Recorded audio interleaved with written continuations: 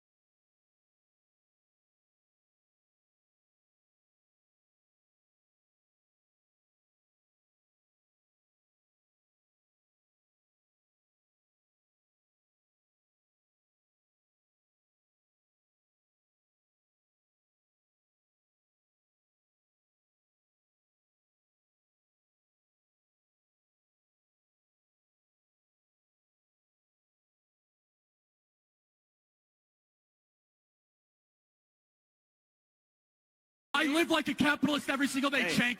I live as a capitalist, okay? I live when I believe. Mini 5130 resubscribed for 25 months.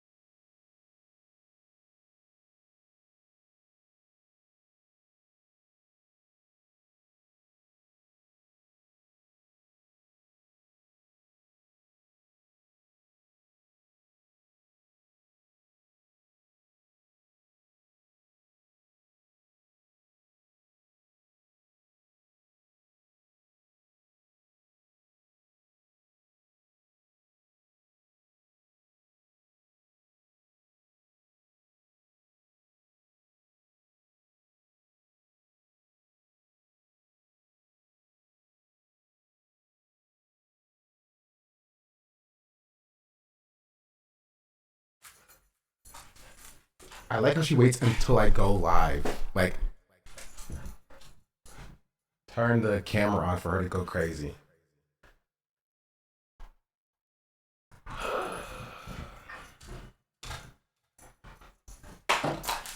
What are you doing? Go. Go. Take it outside.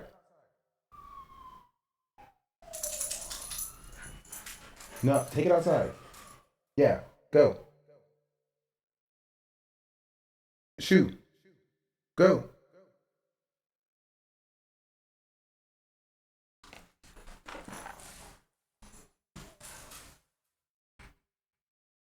Oh. That'll solve that problem. What's up, chat? Hello. Audio's doubling? Is it? Let me see. Yeah, it is. Wasn't for me, but it was for y'all.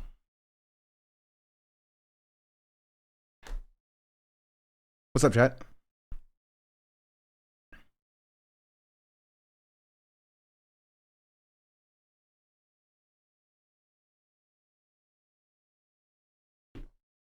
Bro, her freaking hair is everywhere.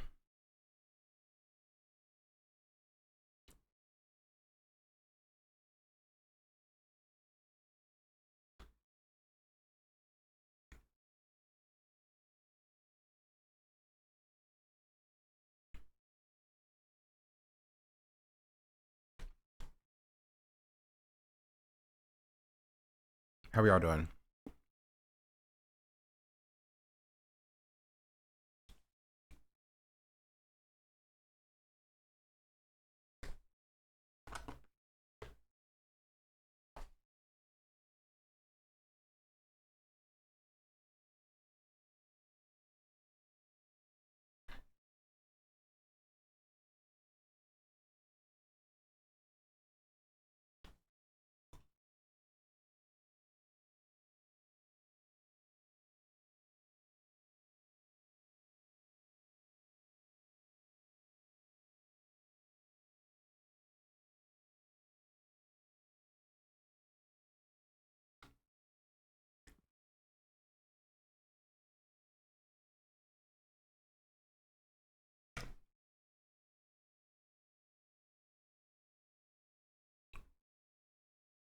Do you plan on joining the War for Side Works? I literally just re-downloaded Helldivers yesterday. I didn't even know there was an update or anything. I definitely was not sponsored for it. But I literally just re-downloaded it yesterday, just off a whim. I was like, you know what? I kind of want to play some Helldivers today. Maybe it was that super Earth propaganda, right? That got into my brain.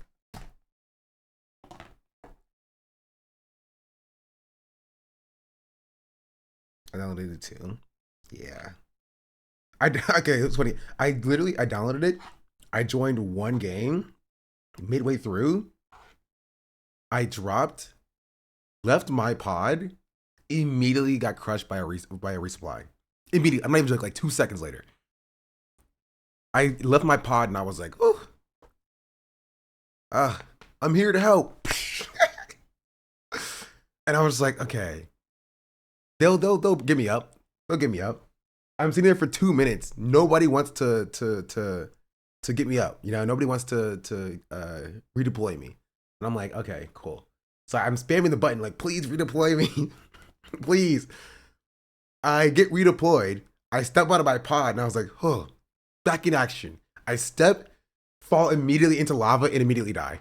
I alt F4. I alt F4 directly. I was like, I'm done. I'm done. I'm not even joking. I played for a total of 5 minutes. And half of that was me just getting into a lobby. But as soon as I fell into that lava, I alt F4 immediately. I was like, nope, I'm not doing this. I am not doing this.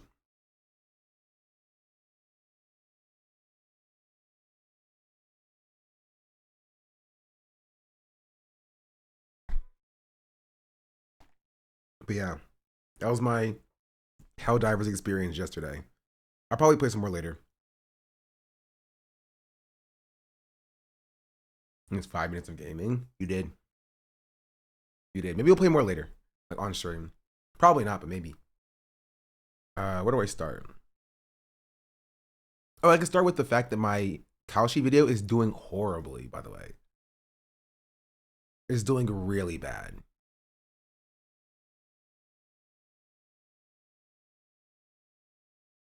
It's ranked 8 out of 10 out of my recent videos. It's pretty bad. It's pretty abysmal.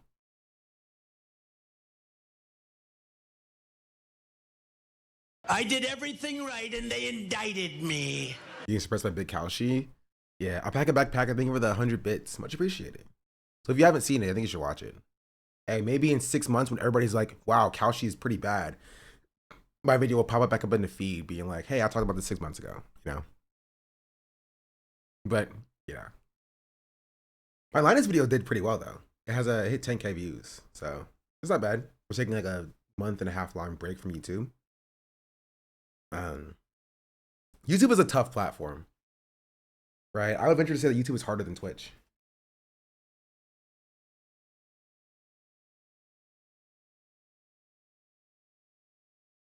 Right, because you can be posting like 4 videos a day for like 6 months to like 2 people. Twitch, you can be streaming to like 0 people for years, but like at least it's more fun, my personal opinion. Also, both are harder than 9 to 5. You can quote me on that. All right. Anyway, let's stop farming. How do you watch the video? I'm afraid Kalshi's gonna spread like wildfire because people love gambling. Yeah. Like Ludwig yesterday, I think, did like a whole like 2-hour section talking about his gambling escapades. Right? Like casino, sports betting and stuff. I was like, I hate that this is being so normalized, you know? Especially from like rich people, not like Ludwig specifically, but like from like these rappers and these actors and stuff who are doing like freaking Kevin Hart doing prize picks and DraftKings sponsorships. Like these actors and athletes and celebrities and influencers are getting paid tens of thousands, if not hundreds of thousands of dollars to get their poor working class audience hooked on gambling. Like those actors and like these celebrities are only being paid because of the money that these gambling companies are siphoning away from the working class. Right? But hopefully maybe they'll hit it big and they can escape the woes of class struggle, right? Which you can never escape the woes of class struggle, no matter how much money you make, unless you're literally a billionaire. But they're like, oh, maybe I can make it, right? I know sports. I get sports. I sports guy. I know how many free throw Steph Curry make in 2 games. I put parlay, and then boom, they lose all their money, and that money goes partially to the people who win. So somebody does win. Or for parlay, I think parlays are different because like nobody can win a parlay, you know. So that's money that's being taken and being going directly to Kalshi, right? Or these sports betting apps. No, the Kalshi's not even like parlay specifically, but DraftKings. Even if you win the kick out of the casino, yeah, you can only win so much, right? Even if they don't know how you're winning, like even if you don't even cheat, you're just like good. You can't even count cards in blackjack. A casino will kick you out for counting cards. Isn't that insane?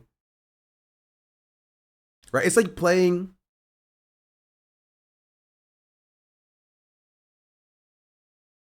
What's a good game for this?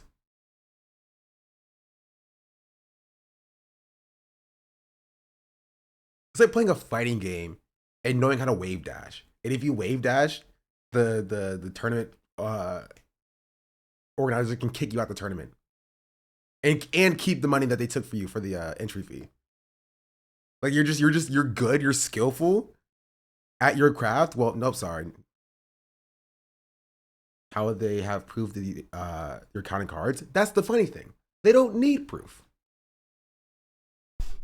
They don't need proof. It's like the term of service of a website. Like they can kick you off for whatever reason. They could be like, "Hey, we don't like your vibes, so we're cutting you off."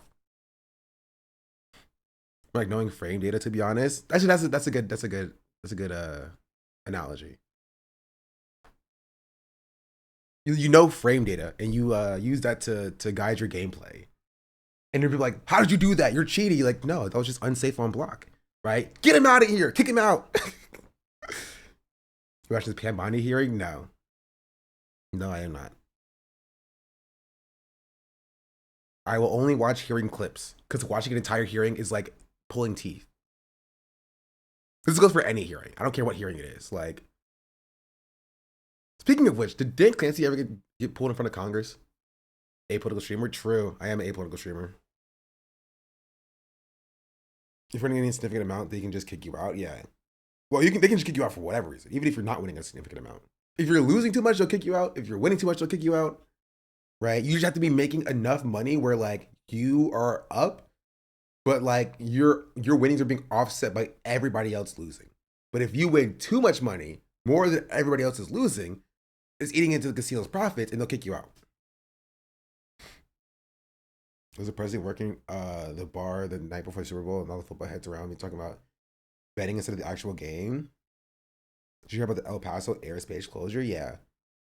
Who's Dan Clancy? Not important. I don't think we know why it was closed though. I did hear this was the first like closure like this since 9/11. So we can look at it. I just don't know what specifically to make of it. Let me see. There is also, I hate to do it to you, there's a Nuts Taku video. The claim is because of a Mexican cartel drones. Sure. I don't know what it is, but I don't think it's that. But they're lying? Yeah.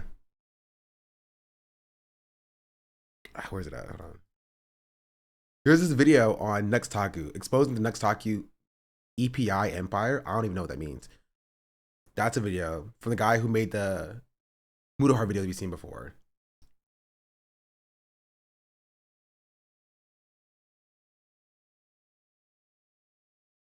Let's talk about Discord a little bit.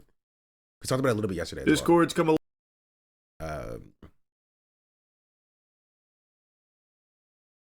Yeah, now I'm getting Linus clips on my my YouTube feed.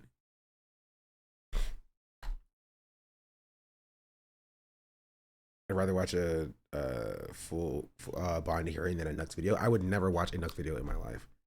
It's a video about Nux. Yeah.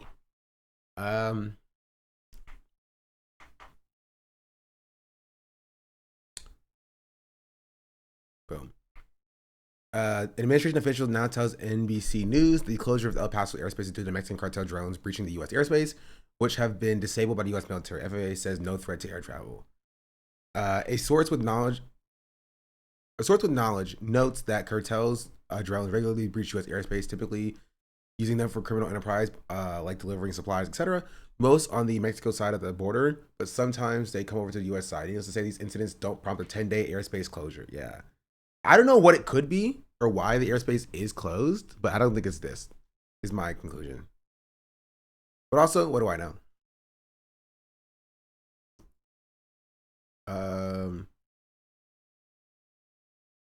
Here. They found a UFO. Honestly, I wish. Wouldn't this be the perfect time for aliens to just come? Breaking out of El Paso, Texas, where in a rare move, the airspace is now closed for 10 days. The FAA is halting all flights to and from El Paso International, citing, quote, special security reasons. It's a move that even shocked flight crews when they heard. For El Paso is going to be shut down to air traffic for security reasons. Do you know if there's any exceptions for medevac status? That's a great question. There are no exceptions. It's a complete ground stop. And it's a complete ground stop. Not even medevacs are allowed to fly. Wow. They didn't even let medevac fly, bro. That's insane. Oh, I'm sorry. If you're in El Paso, you're dying. Sucks to suck, I guess. No medevac travel. Take the long way around.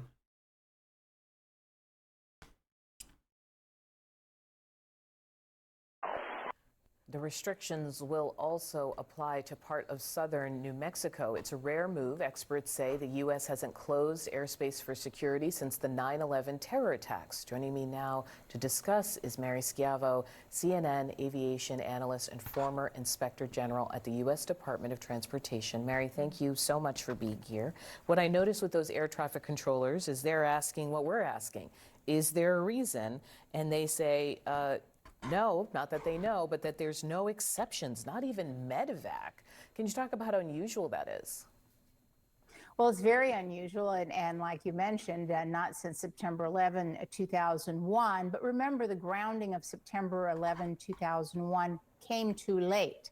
And the FAA is often criticized for being reactive, not proactive. So in order to do this, and the reason it doesn't happen very often is the FAA and, of course, TSA and National... No, they wouldn't close the entire airspace for that. That'll put too much of a spotlight on it. I don't know what it is. I don't think it's this. I don't think it's the cartel drones. But I don't know. I feel like something's missing from this. National security, intel agencies have to have a credible threat or a high significant security risk, and that means people are saying in the comments of this video, people are saying it's a distraction, right? Security reason equals smokescreen. It's a new level of BS. Something way this isn't nefarious. Let me guess, to smuggling G Maxwell out of the country. Then we'll be told she passed away. Another diversion. Like, this is like, people are kind of fed up. You know what I mean? People are just kind of fed up.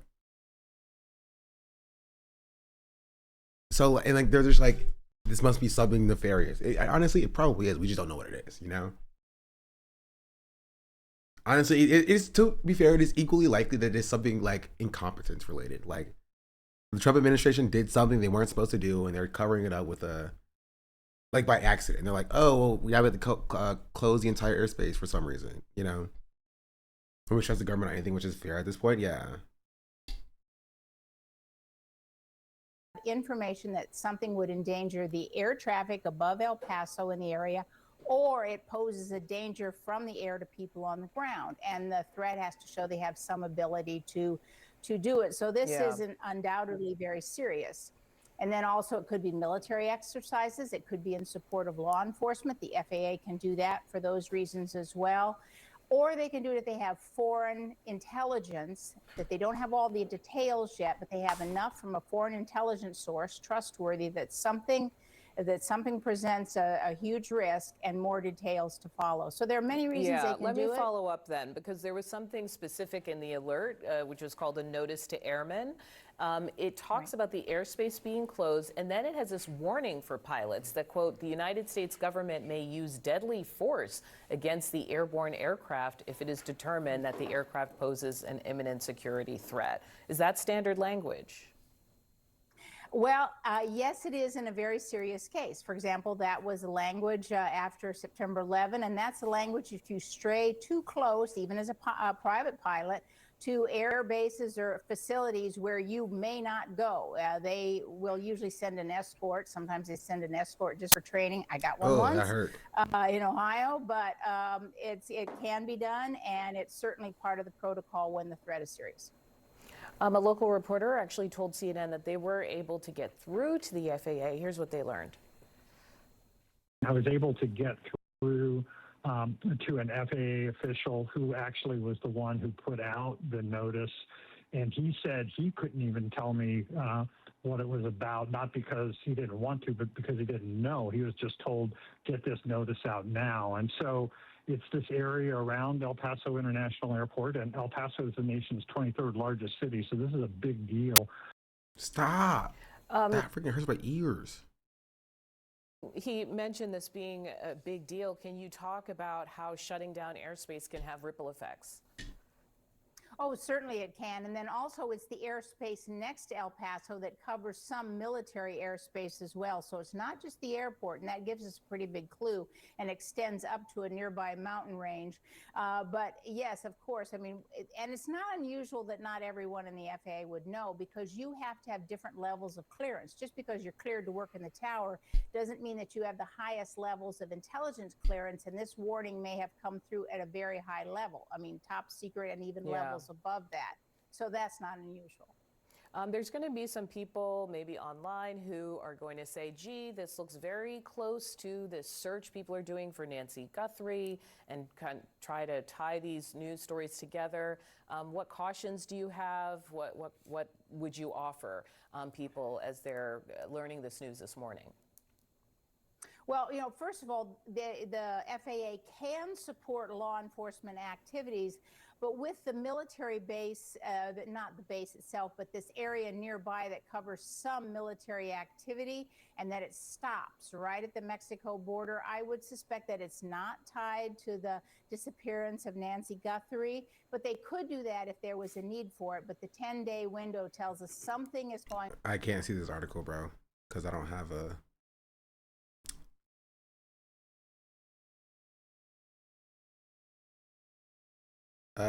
Jeez Louise. To be brief, the Trump administration officials said temporary closure due to shut down the airport was a drone. Wait, was prompted by the Defense Department's new use of new counter drone technology and the concerns about its risk it could pose to other air traffic in the area.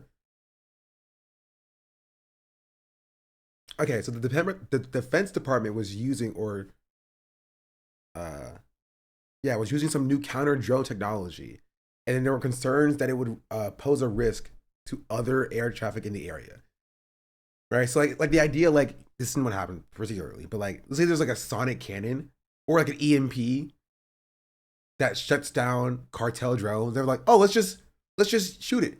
And they're like, wait a minute, will this affect actual planes?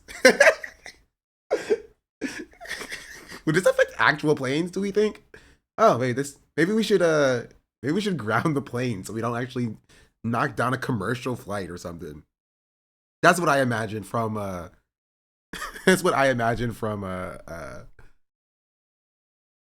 the way that that's framed.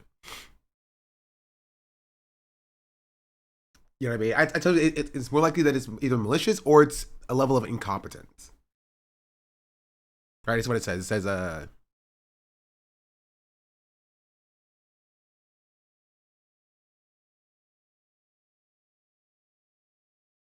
okay, I can't even see the new update I was looking at. No, it was further back. It was like 30 minutes ago, I think. Where's that? Am I tripping? 10:33.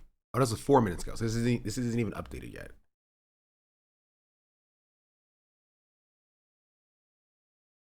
Anyway, it's just right here. So two people were briefed by the Trump administration officials about the temporary closure of the El Paso airport, said that the FAA's rush decision to shut down airspace was around the facility. Airspace around the facility was prompted by the Defense Department's use of a new counter drone technology and concerns about the risk that it could pose to other aircraft in the area. Transportation Secretary Sean Duffy, as well as officials from the White House and Pentagon, claimed on Wednesday the Defense Department responded to a cartel drone incursion, but made no mention of this new technology. So even that is just like a, you know, we don't know. Southwest Airlines said that it will resume flights to and from El Paso International Airport after it has its operations paused in response to the FAA now rescinded airspace closure. What? I'm sorry, this just reads very weirdly, in my opinion. It reads very weirdly, in my opinion.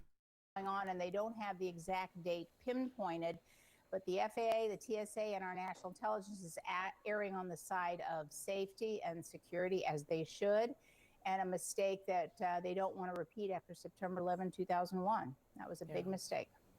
It's Mary Schiavo. Are we exposing new technology for random stray drones? Wouldn't surprise if it seems silly. Honestly, it seems par for the course for the U.S., if you were to ask me. Thank you for your time. I'm sure we'll be checking in more today. And then that technology could have an adverse impact on commercial flights and they just had no idea. They didn't think about that before testing it. That sounds like the U.S. Joining us now on the phone is Robert Moore. But, you know, that's kind of where it is. Apparently it's ending now.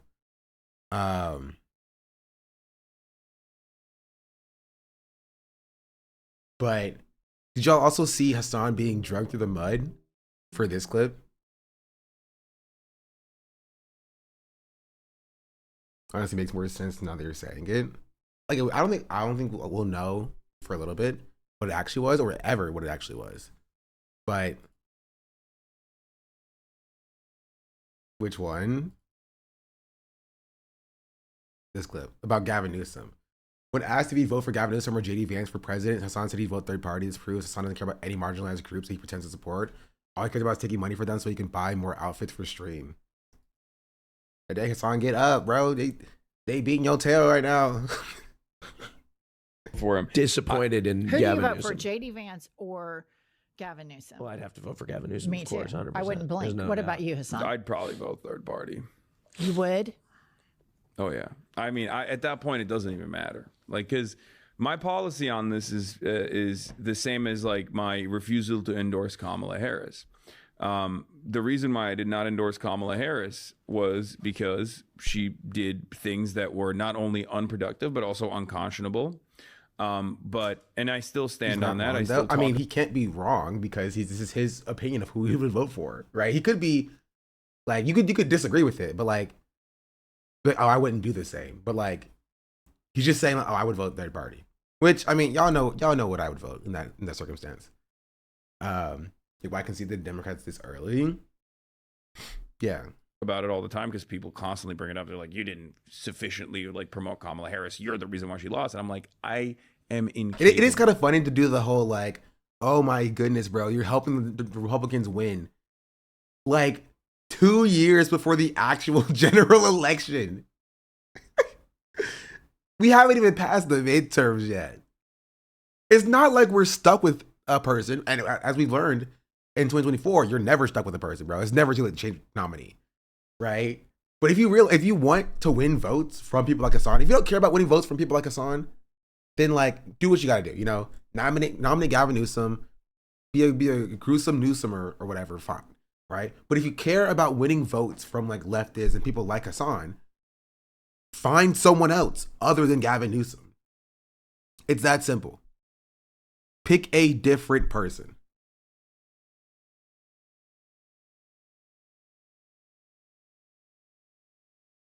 There's a Hudge tweet for this. There's always a Hudge tweet for this. I haven't blocked now, so it doesn't really matter. So even if you would vote for Newsom, he can't say that publicly because you need to pressure them to change and find a better candidate. Yeah, that's what I said during Kamala Harris. People still got mad at me. They don't learn, which is why I stopped letting these people's opinions affect me. They don't learn. They also don't care about winning, right? They care about dunking on leftists. That's it. They care more about dunking on leftists than they care about dunking on conservatives. Is it really going to be Gavin? Not if I have something to say about it. Not if I have something to say about it, bro. You better nominate AOC.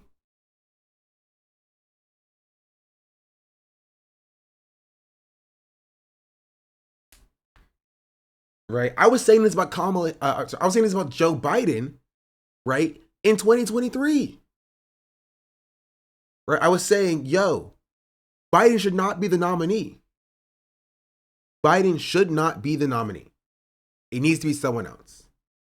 Right? And I was saying that, like, even if you are going to vote for Biden in 2024, he ended up dropping out. But even if you were going to vote for Biden in 2024, you shouldn't say you're going to vote for Biden in 2024 to pressure not concerns, but concessions out of Biden for getting the nomination in the first place, right?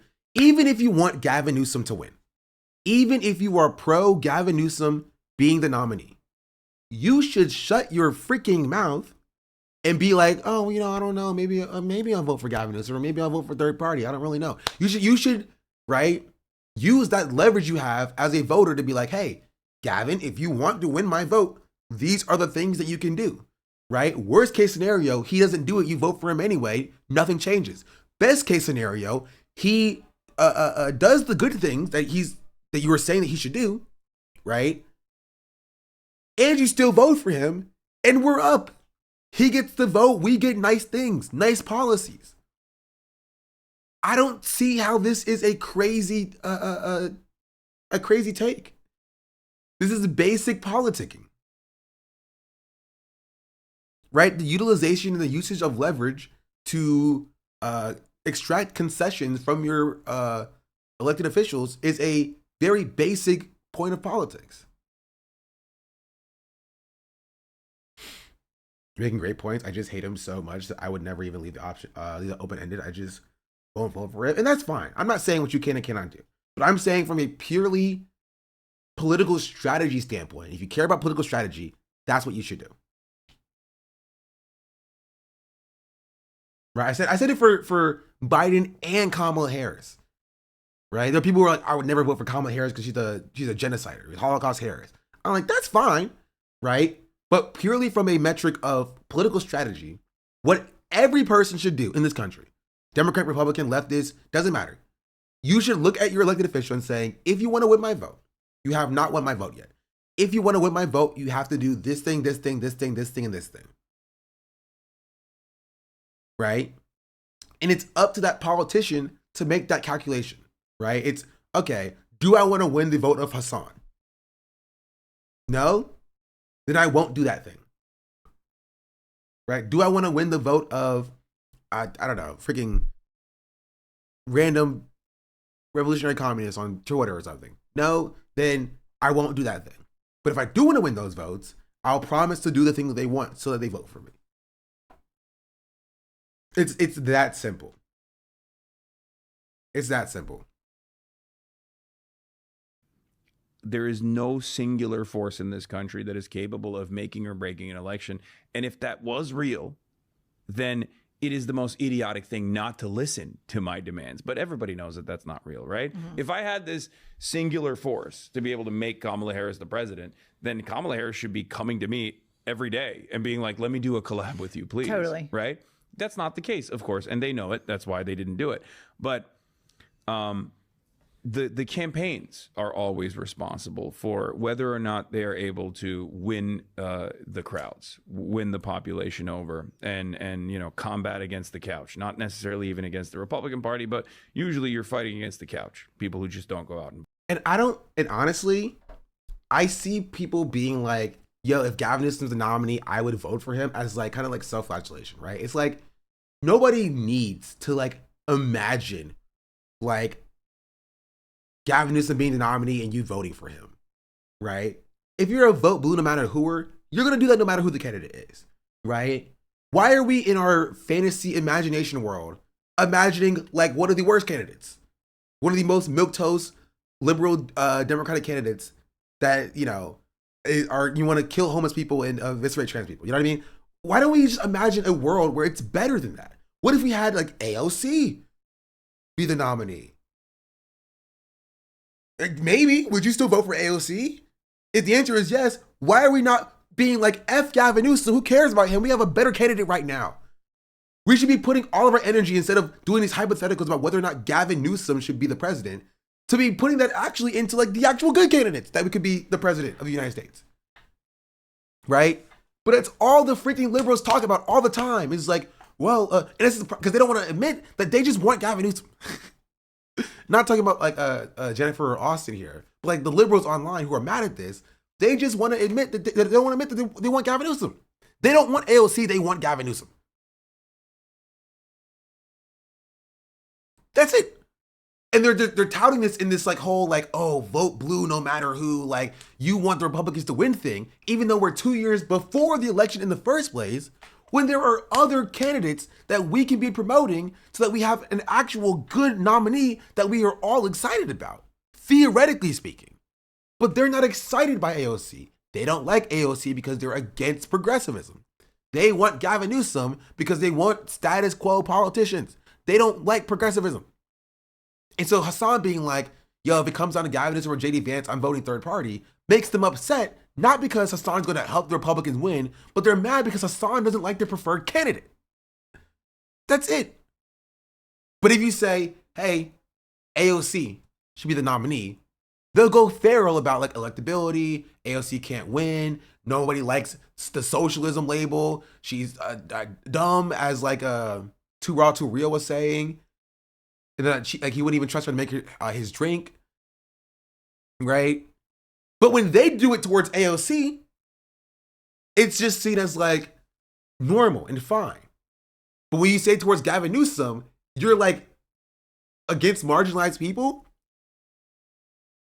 Isn't that crazy? How like you're like against a Latino woman being like, you're for Latino women being the president of the United States, but them being against it does not make them misogynistic. But you being against a milquetoast liberal white guy who has nothing redeemable about his policies, you don't want him to be the president, and you hate trans people, even though Gavin Newsom hates trans people. And he was conceding on right-wing framing about trans issues. It doesn't make sense. It doesn't make sense. It doesn't. There's literally no reason for you to be writing for Gavin Newsom. Zero reason for you to be writing for Gavin Newsom. He provides nothing at all. And if he's the nominee, guess what? People won't vote. Honestly, I would go as far to say is that I think Hassan would still vote for him. And that's the funniest part, right? Is that I think Hassan would say that he wouldn't vote for him, would vote for third party to try to extract concessions. But at the end of the day, I think that Hassan would still vote for Gavin Newsom. You know what I mean? Like, which is fine. Like, this is a dig at Hassan. Like, this is what you're supposed to do. Even if you intend on voting for him, you shouldn't say you are to extract concession from him. It's basic. Basic politics.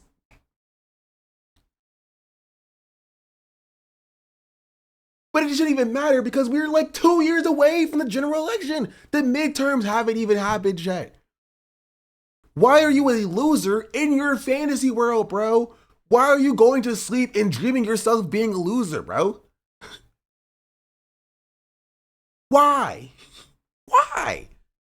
Can you not even in your own fantasy world imagine yourself being a winner and having nice things? Right? You're poor in real life. You go to sleep and you're poor in your dream, bro. You can't even imagine yourself like being able to pay your bills in your dream. Is that too far of a fantasy for you? You can't imagine a world where you have free healthcare. You're just like, no, I need to live in my fantasy world of being a loser. Thank you. Is sort of the correct way to make a deal. You don't go to the car dealership saying, I don't know how expensive I don't care how expensive you make it, you'll buy it. Like Hassan is doing a service by threatening our candidates to be better. Yeah. And I will say, this was my take years ago. I will say this. I had to put that out there, bro.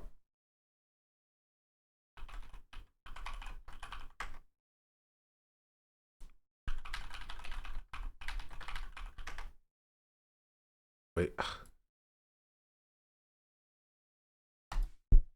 Let's see if I can find it.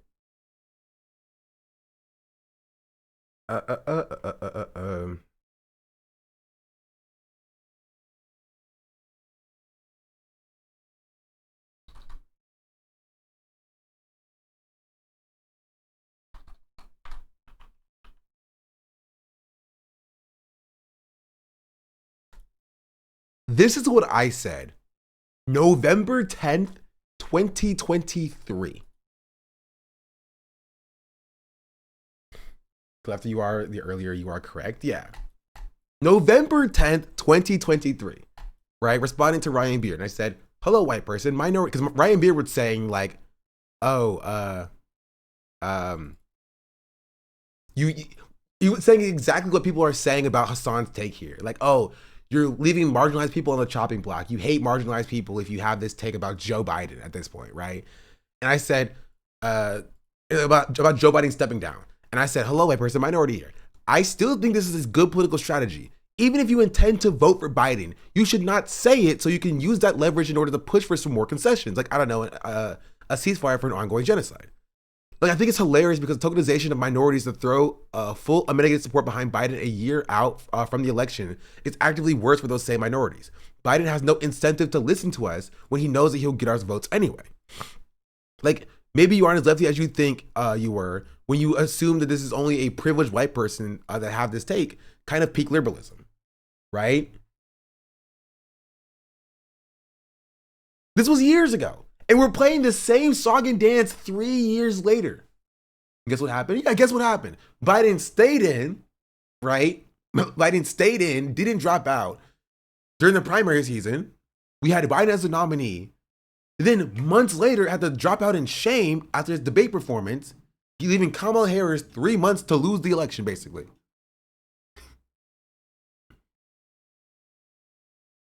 Campaign is so gerrymandered that voting third party doesn't matter at all. It's permanently blue. Yeah. But even then, even if you vote in the swing state, I don't really care about that. You know what I mean? Do what you gotta do. But how is it any difference? No, I'm tweeting this.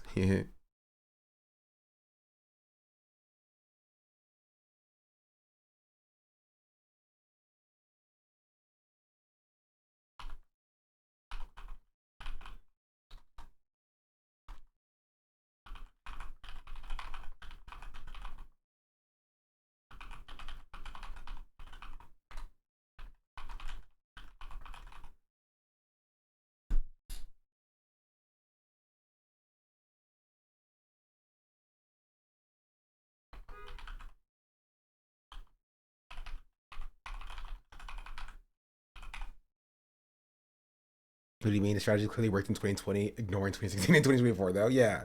And even then, like 2020 was only the case because of COVID. Kamala wasn't even a great candidate in the 2020 primary season. Kamala was a bad candidate. I wouldn't even say she wasn't a great candidate. She was a bad candidate.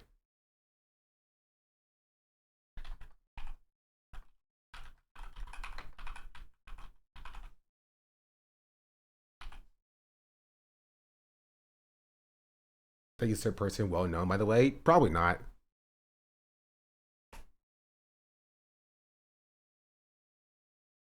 So let me finish the clip first. Before I like to finish the clips before I tweet. It's only fair. And for me, the way I see it is if the Democratic establishment makes this decision one more time, just as they did with Hillary Clinton, just as they did with Kamala Harris, and in some ways, just as they did with Joe Biden as well, which led to Trump too. Okay, that's not brings up. That's don't true. care, and there's not much I can do. Let me beyond tell you that. something. I agree with everything you say, but as a person who lived in a red state for 50 years, I would crawl through 10 feet of concrete to vote for Gavin Newsom, even though I think he's duplicitous, a hypocrite, a thirst trap, hungry for power, all of the things that you say, and harms the Democratic Party and sets the psychological soil to be more. Like, this isn't beneficial. Like, I'm sorry. It's not beneficial. Right? You should be crawling through the mud to vote for a good candidate. This is not, he's not the nominee. He's not the nominee. Why are you a loser in your own fantasy world, bro? He's not the nominee. You should be crawling through the mud so that you can vote for somebody who's not Gavin Newsom. Is that crazy?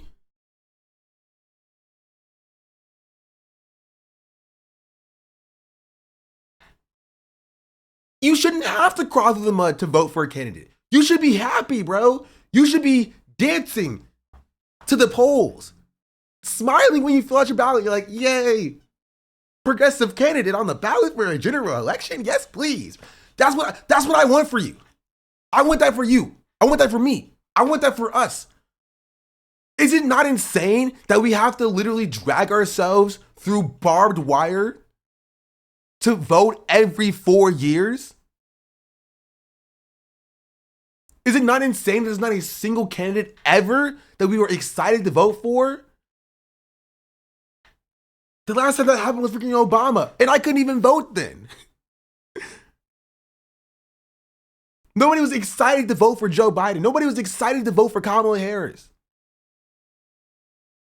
Nobody was excited to vote for Hillary Clinton. We were just like, ugh, I can't believe we have to do this. Now imagine a world where you don't have to do that. I know it's very hard to imagine. It's very, very hard to imagine. right? It feels like a fantasy, right? It feels like it's like the Lord of the Rings. Like, we don't live in that world, but we could. We could. If we took this energy into these fucking stupid hypothetical situations about voting for Gavin Newsom and put it into actually promoting good progressive candidates.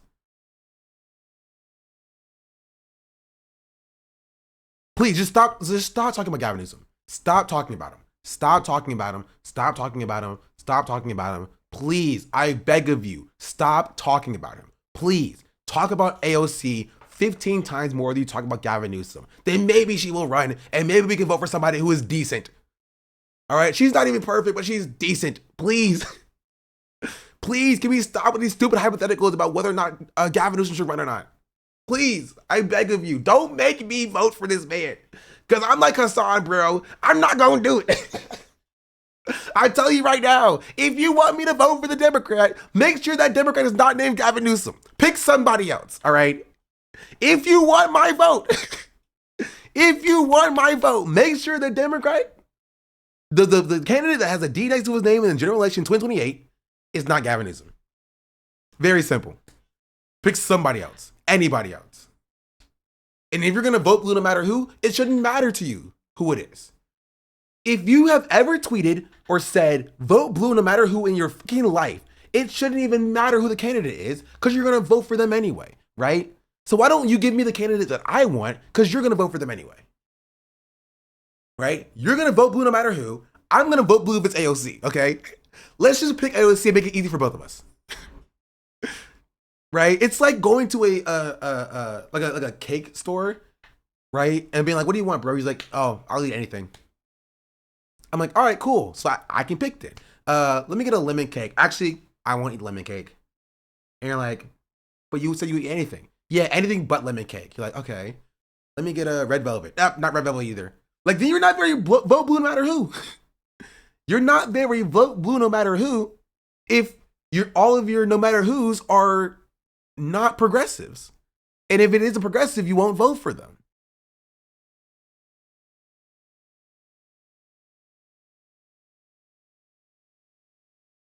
Like, and so because that happened last time we were at the cake store, we're sitting at home. We're like, okay, bro, we're going to the cake store, dog.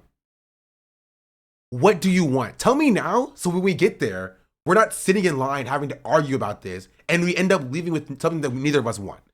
And he's like, yeah, okay. I'm like, all right. I'm going to let you know right now. I will not eat vanilla cake. Oh my goodness, bro. You just want us to not get anything anymore.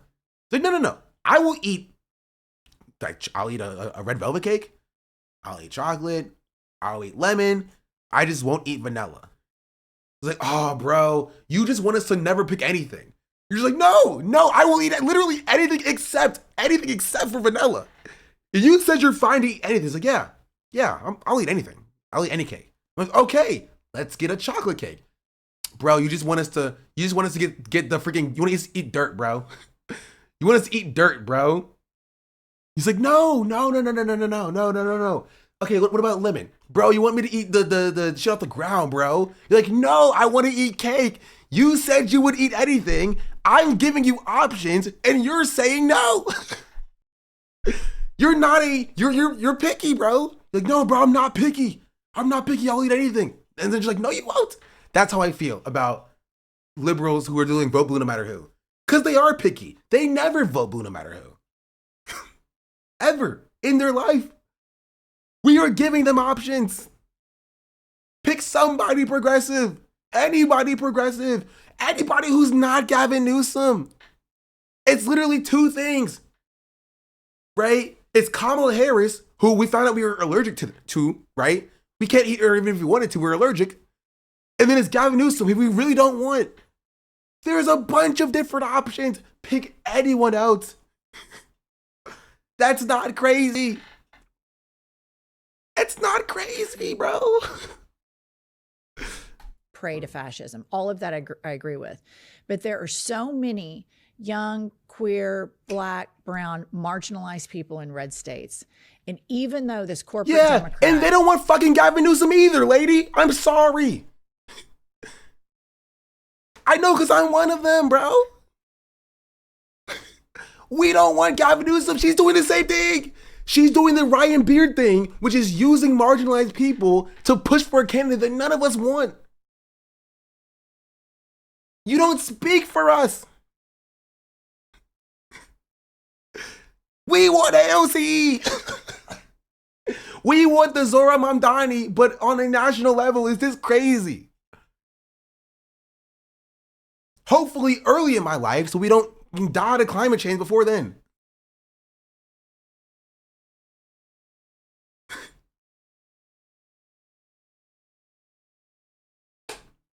We don't need Gavin Newsom. Why are we imagining a world where Gavin Newsom is the nominee? We're telling you right now, that's not going to happen. And the fact that you keep floating the idea shows that you don't care what we have to say. Remember Rashida was settled for AOC? True. Like, AOC is like monumentally popular. I would like somebody more progressive than AOC, honestly. Right? But like, AOC has the motion. She's monumentally popular. Even liberals like her sometimes, not all the time. Conservatives like her, right?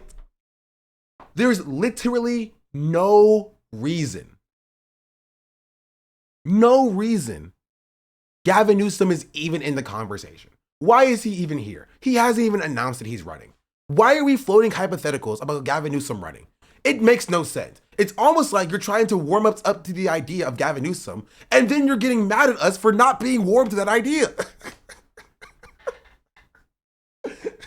That's what it feels like. It's like, you're like, okay, don't get mad. What about Gavin Newsom? We're just like, ugh, no. I said don't get mad, bro. Why are you getting mad at me, bro? You hate everything. Like, you're trying to warm us this idea. And we're like, no, we don't want this guy. You should be like, okay. Heard. Bring out your clipboard and be like, no, Gavin Newsom. All right. Well, we'll come back a little bit later to see what you actually do want. But we know that you really don't want Gavin Newsom. It's good to know. And then you go find a different option to something that we can work with.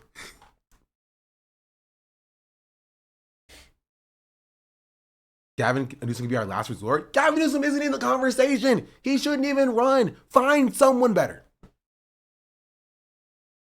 Find someone better. That's it. It's that simple.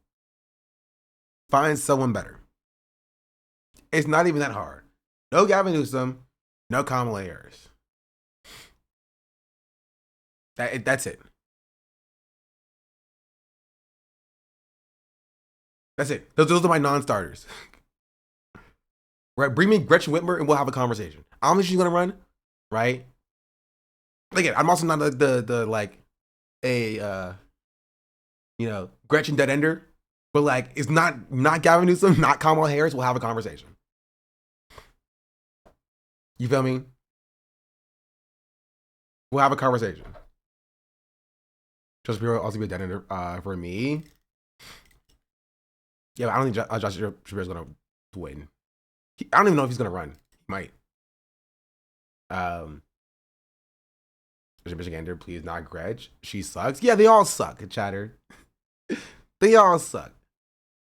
But I'm not. I'm not having a white man stare at my freaking screen for 4 more years. Especially if that white man's not freaking Gavin Newsom, bro. He's a white man in spirit. Nah, I don't even know if I fully agree with that. I don't think you can compare Gretchen Whitmer and Gavin Newsom. So you have Gavin Newsom agreeing with Ben Shapiro on his podcast. I don't think it's the same. The corporate devs, Gretchen Pritzker is the least offensive. Hear me out, Hunter Biden. Yeah, and to be fair, why are we not questioning why why we even got here in the first place?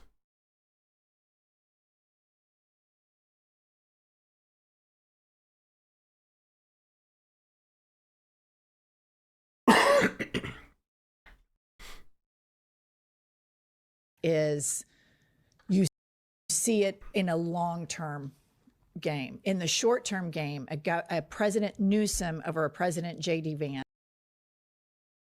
And again, the problem is I reject your hypothetical. Who has that one video of that dude being like, why can't we have both? You know what I mean? Why not both? You know what I mean?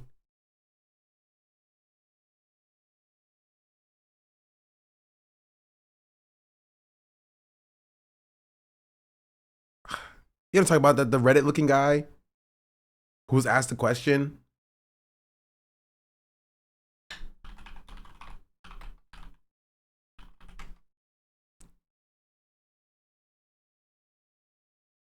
He's like, I reject the premise of your question.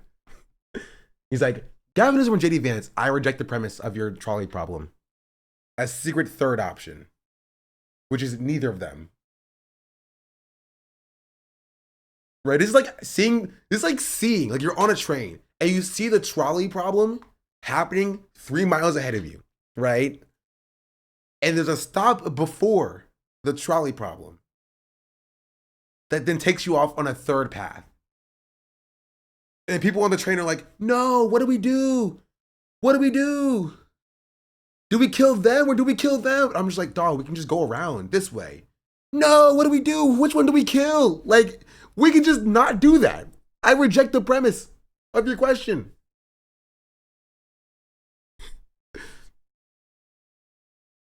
LGBTQ rights or economic stability? Why can't you have both? You need to pick one. I refuse the question. You can't refuse the question. Why do we do this? I refuse the question. I refuse it. JD Vance or Gavin Newsom? I refuse the question. I refuse the premise of the question, actually. Question. I do. But you can't. But I did. But you need to pick But one. I did. No, I don't. I just said you did. So what? Can you pick one? No, because they're both doable. No, only one. I don't have to pick one because you can have both. But the answer is both is not an answer. It's not a valid answer. I reject your question. You can't reject it. I just did. Can you pick one? I don't have to. Why? Because they're both completely doable. So LGBTQ rights or economic stability? Both. That's not an answer. Yes, it is. LGBTQ rights or economic stability? Both. Are you trying to troll me? No. I'm just wondering which one you like more. I like them both. You can't have both. Yes, you can. Not in this question. Too bad. Why are you trolling me right now? Because I don't have to choose. All right, what if I had to ask you gender inclusivity or economic stability? You can have both. You can't. Why you make this so difficult? I'm trying to pass my final. Too bad. Which one do you pick? I pick them both. But that's not a valid answer. Too bad. This is how it feels talking to liberals, bro. This is how it feels talking to liberals. It is. It's just like this. They're like, would you rather have Gavin Newsom or JD Vance? I'm like, dog, I reject the premise of your question. We don't have to have either. Yes, you do. No, we don't. Yes, you do. It's either Gavin Newsom or JD Vance. Which will you choose? I reject the premise of your question. Nope, you gotta choose one. If you don't choose one, you're voting for JD Vance. You're just like, no, we literally can choose something else. We still have the receipt. We can take it back to the store. Nope. Nope, you gotta choose one. Like, no, I have the receipt in my hand. We can return the Gavin Newsom and pick something else. It's possible. Nope, you gotta choose one. JD Vance or Gavin Newsom. It's only two options. You're just like, okay. Okay. But yeah, okay, I'm making my tweet now. Cause it's literally the exact same thing.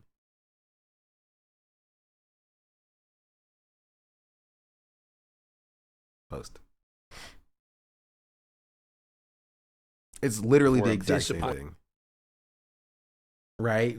Weaponizing like marginalized people.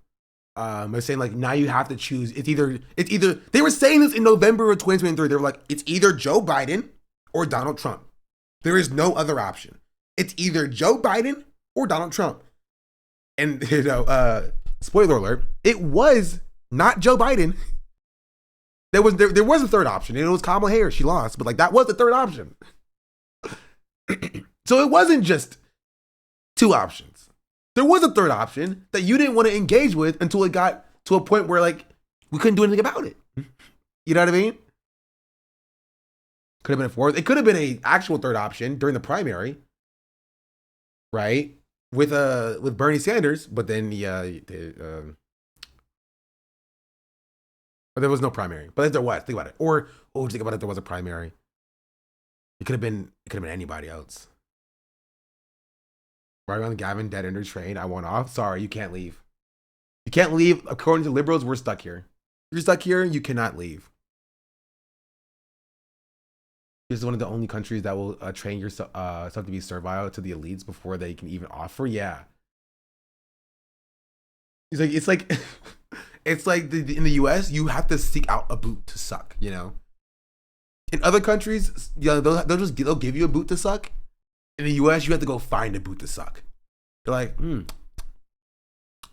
my mouth tastes too normal right now. I need to go find a boot to just to suck on. You know what I mean? My mouth tastes too normal. I need a boot right now. I need a boot in my mouth right now to suck on. That's it. That's how liberals are. That's it. Anyway, like my tweet, chat.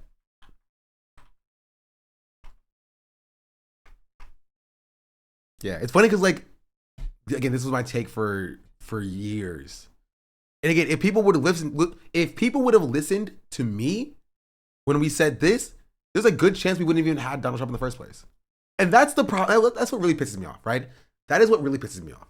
If people would have listened to me when I said this in 2023, there is a good chance we would not even have Donald Trump in the first place, right? These same liberals were Biden dead enders when he was aiding and abetting a genocide in November of 2023. If they would have listened to me, pushed for a different candidate, there was a good chance Trump wouldn't have won the election in the first place. An entire year before the election, right? Now they've gotten worse. Now they're doing it 2 years before the election for Gavin Newsom. Right? At the very least, there was a case for Joe Biden. He was at least the president at the time. Gavin Newsom is a random guy, basically, governor of California, and he's not even officially running yet.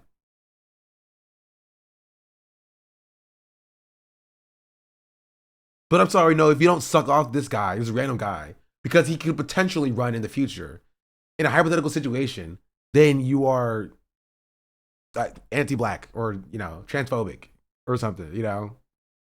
It's so silly. It's so silly. I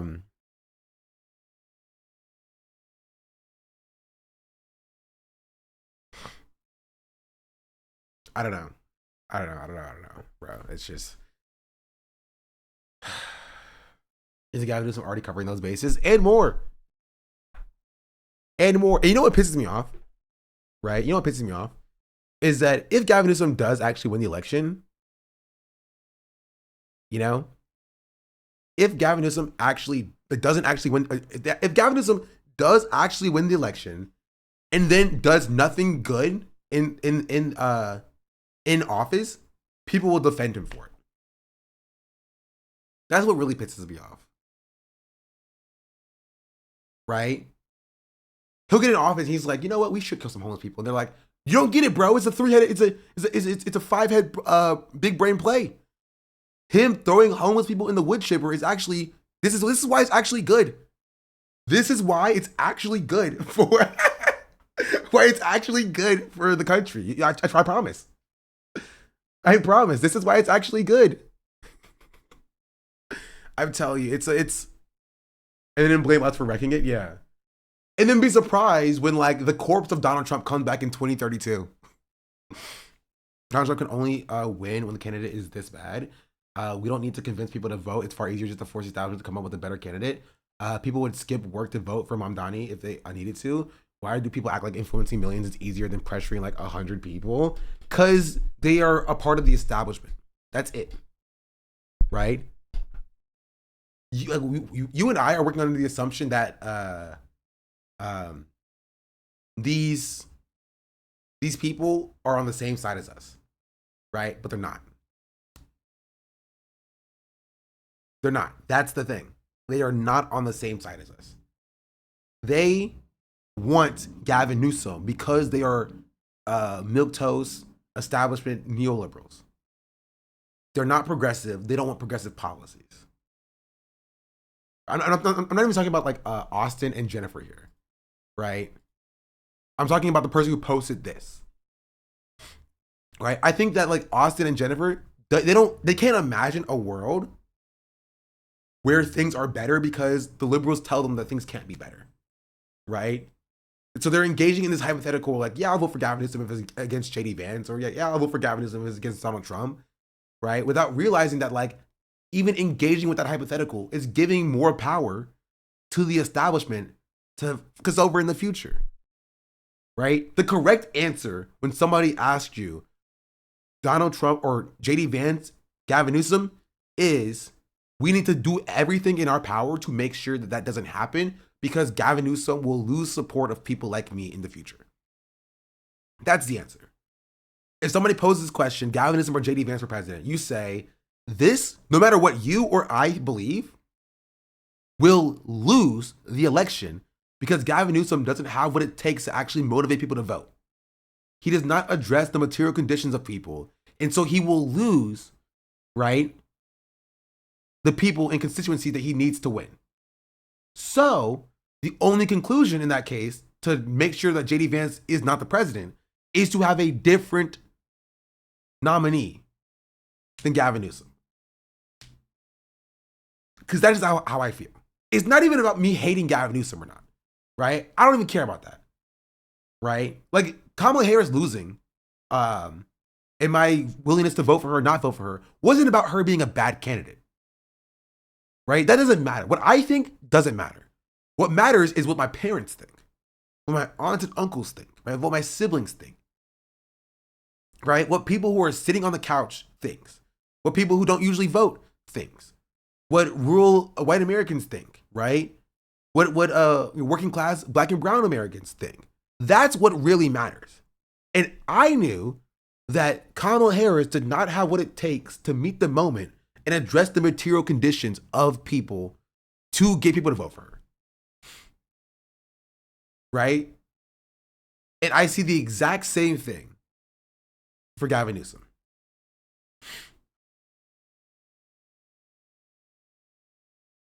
Also, withholding your vote and saying that you're going to vote for someone else would be a strategic play to get them to change their candidate or force them to change their policies is not inherently bad. Yeah, that's what I said.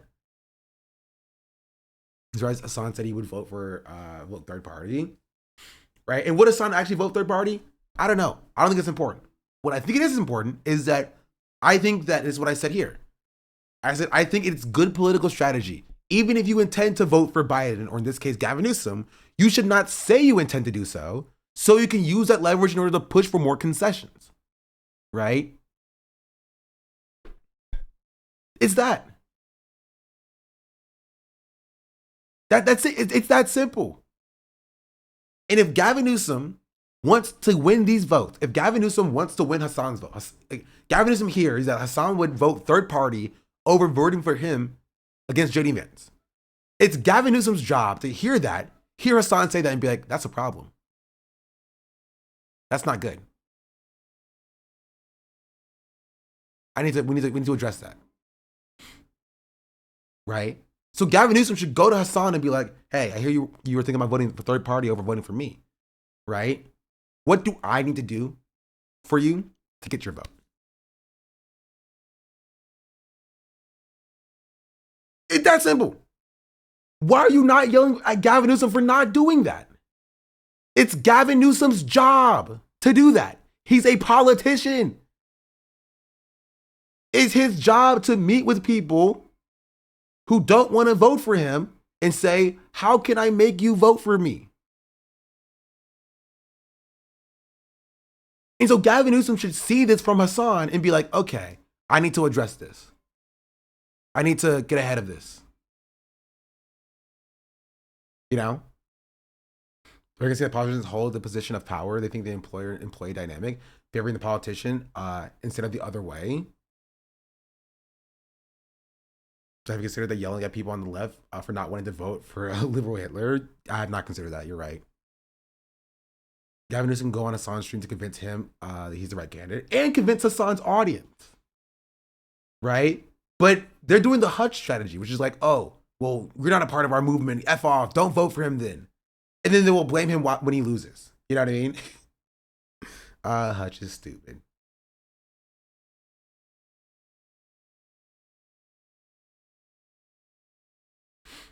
Problem is, Gavin doesn't care about what people think, at least right now. Yeah, but it's our job to make him care. Because theoretically speaking, politicians care about one thing, and that's getting elected. Right? It's our job to skew the polls. That's it. Literally, it's our job to skew the polls against Gavin Newsom. So Gavin Newsom comes to us and is like, okay, I see you guys are skewing the polls right now. How can we address this issue that we have between us? You know, between you and me, how can we address this? How can we come to a middle ground on this? And we're like, I don't know, maybe a $20 minimum wage. He's like, can we do 15? I'm like, no, 15 was a few years ago. What about 18? He's like, all right, we can do 18. We shake our hands, boom, $18 minimum wage. Like, okay, wait, one more thing. No arms sales to Israel. Gavin is like, sorry, I can't do that. I'm like, sorry, this deal is done. This negotiation is over. He's like, wait, come back. Fine, I'll do that too. We shake hands and we're like, okay, you have my vote there, sir. It's that simple. He comes to us to win our votes. We tell him what we want, and he decides whether or not our vote is worth it. It's that simple. Art of the Deal by Shonda Black. It is Art of the Deal by me, indeed. We shook hands though. Yeah, but my fingers were crossed when we shook hands the first time, so it didn't count.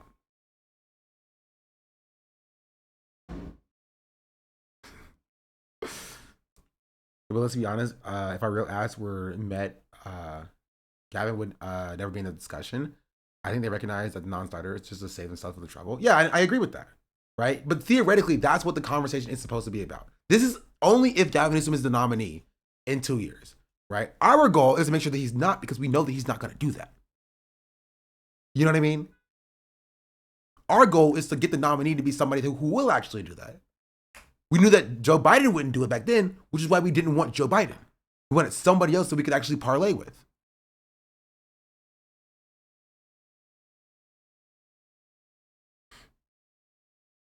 You know what I mean? And this isn't even this isn't crazy. This is normal politics.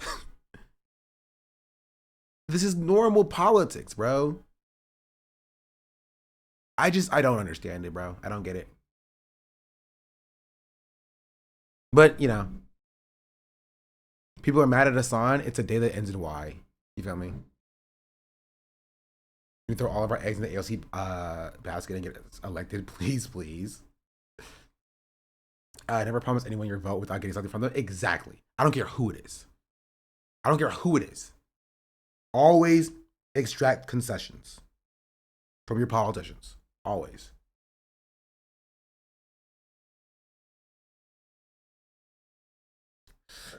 That's how I feel. That is how I feel.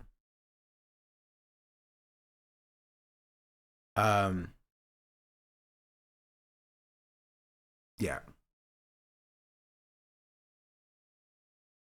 I think the devil advocate is we could be doing more normal politics under Dems, but like I would still end it would still end up with the same corporate billionaire run BS, which Libs still understands like, yeah, we felt better under Dems, let's be there again. But even then, that is an argument for like if we're like 2 weeks out from the election. We are 2 years out. Gavin Newsom isn't even officially running for president. Why are we floating hypotheticals with him being the president? He's not even officially running. Can we not imagine a world where like we have somebody good? Why are we doing this hypothetical game where it's like, oh, if we had to run against Hitler and Mussolini, who would you pick? Why are we? This is our fantasy, bro. This is literally a hypothetical situation. Why are we doing this or that for our politicians? We can imagine a world where we're like, hey, we can pick freaking, I don't know, Jesus versus Hitler. You know, it's just like that would be an easy choice that we could pick, maybe. Potentially, we don't always have to have the worst of the two options. There's some situation where like we could have like a good option, maybe. Am I crazy? Is wanting a good thing bad for us?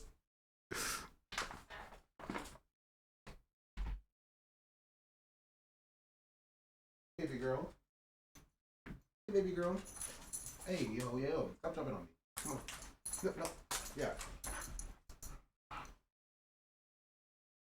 Good job, baby girl.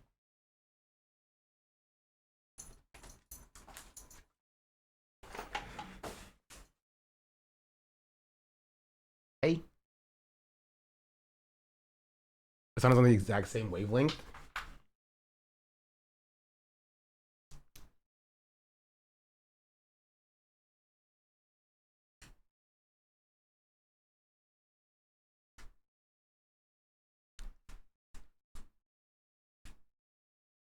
I don't know about this Jesus guy sound like a brown radical. Oh, you're right. I didn't think about that. He said shiplers who don't care about losing to Trump now want you to obey in advance to their hypothetical establishment candidate while there isn't even a guarantee that there will be an election in 2 years from now. Using marginalized people as a cudgel as Gavin threw putting people under the bus. True. This is like the same take that I had. To be fair, I think he tweeted his first. Gosh darn it. Hey, baby girl, can you go sit down?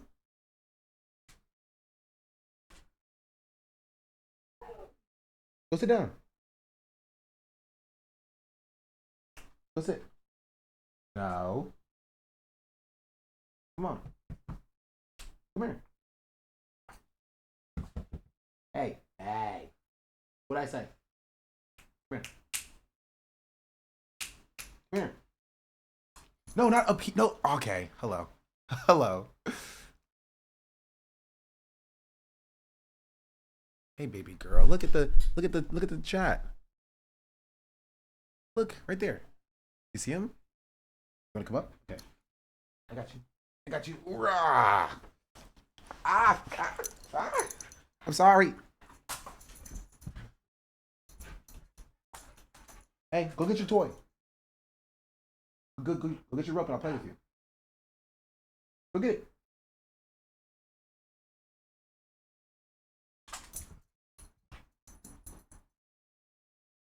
Alrighty.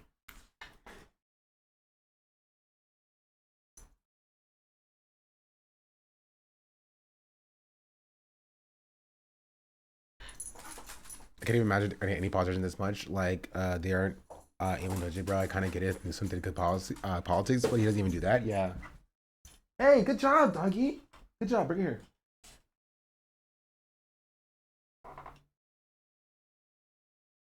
Come on. Come on. Oh, she's pulling me. She's pulling me. Like it's going over the same exact explanation cake metaphor that you said. Stealing from a black man during Black History Month. Gosh darn it. I said it first. Don't let anybody ever say it otherwise. Anybody who uses the cake metaphor has to pay me residuals. I need to pay me my residuals. Oh no.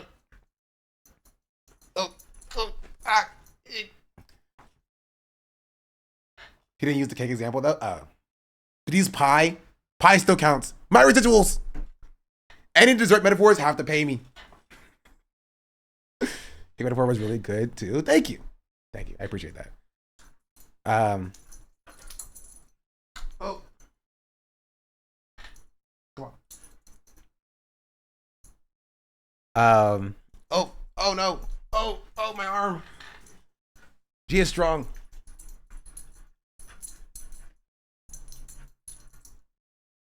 This is also wet because it was raining in California. Or in LA specifically. It never does, but it was today and she left it outside, so it's wet. Ow! She scratched my arm.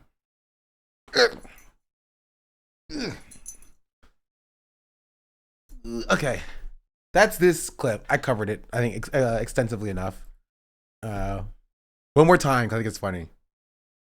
EQ rights or economic stability? Why can't you have both? You need to pick one. I refuse the question. My friends are you can't refuse the question. I do.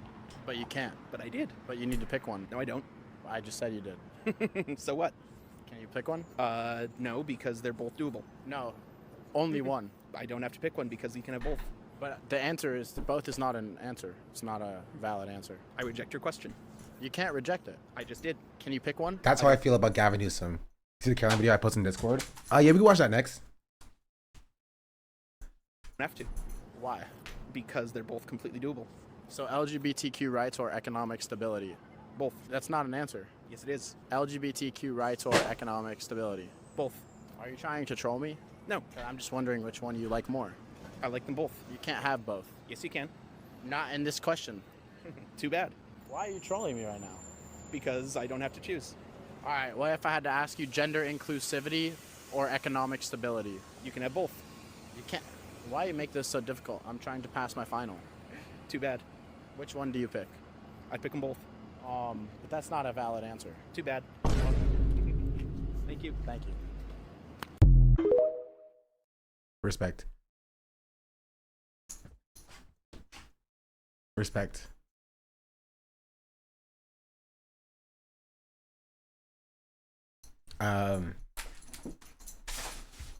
Why is his final trying to beat people in the street? I think he was lying.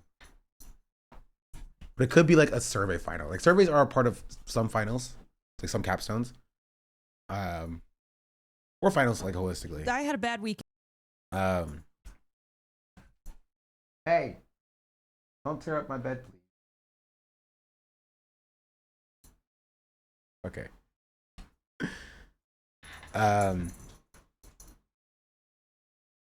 yeah. I tried to send this to me in my Discord, which how long will the Discord be around? Who knows? Okay, she's gonna eat her food finally. I feel like Caroline is constantly on the verge of quitting. I get it. Fatty cord, yeah. At this point, it ain't looking good. Yeah. Did you cover the guy who set up a fake immigrant snitch line? The calls are insane. No, I didn't. I don't think our server is age restricted. Is it? I have no idea. I don't handle any of that stuff.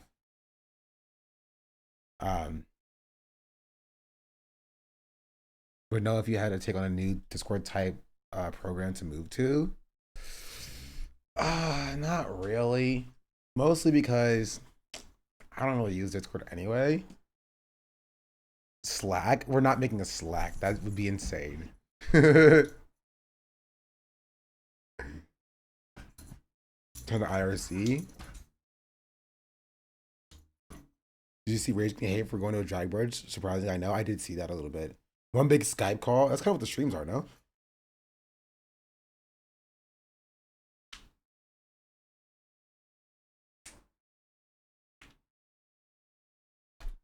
And I needed to get off the internet. And there were a couple points that I was like, I need to get off the internet. And then I'd say out loud, my job is internet. And so I'd pick up my phone again. And then I would throw it and be like, I need to get off.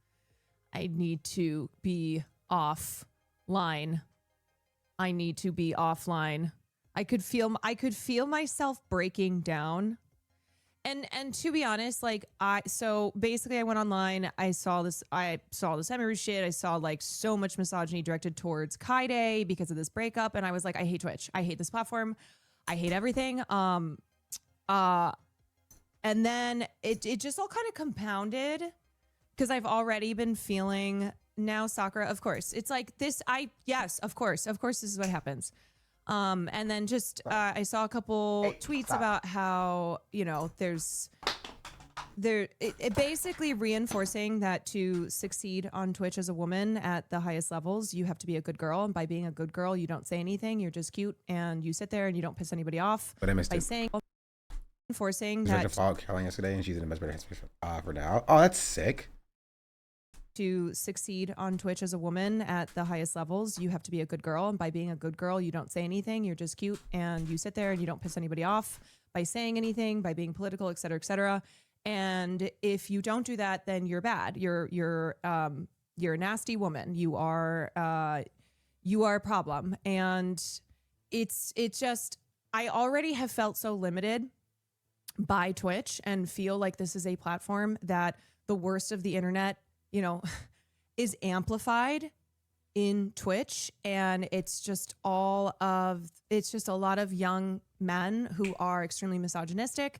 And that's these major streaming communities and how men get to say whatever they want. And it oftentimes is reactionary. It is right wing, but that's not considered political. That's just normal, right?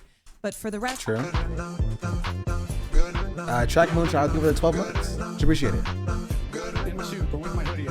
Track of 3 us, Moonchild it's, just subscribed. it's a condemnation The Big 12 of SDAB who we are. approved. And for me, as a political streamer, I'm bad by just virtue of caring about things and talking about that, because that becomes political. Even for me to just share my experience of being a woman in this world, that's political, that's bad, we can't do that.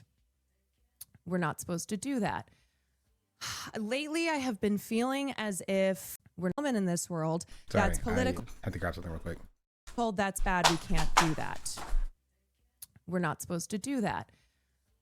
Lately, I have been feeling as if Twitch is just, it's not a good platform for me to be spending all of my time making content on. And I look around and I don't feel like I have created anything, because aside from like having a great community on Twitch is so in the moment. It's so, you watch the live streams or maybe you catch some of the VODs and then that's it. And it's always the next day. It's always the next stream. It's always, just what's happening live and in the moment. And it doesn't feel like I have something that lives outside that can reach out to an audience that is not just like dumbass 18-year-old dudes who tell me, who look at a woman of my age and call me a grandma, Yeah, and yeah, that's true.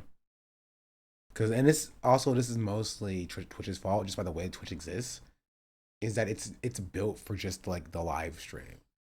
You know what I mean? That's kind of really it. Like, it's not built for like longevity,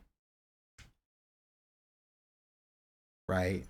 And I was thinking about it, and like that's nice to a certain extent, because for the most part, what I say here stays here. Right? But what doesn't stay here? Did that appear on the stream? Did y'all see that?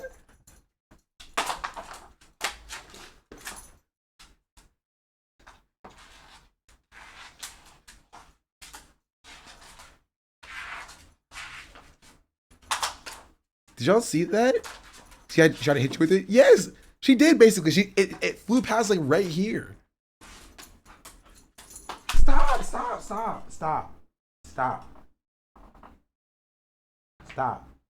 Enough.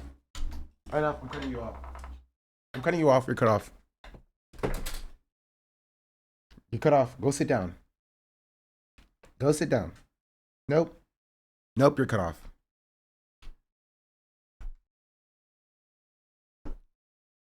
Nope, go sit down.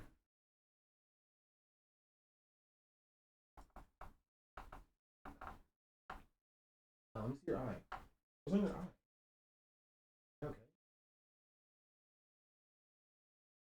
She didn't scratch her cornea or something. So it's not that like I've ever wanted to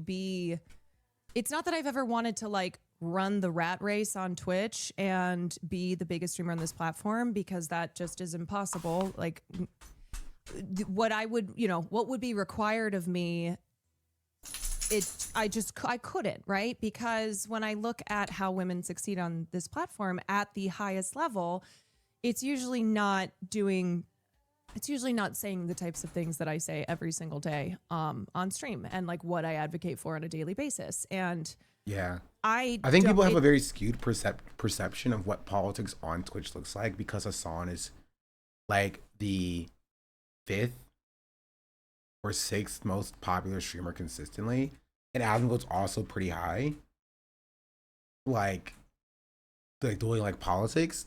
But like for other streamers,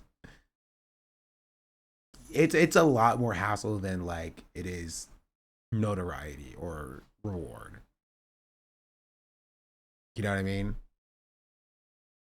Like we don't make millions.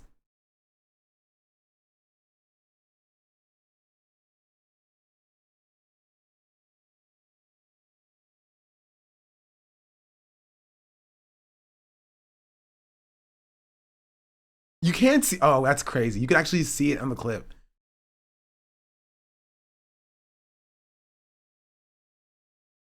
Most part, what I say here stays here. Right? But what doesn't stay here, it's hard to see.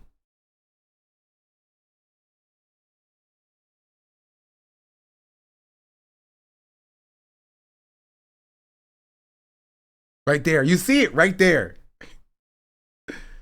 Right there. Stay here. That literally almost hit me.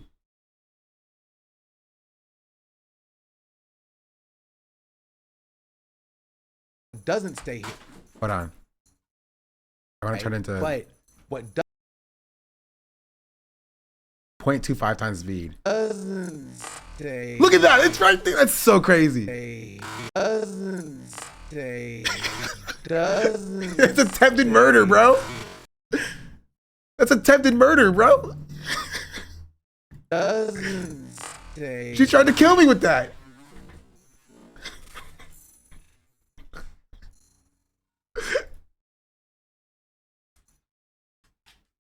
Did that appear on the stream? Did y'all see that?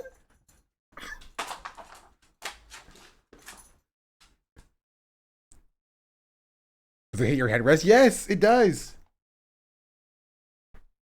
Bro, that's crazy.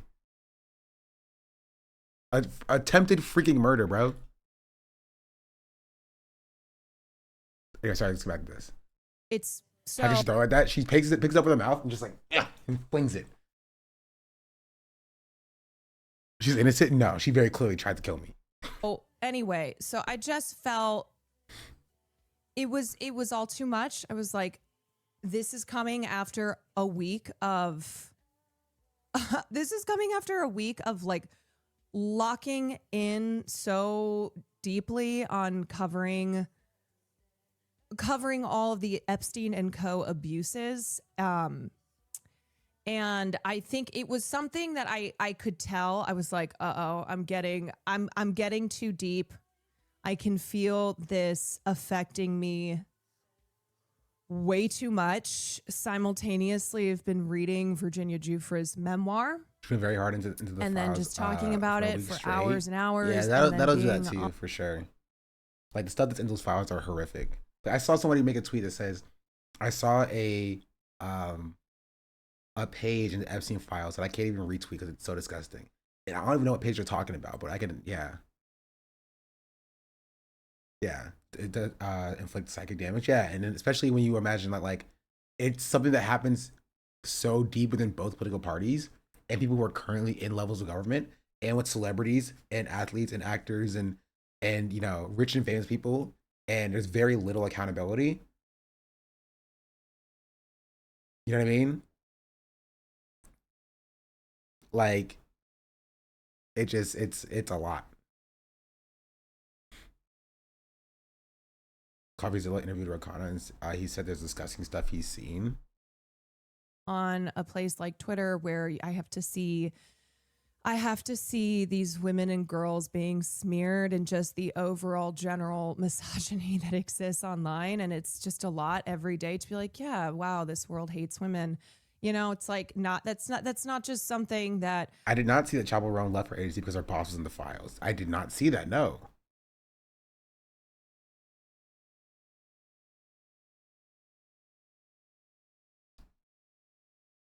I may say kind of flippantly, but I feel it so deeply. So it was just too much. I'm going to be honest. I think I could feel my mental burning out, and I was like, oh, it's okay. I can keep going. We'll be fine. Like, you just got to keep going. Just every day you just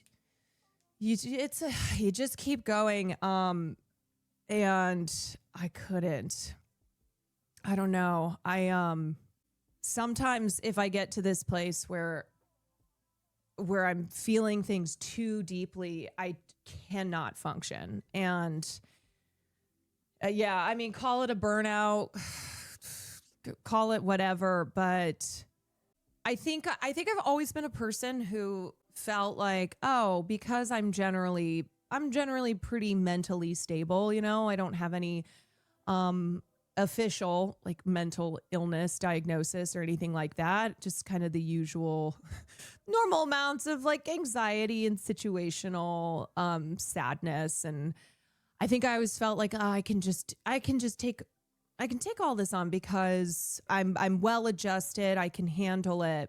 But I think, again, live streaming every night and being on a platform that still's pretty niche. You know, there's not a lot of people watch Twitch and it's become more mainstream, but it is still very culturally niche. And I think the worst of the worst is amplified on a platform like this, and just how often I see streamers, again, just make offhanded comments or say things to the enjoyment of their audience.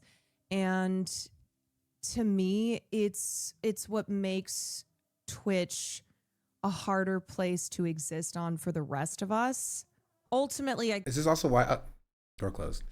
It's also kind of why I don't like the Epstein jokes that I think just happen consistently.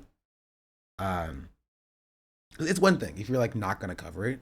I don't cover it here really at all. Right, because I know that I will get to like to a similar state to where Caroline is, where it'll be like just a oppressive force of just, you know, not necessarily depression, but like nothing will happen from this because it's all these powerful people and nothing has happened consistently. But like it's like I guess a little bit with nihilism, right? But like it's a little bit like if you choose not to cover it because of that reason, then to instead to be like, you know, making like Epstein jokes and like Diddy jokes and stuff, I just feel like it's trivialized. Yeah, exactly. Right. It's trivialized to a point where like that's kind of what like the people in the files want, you know? They want it to become a trivial thing. They want it to become a meme. To the point where like there are people who are like, wait, Epstein was actually a pedophile? I thought people were joking about that because of how much people made Epstein a joke, a meme. Right? You have kids who are only learning about Epstein, right?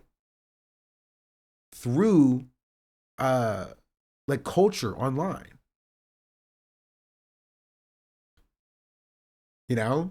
And they don't understand how deep this goes, how you know, how like to what level it implicates the celebrities and the rich and powerful currently in power. Right? We know that was deliberate too. First and foremost, Epstein is known as a guy who didn't commit suicide. And even then, like for the most part, right? But like, I know for a fact that like, young people on TikTok have only seen Epstein through like meme songs.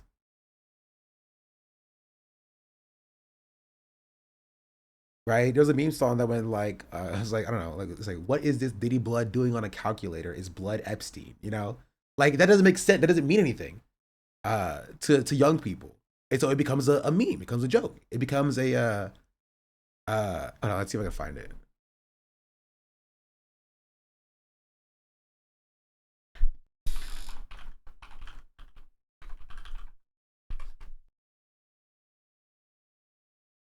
It's this. Also, I forgot to go live on YouTube. Rip. Yeah. What is this Diddy blood doing on the calculator? Is blood Einstein? What is this Diddy blood doing on the calculator? Is blood Epstein? What is blood doing with those numbers? Is he tongue? Right. This is the first time that some young people have heard about Epstein. Like people who are on TikTok who don't, they're like freaking 13 years old. Right? It's the first time that they've heard of like who Diddy is, right? And who Epstein is. And all they get is like, oh, there are these meme characters. Right? There are these meme characters who Diddy is the guy who loves baby oil, and Epstein is just this guy who people put in memes and stuff. Right? This song or whatever big on TikTok. This song on YouTube has 700,000 views. Right? This video has 6.3 million views.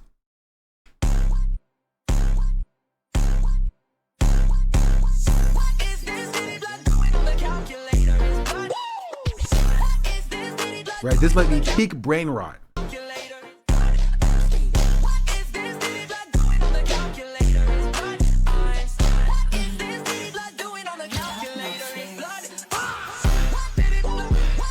Version, yeah.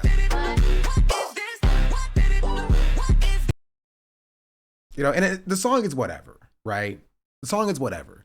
But it's the point which is like this being reduced down to being like brain rot and removed from the seriousness of the victims of this abuse, right? Especially as people in public, hey baby girl. She wants the bone. I'm not giving you the bone. I'm not giving it to you. I'm not giving it to you, Dougie.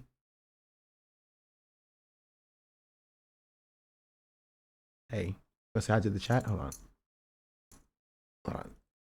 Yo. Why not? Because you'll throw it back at me. Hey, baby girl. Hey, baby girl. Hey. Hey. High five.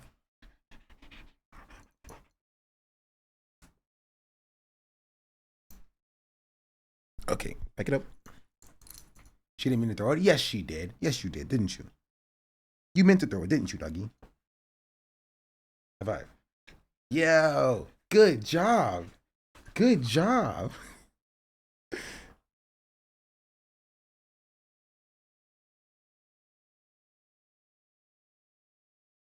She's so smart. There was somebody else. There's nobody else here. All right, girly. Go sit. Sit.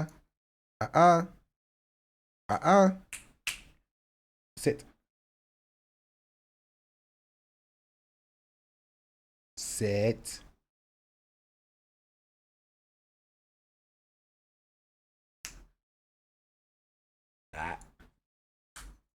Sit.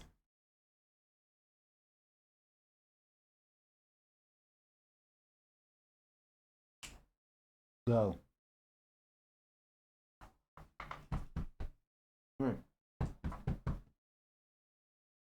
Six.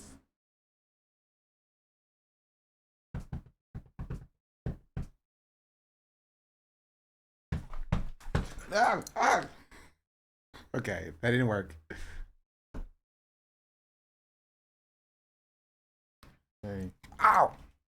Ow, she bit my beard. That was painful. She's like, oh, mine. Hey.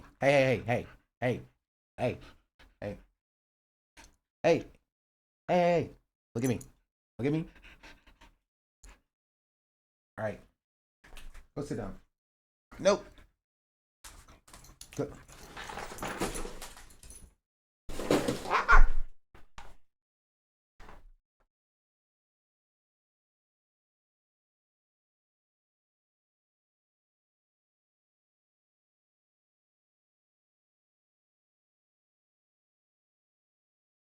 She's not gonna wear my nondescript bottle of nondescript drink from a nondescript place.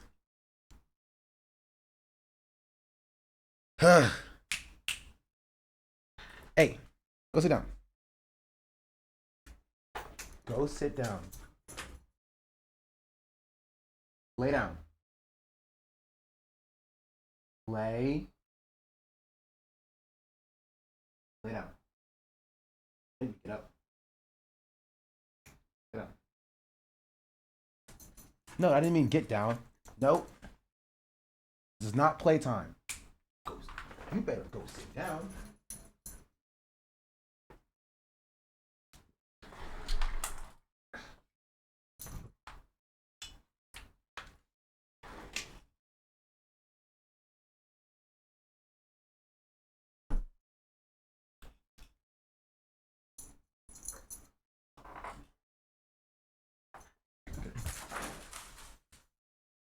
All right. Anyway.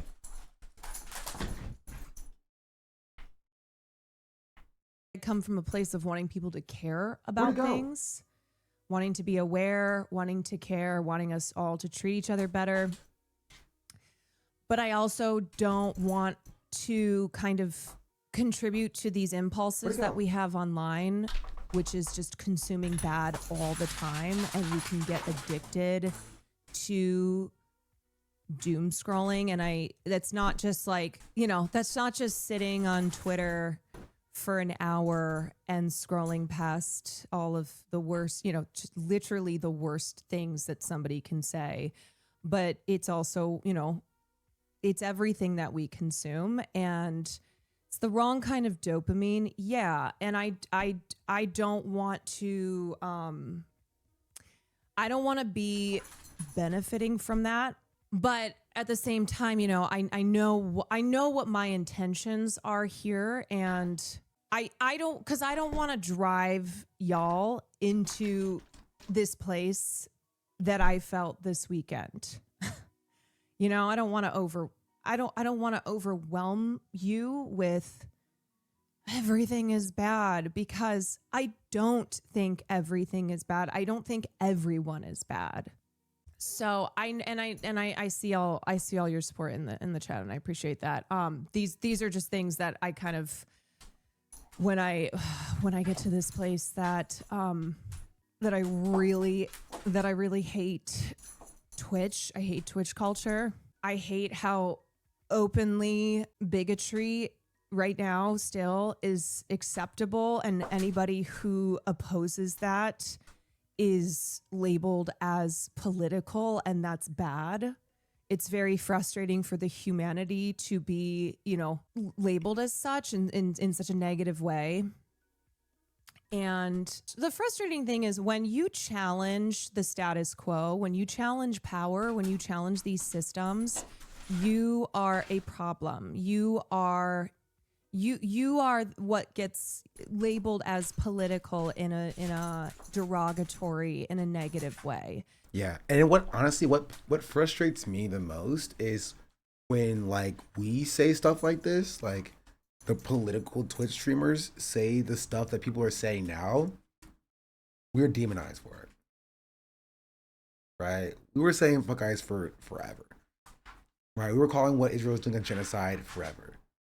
And what we got demonetized on the platform. We got massive hate brigades. We got doxxed. We got death threats. Right? When we raised money for the PCRF and UNRWA, we got attacked maliciously, called terrorist supporters. Now, right, the normie space is doing it, which is good. We do it so that they can do it in the future. Got sued. But like it is frustrating because like there's never any like acknowledgement of like, oh, here are the people that were here before us, right? Because we're talking about the next thing while they're now talking about what Israel doing being a genocide, right? We're talking about the next thing, right? We're talking about how bad ICE is, right? And when they now talking about how bad ICE is, we're talking about the next thing, right? But they don't acknowledge that we're talking about the next thing. They just see that they see the Overton windows shift, right? And what they're talking about now, ICE being bad, Israel doing a genocide, you know, and stuff like that. They see that as normal, and what we're talking about as radical and extremist, right? So we're perpetually in a state of getting harassment and hate and attacked.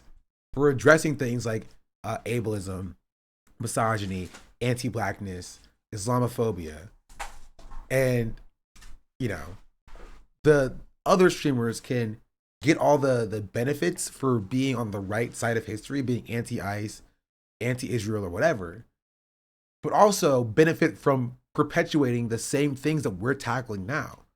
Ableism, Islamophobia, misogyny, and stuff like that. And in 2 to 3 years, when people are finally acknowledging that that was bad, we'll be talking about the next thing, and we'll still be seen as radical and still being attacked for that. You know? You gotta realize that we're the ones who made their points normal for them. Yeah. Right. And that gets a little bit frustrating for sure. Because it's not like we see any benefits from that. Or it's not like we see any positive association from that. It's not like our audience size grows from being correct too early.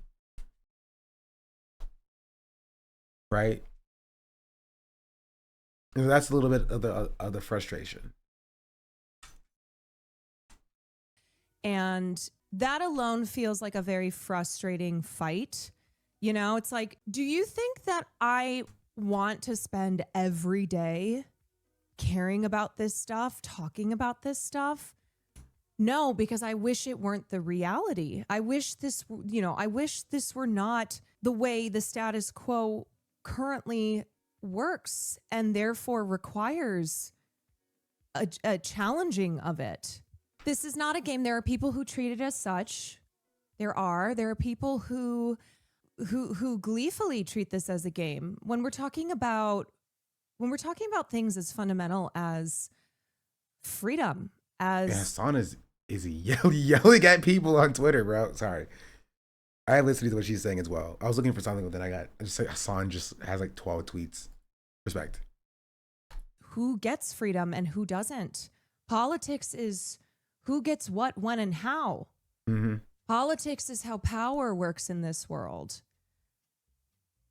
You know, addressing the systems that create such inequality, that create the inability for people to live free lives. It frustrates me every time. It's this hand waving away of, oh, she's political, or it's just this kind of dismissing of really what is values, like the values that you have in this world, the convictions, like who are you as a human being and how do you express that? And there's no requirement on a platform like Twitch to be a streamer who breaks down these political systems. Nobody's asking you to like talk about, you know, colonialism in South America. You know, not needing every person to take it upon themselves to educate and to really get into the weeds on politics. But I wish people understood that politics is inseparable from your humanity, from all of our humanity. And it's a matter of like who you are and what. It's so frustrating to see people like equivocate Asmongold to like Hassan, right? Or to like the rest of us. And they put it in the box of just being politics and keep politics off of Twitch. You want to stay in your little hug box, right? Where you get paid your millions of dollars to play video games, right? Or to do just chatting or do cosplay or whatever you want to do, or whatever you do, right? IRL streams. And anybody even bringing up the plight and the woes of working class people reminds you that your money is coming off of the backs of those people, and it makes you sad and it frustrates you, right? And so it's very easy to put Hassan, who is like, yo, everybody should have healthcare, in the same box as Asmongold, which is like, we should kill trans people, right? We should murder Palestinians and everybody should be happy with that, right? Into the same box, right? Because it's very easy to dismiss the real, you know, materialist analysis that the left political streamers are doing, right? That may put you in the crosshair a little bit as a, somebody who's apolitical. You're going to get rewarded or acknowledged for pushing society / a space in a progressive direction. People don't have firmly held moral standards. What they believe is in what's normal now. Yeah. And it is frustrating for sure. Right? Like, and this is why I say I've talked about this a lot. Because it is frustrating to see the writing on the wall, right? Like it's like being a leftist is like having precognitive powers. You know? Literally, like being a leftist is like having superpowers of foresight.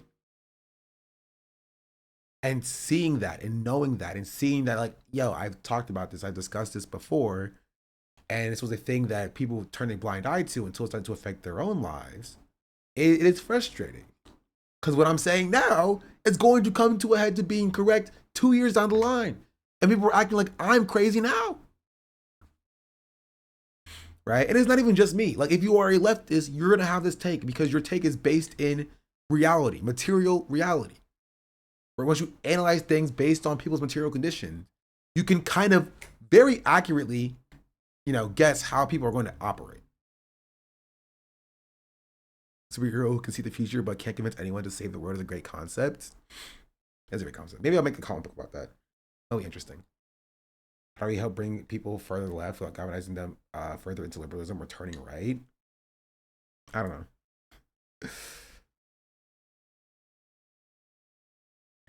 right? My job isn't necessarily to bring people further left, in my opinion. My job is to protect marginalized people as it exists, right? Sometimes they overlap, but like I'm not like trying to convince right wingers or even like apolitical people to like become leftists, right? I'm trying to convince them that this is why they shouldn't use this type of language. This is why they should believe in these certain things. This is why they should do these certain things, right? Harm reduction, I guess, to a certain extent, right? But it's less about changing their ideology, because I don't think people changing their ideology means much, in my opinion, right? But it's more about like getting them to understand why they should, or should not do certain things, right? Sometimes it overlaps, right? I don't know. It's a hard conversation.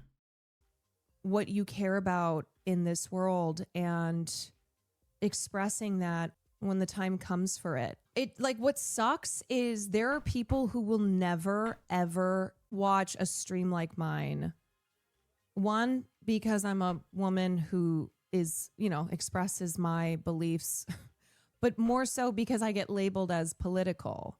And even if I were just sitting here talking about my lived experience as a woman, as an Asian woman, how that is political and therefore it's bad.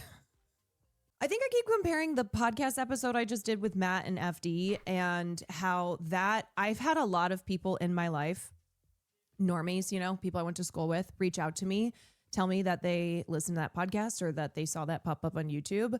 And I'm like, oh yeah, no, there's a whole world out there that's not just Twitch. So I think this is also me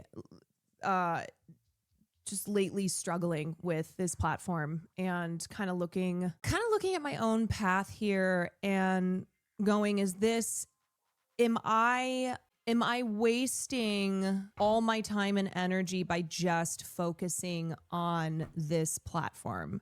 I don't look at things from I'm a failure because I don't have 10,000 viewers. I do. I'm a failure because a lot of, Twitch has become more mainstream, but still it's very niche. It's very insular. And you have a lot of streamers who they do like an Asmon Gold, who his whole thing is to generate this type of drama and disgusting controversy because that's the ecosystem. That's like, there's a whole, there's LSF, there's all these clip farming accounts. It's like, this is what drives the streamer economy. And just a lot of what dominates. I think this might, and that's the frustration. I was thinking about this morning. I saw another clip farm post account. And I was thinking about it. I was like, you literally can't be successful on Twitch without getting into like discourse or drama, right? And being posted on these accounts, like successful ends in like to the upper echelon. You know what I mean? Like, you can't become popular as a creator without people hating you. You can't just say the correct things and then people are going to be like, oh, I like this person, right? Because like, that just isn't going to get attention. And it's frustrating, right? You have to be inflammatory and then be clipped out being inflammatory. And then, I think it was when the Hassan clip we just watched, right? Not this one or this one, right? I was like, do people just sit in Hassan's chat or just look through every piece of content he puts out to find takes like this in order to just like post it online? And the answer is just like, yes, that's what they do. Right? And that's part of the reason why, Hassan is so successful, just because people will do that. But like, that's like kind of necessary to be popular, right? Because if you don't do that, nobody will ever see what you have to say. If that's not happening for you, right? If nobody's clipping out what you have to say, nobody's really paying attention to it. And so outrage is like an important part of the industry. And like, do I want to be a part of an industry that is built so squarely on outrage, you know?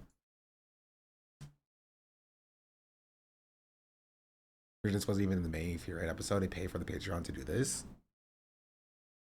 For him.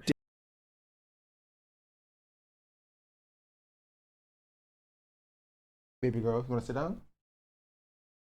Sit. Sit.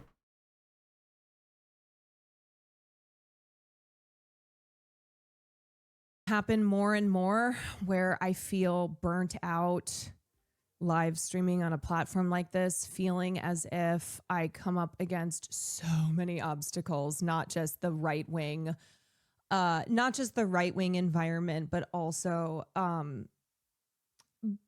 just being in a space where I'm alienated just by being a woman who expresses herself on a platform where that's not good. You're not supposed to do that. Maybe you're just outgrowing this platform. Well, maybe it's not even an outgrowing. Like when I started streaming, I was 30. I had never done any other content. I didn't know anything about content. I didn't have any following anywhere. It's not like I tried on TikTok or I tried on YouTube or elsewhere. I just went live and decided I was going to try streaming and see what would happen. And then the last couple years, you know, it's been wonderful to have this community grow and be so amazing. But yeah, I don't know. I love this community. I love what we represent. I love what we do here. It's just sometimes, yeah, the broader environment. It was like when all that shit happened at TwitchCon and still, you know, and so many people are talking about it, but talking about it, treating it like it's some isolated incident rather than representative of the broader culture, you know, an issue with the broader Twitch culture that is so misogynistic, that is, you know, just bigotry flourishes. And it was wild to see so many people care about the abuses that had happened at TwitchCon, but not recognize or outright hand wave away the root problem. Like, why does this happen? Like, that would require them to actually acknowledge that, like, misogyny is an issue on these platforms and that maybe they fed into it a little bit, you know? Like, you'll see people whose chat will go so insanely hard on a woman, turn around and be like, oh, Emery was attacked at TwitchCon. This is so bad. We need to make sure stuff like this doesn't happen again. Like, yeah, you've built this, right? You've built an audience that does this, that is okay with this, right? When like a woman's on the screen and your audience is spamming, that's stupid, girls aren't funny, girls aren't funny, LOL. You know what I mean? And it's surprised when like people take that 2, 3 steps, 4 steps further, right? When that rhetoric dehumanizes women, right? You're like, oh, that's just jokes. But when it actually comes into like dehumanization happening in real life, then it's like, oh, that's too far. Like, how do you not connect the two dots there? You know what I mean? Where does this come from? Look, I'm not saying that the internet is great. It's like all perfect and great outside of Twitch. And now we're dealing with mass surveillance and these censorship bills that are being pushed through and nobody is challenging it, and what that mean, what that's going to mean overall for our digital freedoms. And it's really bad. So I'm having Taylor on Wednesday to talk about it all. Yeah, the Discord Face ID, not good. So trust me, I'm not saying these are problems unique to Twitch, but it does feel like this is a platform that is it just really amplifies the worst of the worst. And it's a platform that relies a lot on collaboration. But for somebody like me, you know, again, I collaborate with people and then they're like, oh, she's political. I mean, even one time when I went on Emmy's stream and we were just talking about what it's like being Asian women growing up in white, you know, predominantly white communities, and how a lot of people in her chat were like, ew, Emmy, stay away from her. You know, she's political, gross. Wait, same. Not for Emerald, but people say this about me as well. Whenever I appeared on somebody's stream, when Nick watched my my Nick Please song, right? No, it wasn't Hassan.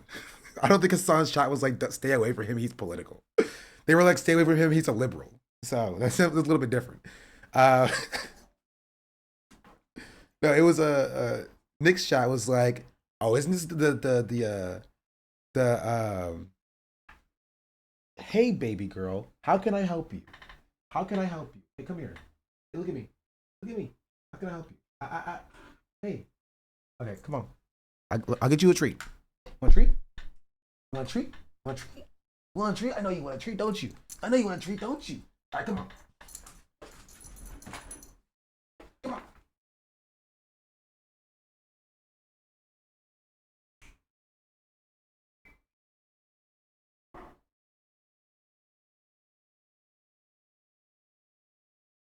No.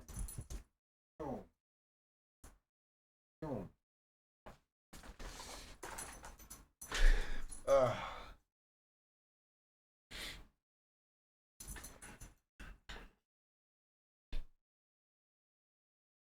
Say baby girl, oh, sexy like? What? Don't make it weird. This is my daughter.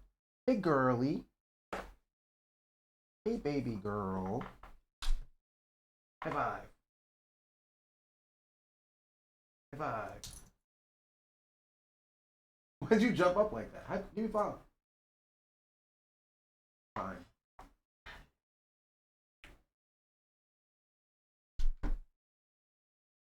Anyway, sorry. Ew. Like, are you 12? Maybe? What? You know, people treat me the same way. Everything is political, right? But also it's that everything, you know, things that are political are bad, and we don't want to hear about any of it. We don't want to talk about any of it. I do think that I should keep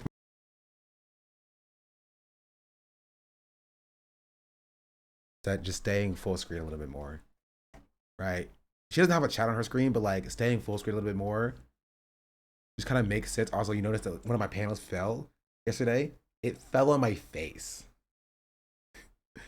It fell. I was sleeping like right here, right here, right. The panel just like, because of the storm, it was like, boom, it fell on my face. I was like,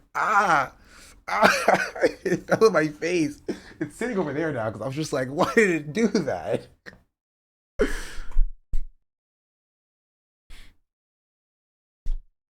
Yeah, I heard. Anyway, I was saying that I should go my full screen more when I talk about stuff like this because it's easier to clip into YouTube videos. There's a dog behind you. Where? How did you get in my house? Jeez. Because I haven't left you see your dog. By the way, Sean has more viewers than Don Lemon. Of course I do. I think he has more viewers on YouTube though. Right, but right now my career is at an interesting place where like I'm hitting this hump where I'm not really growing anymore, and it's just very hard to grow without controversy, and I don't like controversy. You know?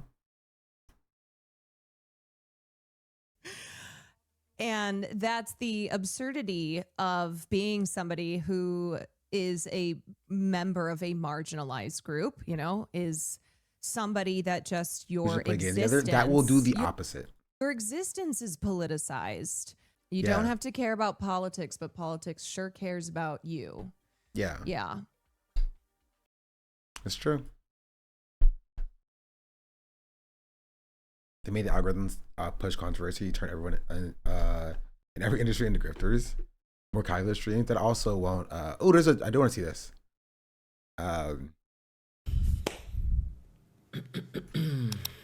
Hello. How are y'all doing?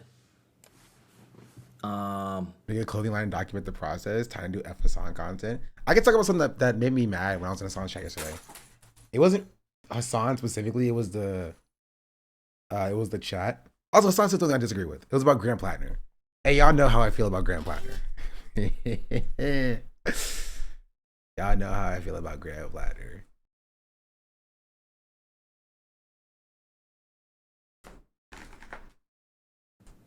This is gonna be a very, very quick stream. Obviously, if y'all didn't hear, me and Sakura are no longer together.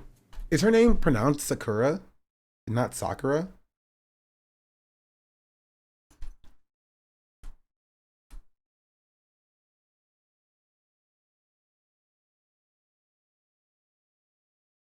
Yes.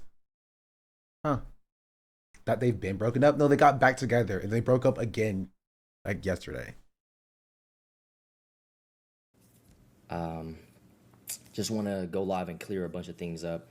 I wrote a couple things down just to get off my chest. This is the last time I'm going to speak on this, and then, we're going to move forward. So first off, I want to start with yesterday. I will say, before we begin, I don't know if the Macy's is here, but if he's here, I will take my L. I'll take my L. I said yesterday that I didn't know if it was real or not. I thought it was fake. I'll take my L. I can admit where I'm wrong.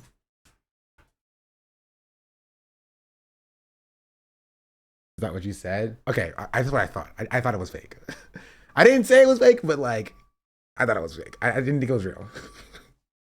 I thought he was making a meme in a bit because Sakura's sister is Kaide. And so I thought he was doing a riff on the tens and Kaide thing. So that's what I thought. You said it was fake. I said that I don't know if it's real or not, right? And that's what if I say that's me saying I think it's fake, but ended my stream abruptly, broke down, crying. I was drunk as shit, started crying. And these clip pages, they take this narrative and they spin it and they get their impressions and they thrive off hate. And the craziest thing is, they don't even get paid. They just do it for the impressions. True. But this is what I want to say, not to dunk on him too hard. Not to dunk on him too hard. But I will dunk on him a little bit. People like Jason are the reason why these clip pages have any notoriety in the first place. All right? This is true. This is true. All right? Go back a year and a half, 2 years, right? They start their Twitter communities. They're bringing up Yoxic clips. They're laughing at it. They're giggling at it while they're clip farming when it was innocuous, right? And now it's grown bigger than what they can handle and maintain, right? They made that Yoxic guy popular. Yes, actually, legitimately. And that's what I was saying before. I was stop giving these people credit. Stop making them popular. Please.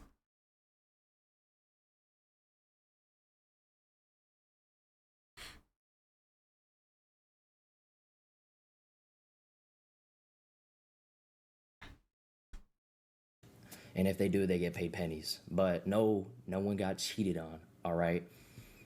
I went live today going through a breakup a few days prior. And obviously, anyone going through a breakup would not be in the right headspace to stream or do what they got to do, you know what I'm saying? So, yeah, no one cheated, all right? None of that happened. Yeah, me and Sakura are no longer together. I have nothing but respect for Sakura. This girl supported me, was my biggest fan, and helped me through a lot of. All right. And they both broke up, I guess. we both got respect for each other, and we both plan to support each other through whatever it is moving forward, whether it's streams or whatever I really it is. don't We're care gonna about keep this. supporting each other. I just this is I want to make sure that I correct the record when I said it was fake yesterday, or implied it was fake yesterday. Apparently, it's not fake; it's real. So, this is my L. And you know, I'm just grateful for the time we shared together, because she truly was my best friend. And, you know, we were each other's best friends. You know, this was the only person I talked to about mutual and like, real real deep why make a problems. fuss Like, about it? she helped me through a lot, right? Don't make me defend Jason. I don't think he's necessarily making a fuss about it. He could be clearing the air. For people speculating on his behalf of being like, no one cheated. Don't listen to these clip pages, right? This is what he should be doing.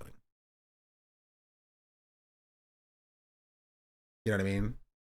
Like he should be coming out and saying like, y'all, if you're trying to do this on my behalf, stop, chill out, kind of thing. Like Tens did it as well. And it's even worse with the Tens and Kaide thing, because they brought up 2 other random streamers. Like there's Daft, and then this guy named, I think his name's John. I don't want to be tripping. I think his name is John. John, who they were like, oh, Kaide cheated on Tens with John, who was Daft's ex, because they're wearing the same frog hat. And it wasn't even the same frog hat. Kaide should have done this, yes. If his girlfriend didn't cheat. I don't know. I don't know. That's what they said? Yes! Yes! They said that because John. Okay, I now have to find this for you, right? Like, because you know it's very easy to be like, oh, who cares about this? This is like teenage drama, but like people are getting like death threats and stuff over this. Like, it's not nothing. You know, it's affecting people's lives, right? It does go into like misogyny.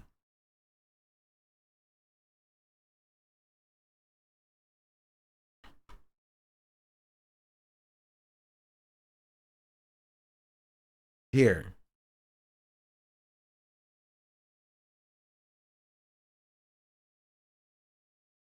This guy says even Sig knows what was wrong, and most people who've seen Kaide and John Choi are quiet about this. Some probably know what them Sig CS even saying time will and something went wrong outside of feelings. Kaide is silent, she's guilty, joking that it doesn't look well. Whore, jeez, little freaking weeds, bro. This got 6.5 thousand views, and you may be like, huh, 6CS, that name sounds familiar. Yeah, he's a pedophile. We talked about this guy. This guy's a pedophile. Like, straight up, he's a pedophile. I'm not even being used in like a colloquial sense. No, he's a self-admitted pedophile. Self-admitted pedophile.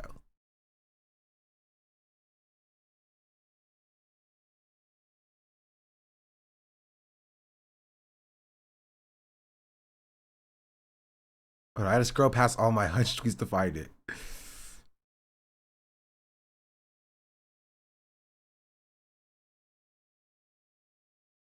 Here. My tweet got 400 likes. It's because nobody really cares about that. Right? I said, everybody's talking about Lakari, rightfully so, but this is also depraved and deserves just as much attention. 6CS is a disgusting loser pedophile. It's literally a 17-minute video of him admitting to being a pedophile.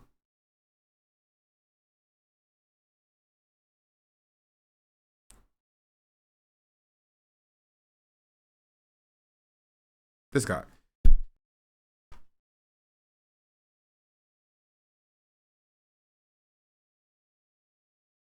The guy who hired women to play games with him, right? Yes. That's who this guy is quoting here. But they're saying that like Kaide cheated on Tens with John Choi because they have the same hat. But it's not even the same hat. They're just 2 crochet frog hats. I'm sorry. If you wear a crochet frog hat, you are in a you're in a polycule with Kaide, John Choi, and Coots. That's it. If you own a crochet frog head, you are in a polycule with Kaide, John Choi, and Coots. I don't make the rules. My grandma has this. Sorry to say, your grandma is in a polycule with. I live like a Right, this person's capitalist like, every single day, Shank. Tens is I like, live as a capitalist. yeah, I'm not dating Kaide. I've never hung out with her outside of a group setting. Stop cropping photos, make it look like we have. Tyson is a friend that stated that these rumors are false, so please stop sending me death threats on his behalf. Sure, buddy. And then Cutie was like, I'm really not trying to start any drama, but yeah.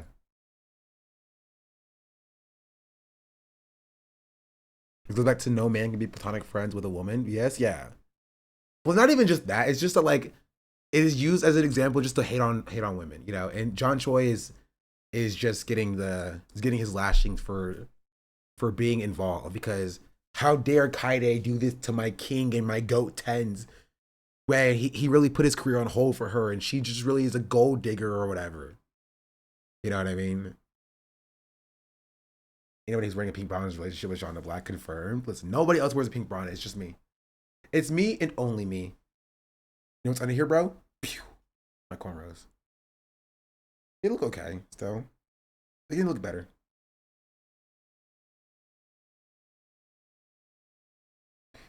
Parents of viewers are a scary breed. Yeah. They are a scary breed.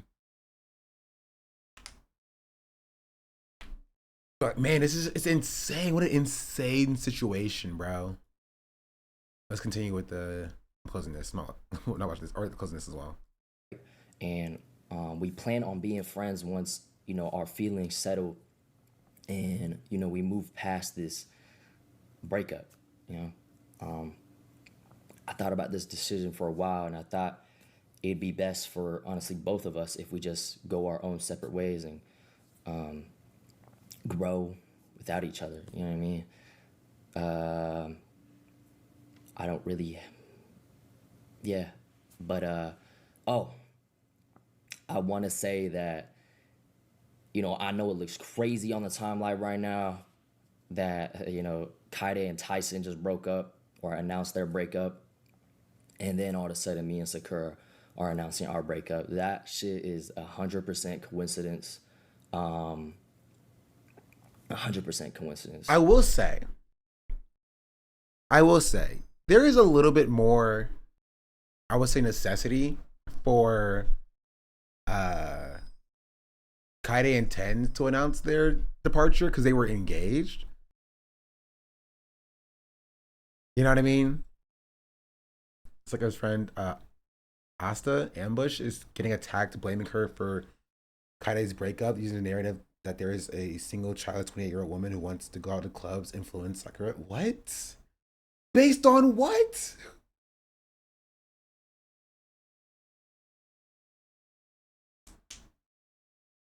Jeez, bro.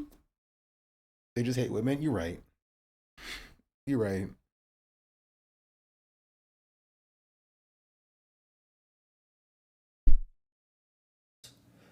But yeah, please do not feel insecure for me, okay? I'm a grown-ass man. Don't feel insecure for me. I've always said this. Do not feel insecure for me. But yeah, we both just want privacy on this matter moving forward. You know, we're both gonna move forward and do our own thing and grow and be successful. You know what I mean? I appreciate the love and support that y'all have shown. I know my community, y'all always show love and y'all always defend the people I care about and the people who are important to me.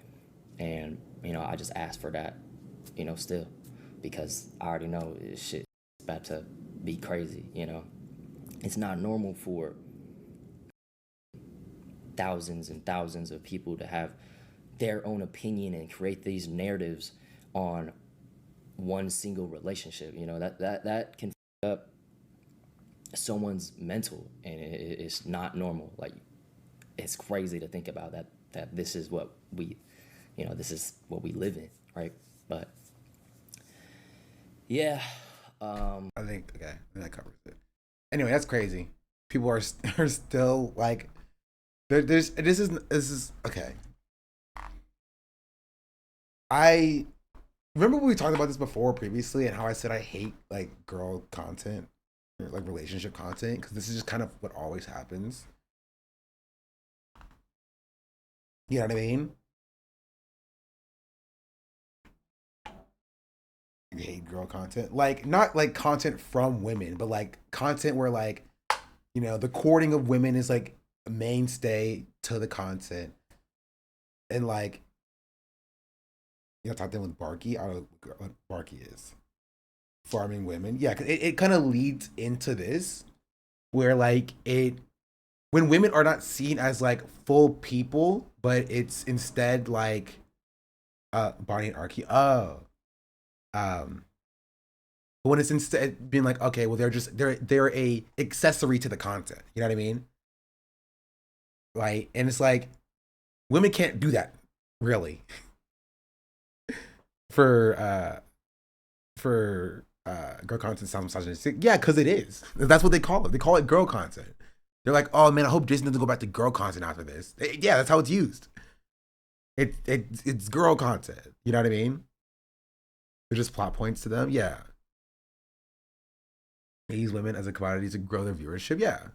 I thought you were calling it that. I was scared. No. They call it that. I'm not calling it girl. They call it girl content. I should use my quotation marks. It's girl content. That's what they call it. And I don't like that. I don't like that it's called girl content. I don't like that it happens. I'm not calling it girl content. First cancellation of 2026. Too late, canceled. Oh, you're right. Clipped and shipped. You're right. Why are you calling that shot? Okay. All right. Yeah. Give me my lashings. Sure. Y'all want to cancel a black man in Black History Month? All right. But no, they call it girl content when it's like content where it's like their favorite streamers like picking up women. Right? It's like pick up artistry content. It's like the pop the balloon content, it's the 20v1 content. Like they call that girl content. Right? And I don't like the girl content that they call it. Right? Because, you know, women can be a part of content and they can be people doing collaborations, but it centers the male perspective and shows the women as like being like a part of the like accessories to the actual important male streamers kind of thing. You know what I mean? Also, farming parasocial viewers, which is just breed hate. If the woman does anything that seems to be slight in their eyes, yeah, like, yeah, I don't know.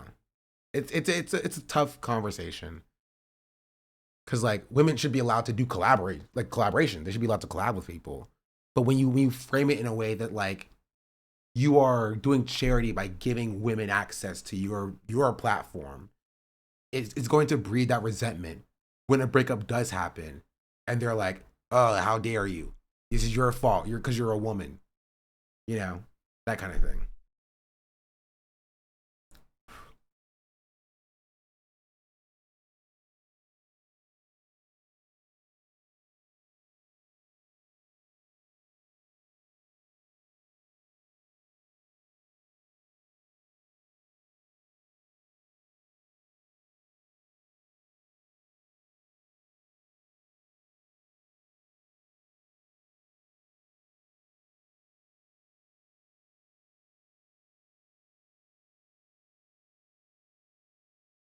Give me 1 second.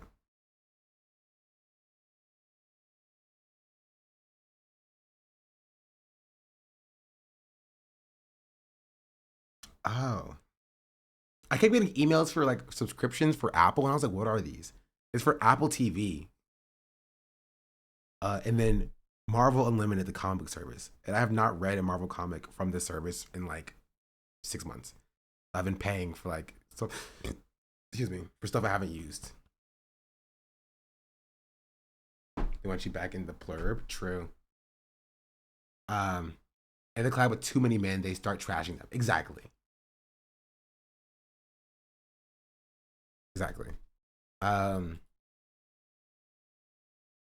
Covered this, covered this, covered this, covered this, covered this. We'll get to Discord in a second. I do want to look at this from Ilhan Omar. Omar. It said, the leader of the pedophile protection party is trying to deflect attention from his name being all over the Epstein files. At least in Somalia, they execute pedophiles, not elect them. W. We need politicians to fight back like this.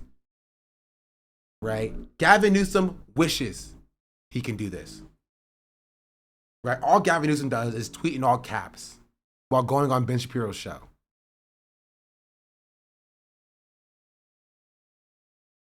This is the queen, indeed. I'm a congresswoman. I'm not in her district anymore. RIP. What is Trump talking about? Well, I am in Minnesota. Take a look at Minnesota. So we think it's at least $19 billion of fraud, medical, every fraud. Somalia has come in here. What they've done to our country, these people, they've come into our country, and what they've done with that fake congresswoman, she's so bad. No, we're going to get to the bottom of it. We have. So you're going to still. Somali mentioned, woo. Are you Somali, Kachimona?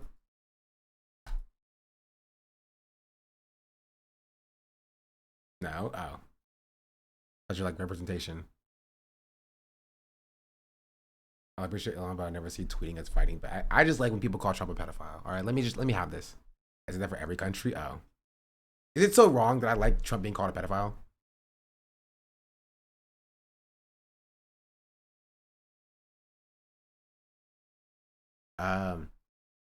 Oh, I also wanted to see this video. There's a video from when he is though. Yeah. This is Mikey. That's why I like it.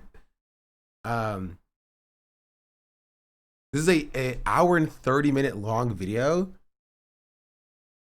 about AI music, Suno AI music in the bad future. Right, because this is like AI is recently having another resurgence. Every time a new model drops, people are like, bro, this is the best thing since sliced bread. And I'm just like, all right. AI music is an epidemic, yeah. Here's the funniest thing on a Not Like Us remix right now. But this is gonna stress me out. This, I think what recently dropped from on Twitter about, like, I keep seeing Jujutsu Kaisen and Dragon Ball animations made with like Sundance, whatever the model is called. Right? And it reminds me of what I was saying 3 years ago. Of like, which is why we need a better response to like AI than it just being bad. Remember like 2 years ago, 3 years ago when I said that like if your only response to like AI is just that like, oh, it looks bad, right? I said this again when it was like back Will Smith eating spaghettis, it looked gross, right? The Black says like, we need to have a more substantive response than just how it looks and how it appears, right?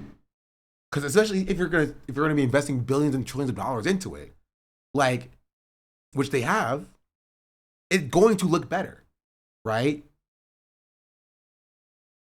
And people are still doing that. We're like, oh, it looks bad. It looks bad. Like, yeah, it doesn't look perfect. It doesn't even look good a lot of the cases because it's not good, right? But that they use that as motivation to be like, okay, but it can be better though. Let's keep hammering it out, right? The theft behind it, the labor issues behind it, and the human aspect of it are things that have a lot more staying power and will never change, right? They're never going to be able to build it without the theft, right? They're never going to be able to build it without the reduction of the labor force, and they'll never be able to make it so that it's actually art with the human element. You know, that will never change. And that's what we should be focusing on, right? Instead of being like, oh, it looks bad. Look at it, 6 fingers. All right, now it has 5 fingers. What now? You know? What now? You have a hard time critiquing real art, to be fair, then honestly, I think those people should sit this one out. Right? Just don't use the AI. right? But if you are unable to make substantive critiques of it, what you're doing is you're giving a leeway to the normies, because the normies hear you and are like, yeah, but this doesn't look bad, right? I see this and it looks good to me. So if this is your only issue, I have no issue with this because now it looks good, right? Let the actual advocates and the activists actually engage with the substantive critiques about labor, right? Or about like the climate and the environment, or about the human aspect, right? Because it will look better, especially if they're dumping billions of dollars into it, right? And another thing that I've seen that is another problem is artists who are dunking on it for looking bad, and who are like, look, I drew this in 10 minutes. Look at the way this looks. Like, yeah, it looks bad now, right? But it's not always going to be trained off of art that looks worse than yours, right? It'll be trained off of your art. It'll be trained off of art that from artists who are better than you, right? And so people want this snarky dunk on AI being like, oh, look what I made in like 10 minutes, right? But again, will that convince normies who are like, yeah, but you've been drawing for 20 years, right? I can't draw and I want to make some art, right? And it looks good, so I'm just gonna start spamming prompts out, right? We need to have a better way to combat that than just it looks bad. You feel me?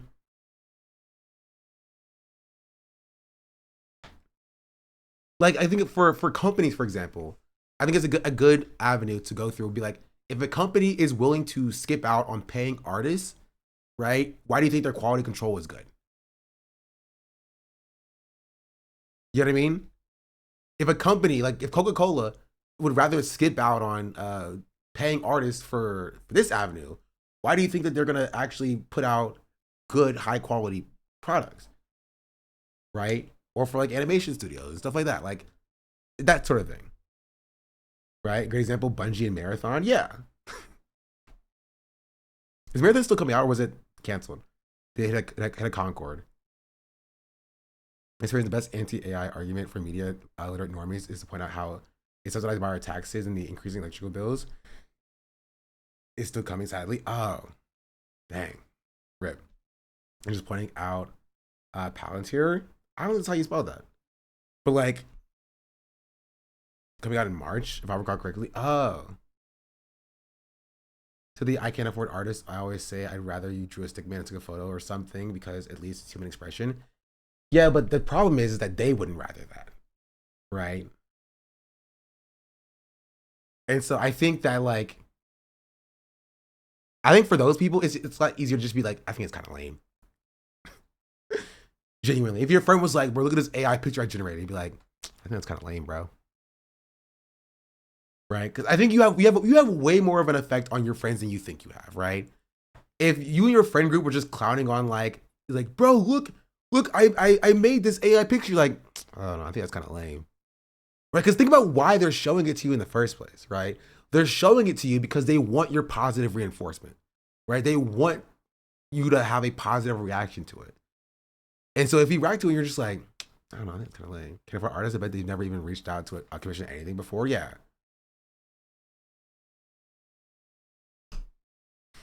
Right? Don't attack and be like, bro, you see the hands are messed up. Because then they'll be like, I like it. It looks good to me. But if you're like, I don't know, bro, I think it's a little bit lame. They're just like, oh, well, I just won't, okay, I guess, yeah, maybe it is a little bit lame, kind of thing. You don't attack it on the quality, you attack it on the social stigma of it.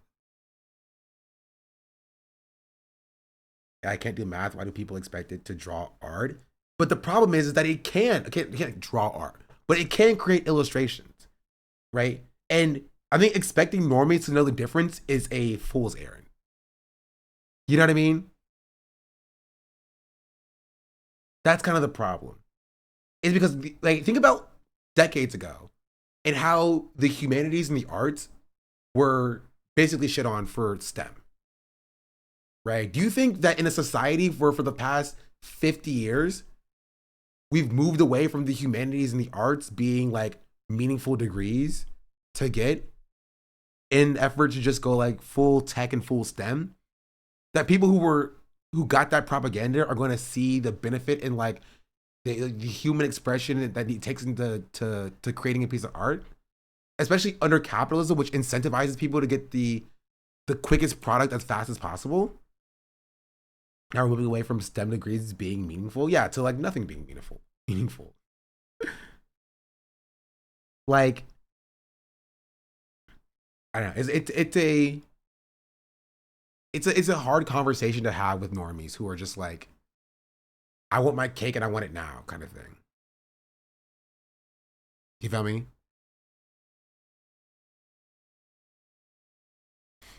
I feel like the future of AI art post crash would be the same space as Hallmark holiday movies, level cringe media for boomers, until we have actively point out how lame it is and we get cultural consensus. Yeah, I can see that. It has a colossal amount of harm to the environment, which is why it's so absurd when National Geographic guy participated in AI Instagram story trend. Again, I don't think I think the environment has moved. Like, we moved past the environment in climate and stuff. We are literally in, I think, one of the worst states America has been in a long time. We've given up on climate. We've given up on actual meaningful change and something to change on social issues. AI is running rampant. Tech companies are ruining the world. The tech oligarchs are like making trillions of dollars while we're all starving. Like, we are in a state where like, even if the entire country is like AI sucks, they'll still try to shove it down our throats. You know? It's giving the railroad expansion era of America. But the railroads are cool though. But I do want to see what this video is about a little bit. In AI music specifically. Schulman, CEO of the generative AI music company Suno. Suno is worth $2.5 billion, largely because investors believe in Mikey's vision for the future of the music industry. He wants to model it after the video game industry. I think that the music industry is way smaller than it needs to be.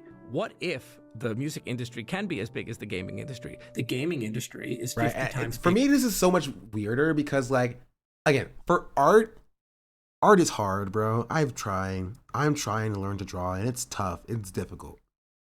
Right? But even bro, for art, also Nice Bad for 26 months. And GD Perfect for 7 months. But for art and music, bro, this is the first thing that children do.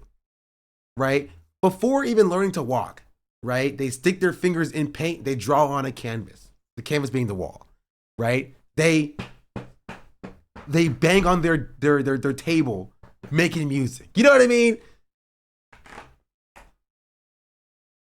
Marco Bucci has good YouTube tutorials. I hate his tutorials. I'm not gonna lie. No offense to him. I cannot stand it.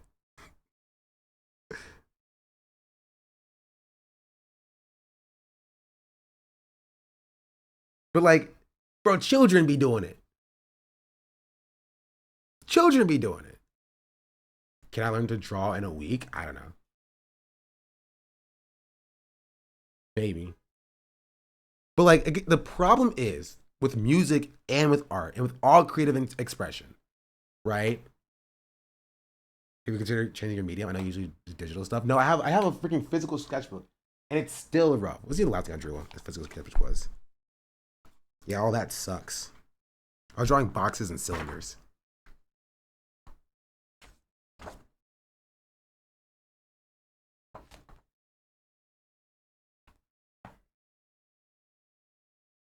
Wait, okay.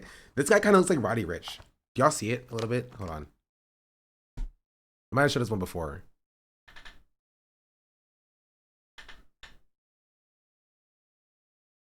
Does it look kind of like Roddy Ricch a little bit? Why is he white? He's on a white sheet of paper.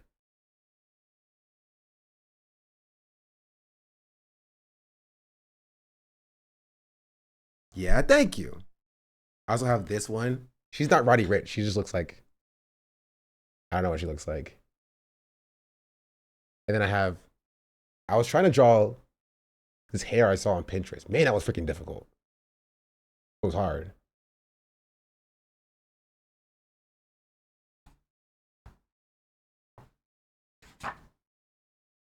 Let's see. This one was bad. I'm not showing you this one. That was rough. This one was also rough. I don't know. It's pretty good, actually. I don't think so. I don't see any improve. I think, okay, you know what my biggest problem is? You post in our channel on Discord? I do sometimes.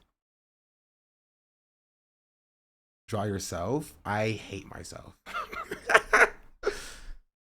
You're just hungry again? No, like genuinely, I just don't know what to draw. You feel me? That like I know that I want to draw, but when I sit down, I just don't know what I want to draw. You know what I mean? And I won't lie. I won't lie and say that looking at like what the AI posted art from the last few days doesn't get me a little bit demotivated. You know what I mean? 'Cause I'm just like, dang, you know? But like, oh, I did. Okay, I did. I will say, I think the most recent thing that I had fun drawing. I'll see if I can find my iPad. I made a ball bounce in Procreate in the animate thing. I was like, "Oh, that's awesome." Oh, I'm still gonna find it.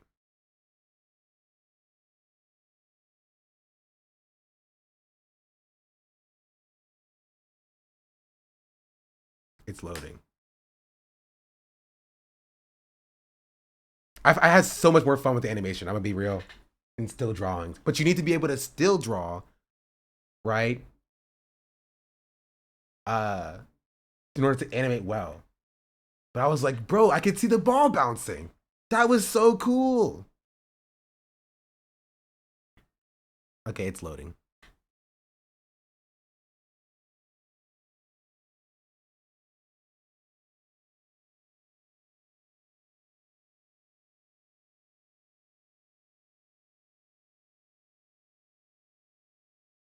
Hold on.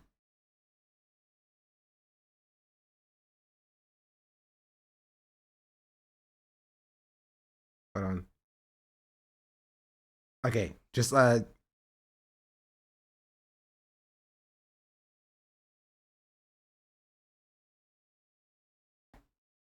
preface, this is my first attempt. Hold on. How do I show this to you?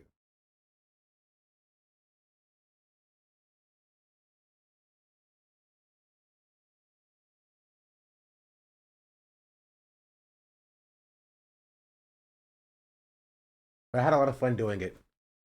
Hold on. Oh.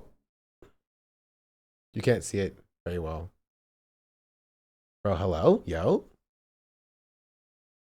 We'll turn the brightness down. Up. More brightness.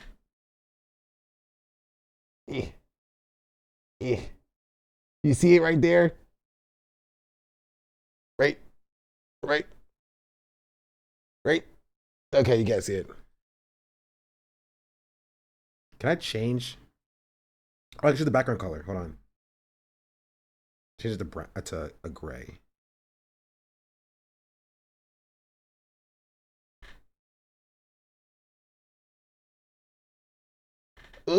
It's so bright. You can't see it. You can't. Rip.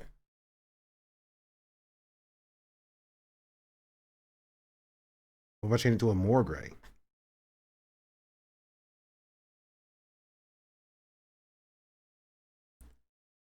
Haha! You can see it! Look at the bouncing ball! It's bouncing!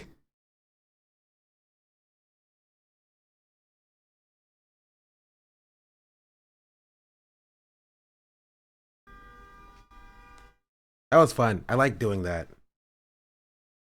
My next goal is to make a box turn. That's my next goal.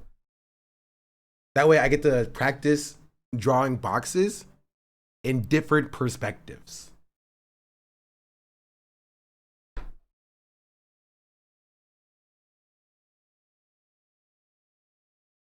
Check out the Animators Toolkit book. I saw a tweet about it already.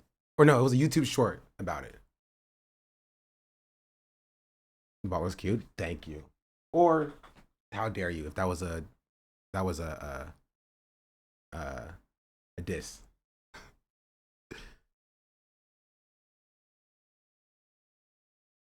But yeah, I don't know. I just no sincere. I have a link to a book I think from college if you want it. To the animator's toolkit. Do you go to animation school? A common animation exercise will be animating a flour sack. Can you give me your iPad? No. I think I'm good. All right. Kinda.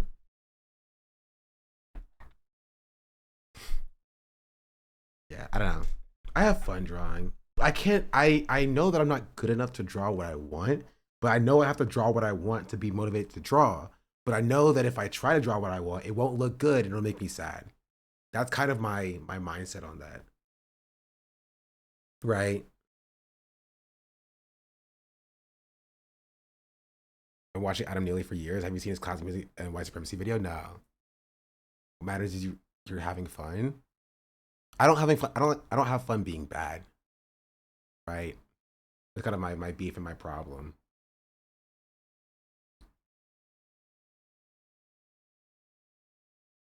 Why don't you do the Pew's journey and enjoy? We all start somewhere.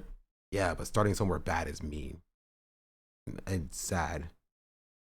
And also, and this is also the problem that I think under capitalism a lot of people have with art, is that learning to be better feels like a waste of time. You know what I mean?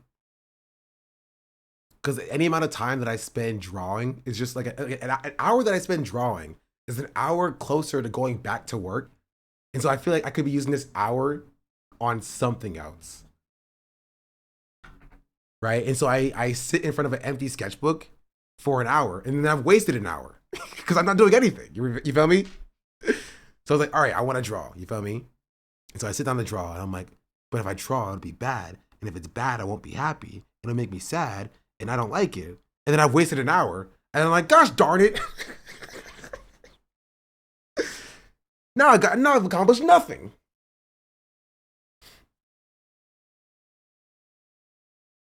Why are you in my head? That's just how I feel. Also, it's hot.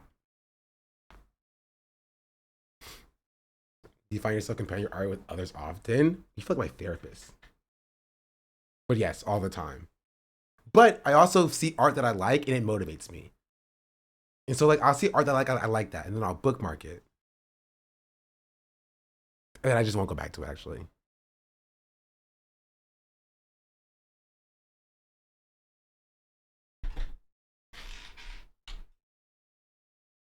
Only get better by drawing bad art and then learning from failure. Yeah, but drawing bad art feels like a waste of time.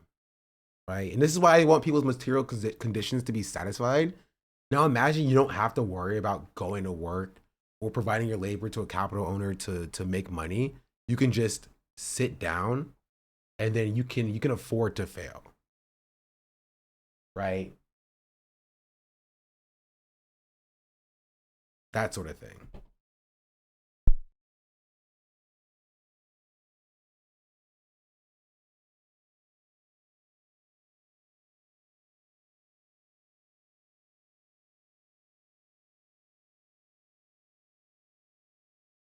What is this Adventure Time clip?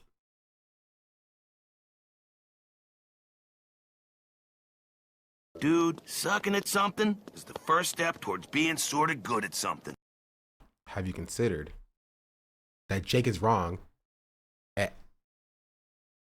Oh, I wanted to see this as well, but we'll see this later maybe. I looked on Linus.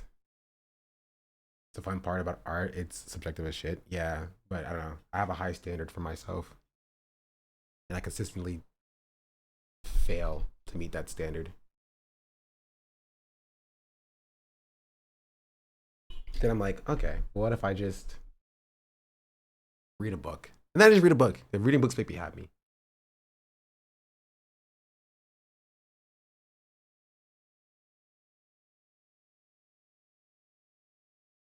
Against bad art unless it's bigoted.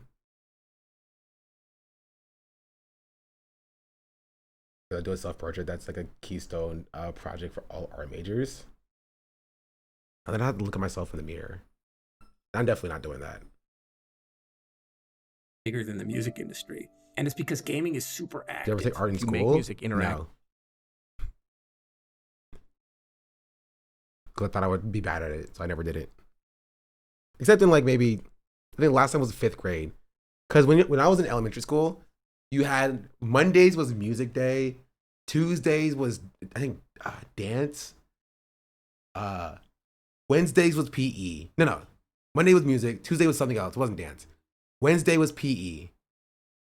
Thursday was something else, and then Friday was art.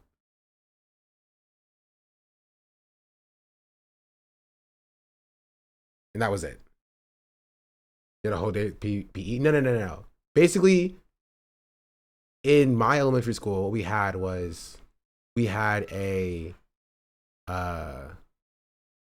like you would do like your class until lunch, and then after lunch you had the elective, and then after your elective you went back to class. Whereas your class may start with like math, and then English, and then social studies, lunch, elective, and that elective was either music or art or PE, right? And then on to your science, and then your last class of the day or whatever. Or computers. We didn't have computer class. Did we? Maybe. That may have been one of the electives. I don't remember. We did? I mean, aren't you old? But that's what it was. So like that's the last time I did art in school. Cause since in elementary school, I had to choose what I wanted to do. And I chose computer class. So we had computer class in middle school. You could choose between that and like band and a bunch of different electives. I didn't do band either. Cause I thought playing an instrument was stupid. So. Joke's on me. Now I can't play an instrument. So, suck it, young Sean. Now you're uncultured. Now you can't draw, can't play music. What you can do? All you can do is code and stuff now. Tooey, stupid. I got something out of it at least. Can you play the ukulele or the recorder? No. I'm a coding DJ. I learned the cello. And you make music engaging. I was in chorus. We didn't have choir. We had chorus. I was in chorus. I was in honors chorus.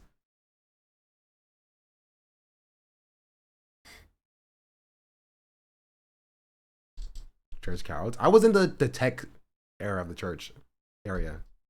So even there, I wasn't a part of the choir.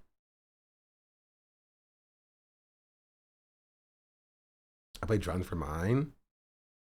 I was kicked out of band. What did you do? Games. Look at the video game industry. These are rich and engaging experiences that people have. And music today is mostly just... You know what? Maybe I'll draw on stream. Honestly, I kind of like that idea. Not on my main stream. That's stupid. On like my second channel. Because again, the biggest hurdle for me that I have to get over is finding out what to draw. That is literally the hardest part. Because I have aphantasia. I can't picture things in my mind. And so I just don't know what I want to draw. Fruit, I don't want to draw fruit. Fruit sounds dumb. No offense to fruit. I like character art, but I don't know what characters to draw because I can't picture the characters in my mind. Which leads me to like, Fruit Man? I don't know. Sure. I draw Fruit Man. I draw like an orange who's a dude. I think the PewDiePie art path. Yeah. See, this is the thing about PewDiePie, right? PewDiePie is the quintessential example of like, he has his material conditions satisfied. He's a multi-millionaire. He can afford to sit around for 8 hours and just draw, right? And I'm very blessed to be a streamer, right? And to be able to stream. But like, this is still my job. Like, I can't draw for 8 hours because y'all won't watch that, and I won't make any money when I can't pay my bills. You feel me? And so that's the thing where like people should be able to do the PewDiePie, where they are able to just sit and draw and fail and fail and fail until they succeed. Right? This is why kids oftentimes, it appears, have a more enjoyable journey and get better at art quicker, right? Because they go to their school, right? But they have like, there's no expectations on them, number one. So they're allowed to be bad by society, right?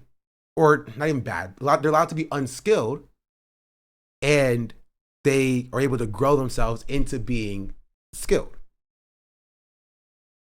right?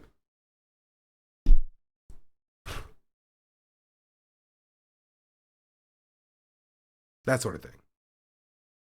If you know references, there's a website specifically for that. I am aware. I did see this cool account that had daily references they posted on Twitter. Well, that's cool. I didn't do them. I was like, that's cool. I'm sure my cousin is only good at drawing because he spent so much time in jail. Respect.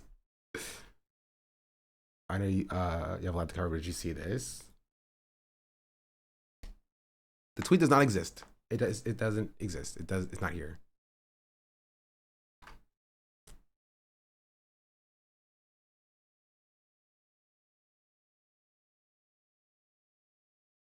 Oh, you mean this? I assume. I don't know why that didn't show up for me. I saw discourse about that. I saw people getting mad at this.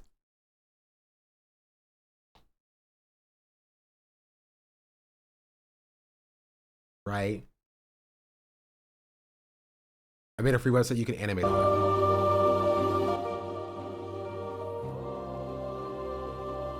Right? I saw programmers getting mad at this. They said they were like, artists love to shit on AI until it comes to something that isn't their discipline, because they said that this is a vibe coded website.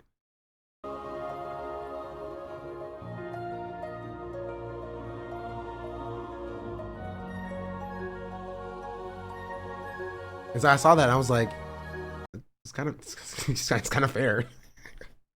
You know what I mean? And I saw someone else said it's kind of like how writers who hate AI writing will use like AI illustration to make their covers. Artists will use AI coding to build their websites. Coders will use AI writing to write the blurbs in their websites. It's like, if it's not their discipline, they're just like, bro, it ain't my problem. It ain't my problem. That's really everyone with AI right now. It's cannibalizing, yeah. So they're using AI they're not good at. It's basically the other AI is bad. Yeah. Nano coders who vibe code. Yeah, but this person is not a coder. That's what they said. And they said, is vibe coded? I just want to make that clear. I am no means a traditional programmer. A traditional programmer? What are we talking about here? You're not a programmer at all. It's like somebody being like, yeah, guys, I had AI generate this thing for me. I am in no way a traditional artist. Like, you're not an artist at all.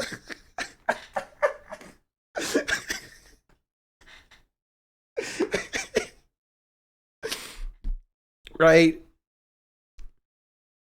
And it's like, again, it's kind of funny. It's kind of funny because it's like, I mean, it's true. It's just like, if it's not your discipline, you don't view it as like an issue or a problem, right?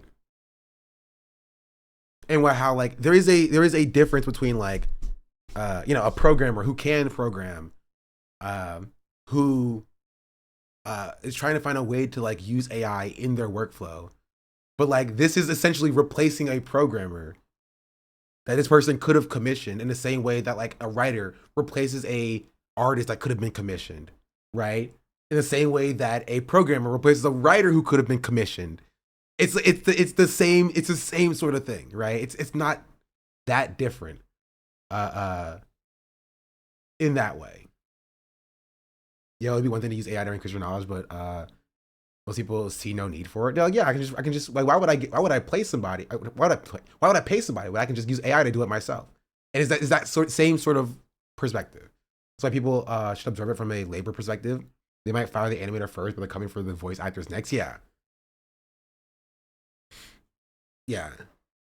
And it's very hard to tell people that because it feels easy, right? It's a free tool that's sitting right in front of you. You're just like, why would I pay somebody? It's right there. They can do it all for me. You feel me? It's just, it's the whole thing. Okay, everyone was in harmony until the programmer nation attacked. That's true. This is all the programmers' faults. I'll say that. They're not like innocent bystanders here. We did this to ourselves. We did this to ourselves. The technologies, it came from programmers who made the bots. I know. That's true. That's true. It's not like the artists could make the AI bots. It's not like the writers could make the AI bots. It was the programmers. Is this true? It's true. Your arrogance. Yeah. Game devs tend to have be the best at having a universal AI stance since it's collaborative. But they do go for voice actors and artists as well, right? Because you have game programmers who will use AI to build the assets for their games. You know, I don't think anybody here is like completely, you know, or any industry is like scot-free. Right? It's tough. It is a tough conversation because it feels easy, right? It's like knowing that you could steal. Like, I could just take this from this store and I can put it in my pocket and I can walk out and who will know? You know, who will know? Until everybody starts stealing and the prices get hiked up because of the theft. And now we all got to deal with the problems of this. You know what I mean?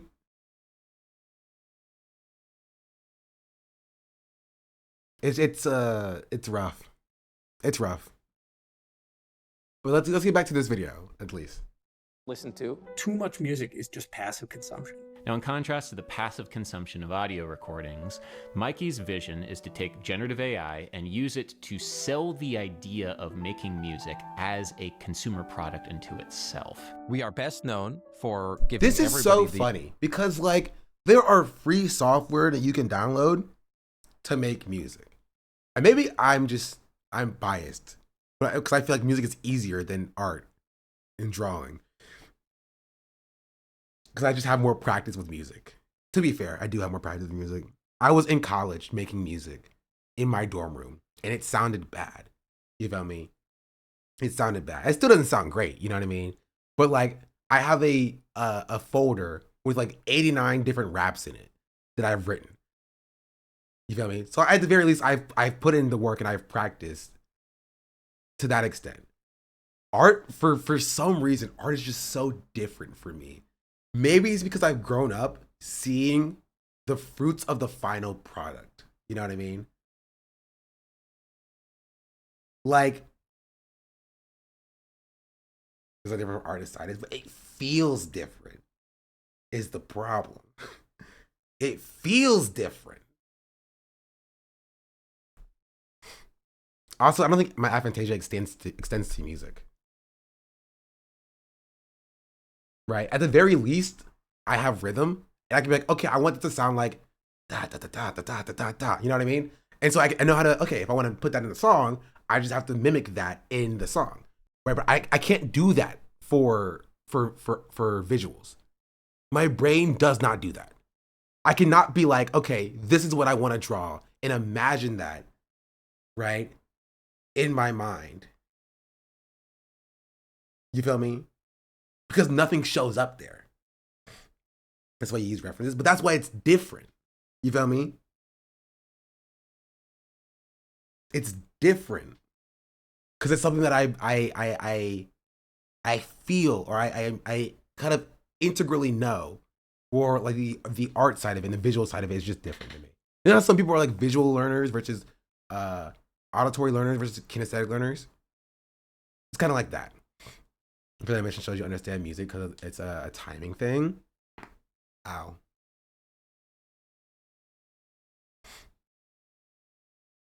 I did a whole research project on that. Some people are currently rotating an apple in their mind. And I can't do that, bro. I can't even picture the apple. What does an apple look like? Wait.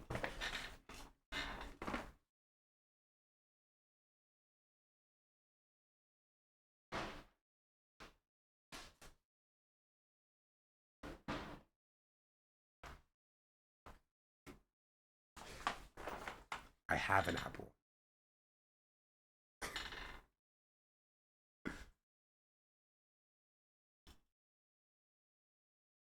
People see things like when they close their eyes. Yes, in their mind, in their mind's eye.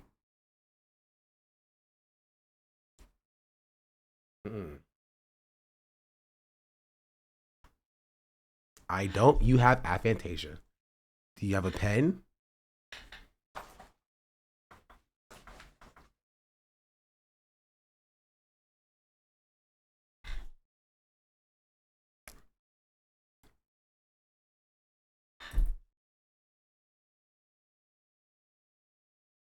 Deep cut for you out there.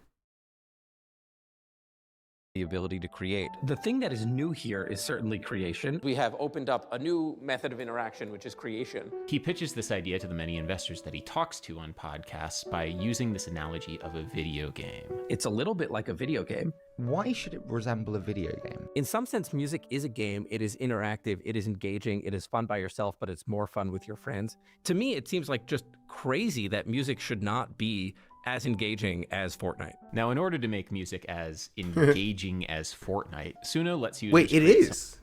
Not with Suno, though. Like, you can literally just open up, like, FL Studios.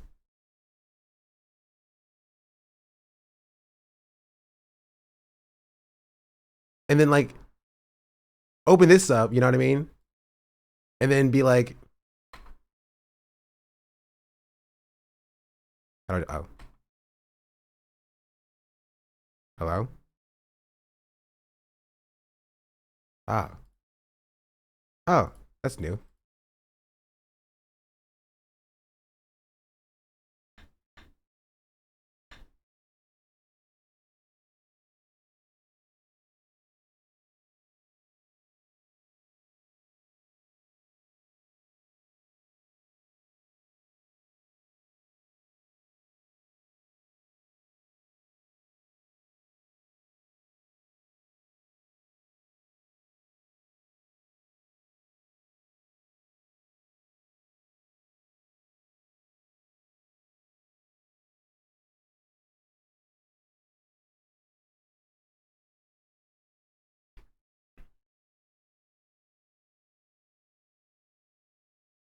A, A, A, A. I made this beat in 1 second. Yo, do it every day, not second. First, out here, do your worst. Sorry. See, that was pretty interactive. Oh, I couldn't even hear it. Oh, hold on, wait. I can fix that. I can fix that. I can fix that.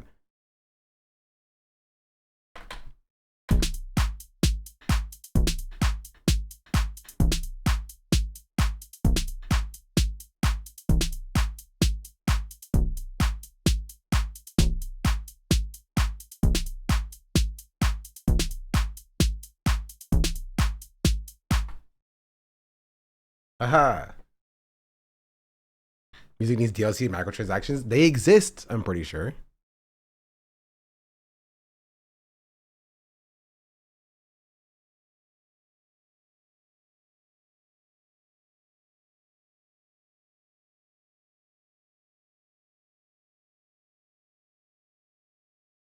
Hold on. Drums. Kicks.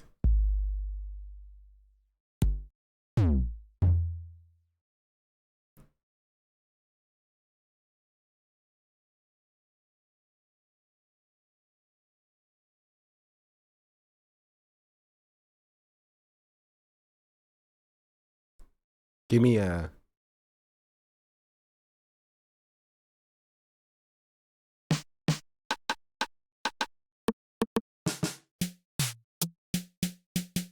I like that one.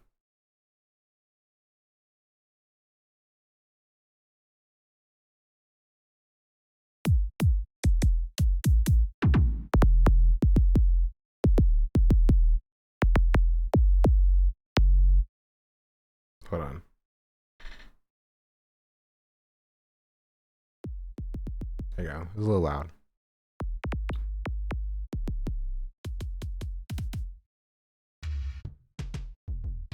I hate all these kicks.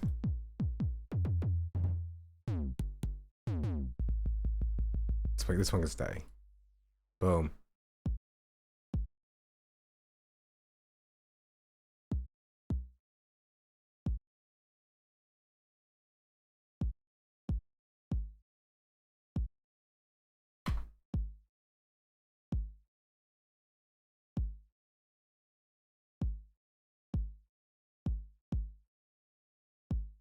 Okay.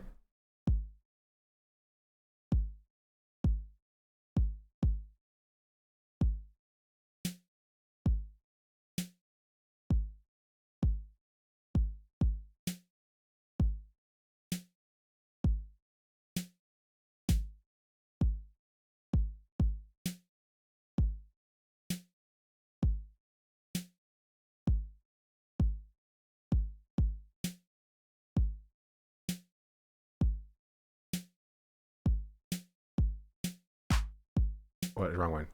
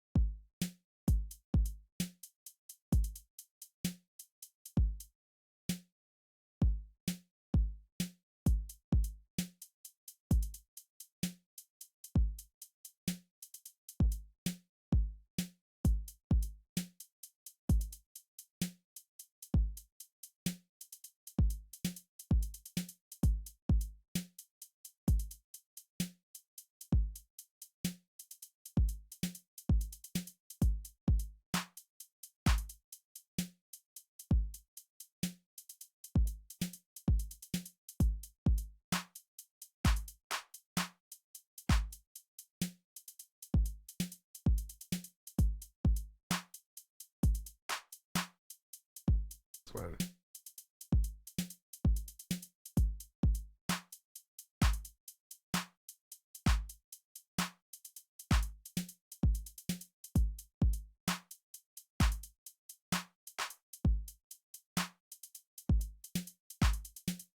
Bars. Hold on, wait. I'm missing something.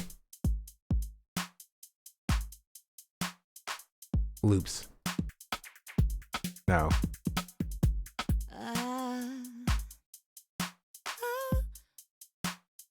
Baby, give me more, don't stop.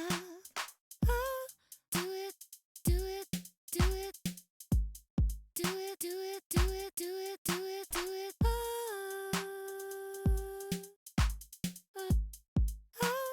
Do it, do it, do it. Come on, do it. Come on, do it.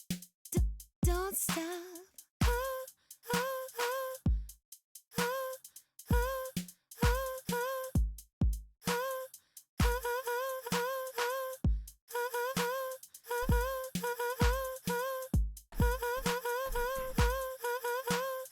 Jump up, oh yeah, okay, wait.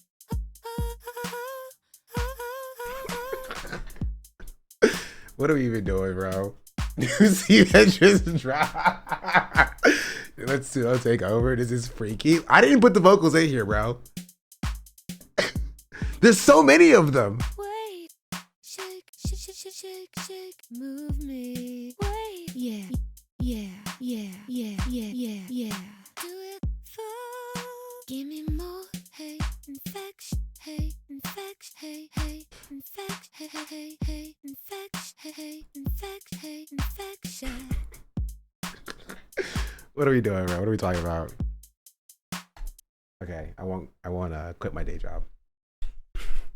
Songs in a bunch of different ways. You can prompt the model through text, kind of like ChatGPT, but you can also sing melodies into the app and then it will generate music and chord progressions that go with your melodies. You can also upload demos and then the app will realize a fully produced track around your demo. Suno does not think of these as professional workflows, but rather consumer experiences. We are in the business of selling pleasurable musical experiences to people. Don't use that word, please.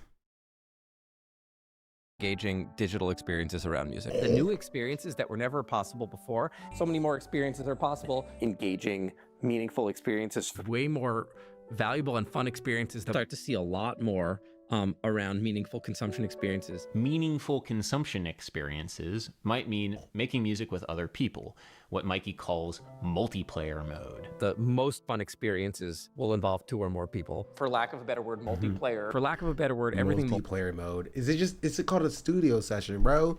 You're reinventing the wheel here. Multiplayer. People basically hacking multiplayer mode. Now, Mikey is a businessman, and he wants to find ways of monetizing these. I will also say, people don't think about the logical conclusion that this makes for all art, including like drawing and illustrations and music and writing. The logical conclusion of this isn't just people losing their jobs, right?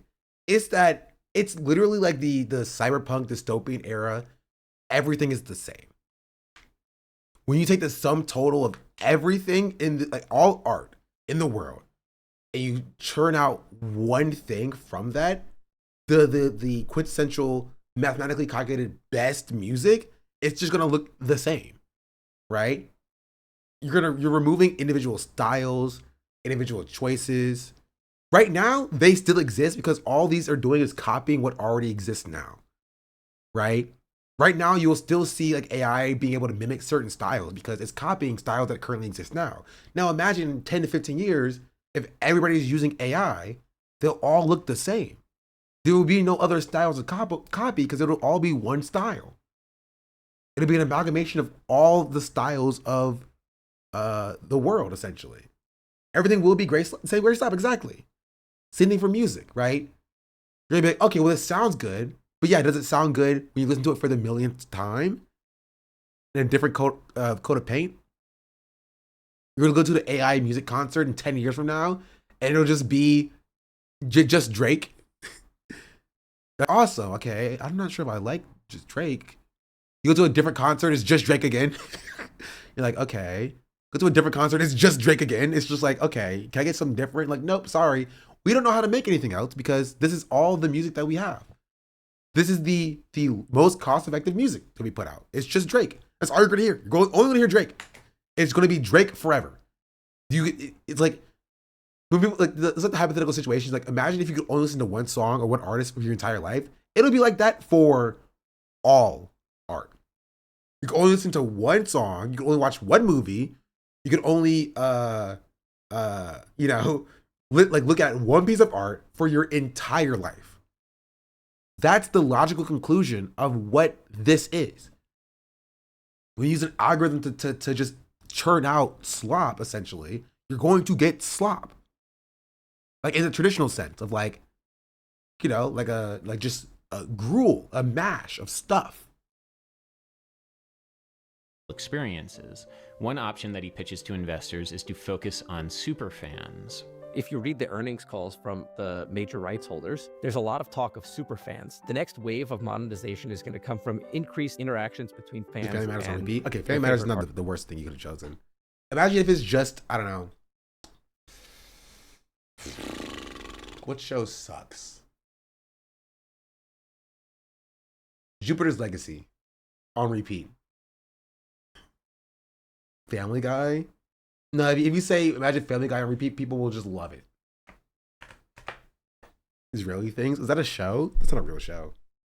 Criminal Minds Forever. Okay, Criminal Minds isn't terrible. Young Sheldon.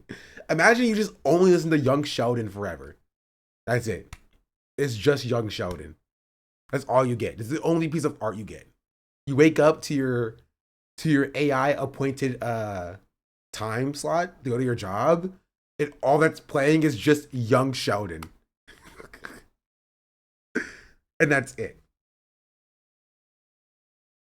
You know, you go to your corporate overlords who has replaced your manager and your manager's manager and your manager's manager with AI, but they still need you to click the button at the factory.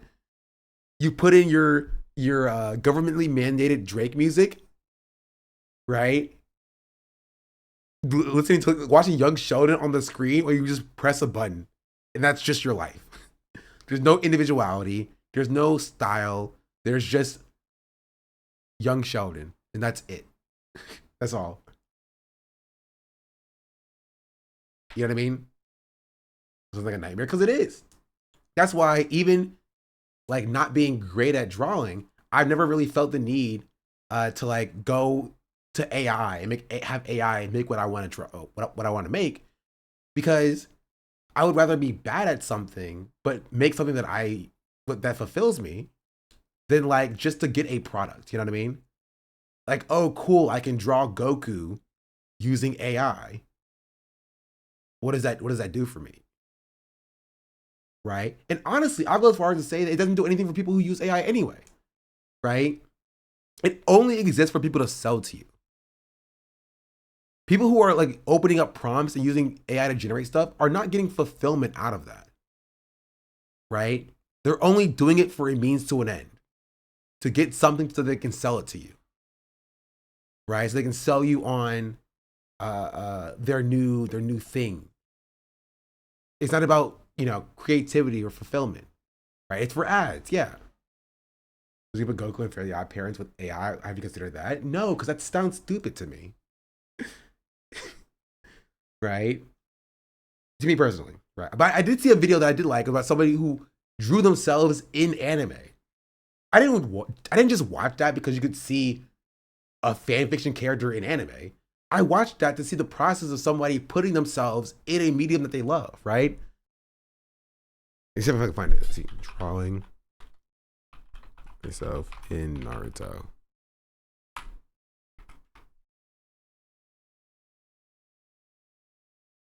I don't want shorts, bro.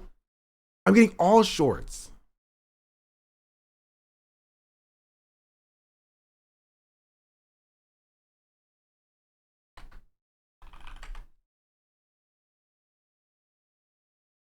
Bro. Oh my goodness, please, please, God, please. Videos.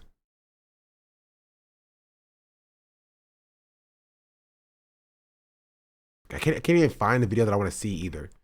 It was a girl who drew herself in the style of Naruto in a frame of Naruto. Hold on. This one. Drawing myself in 3 anime screen captures. Hello everyone. In this week's video, I'm drawing my...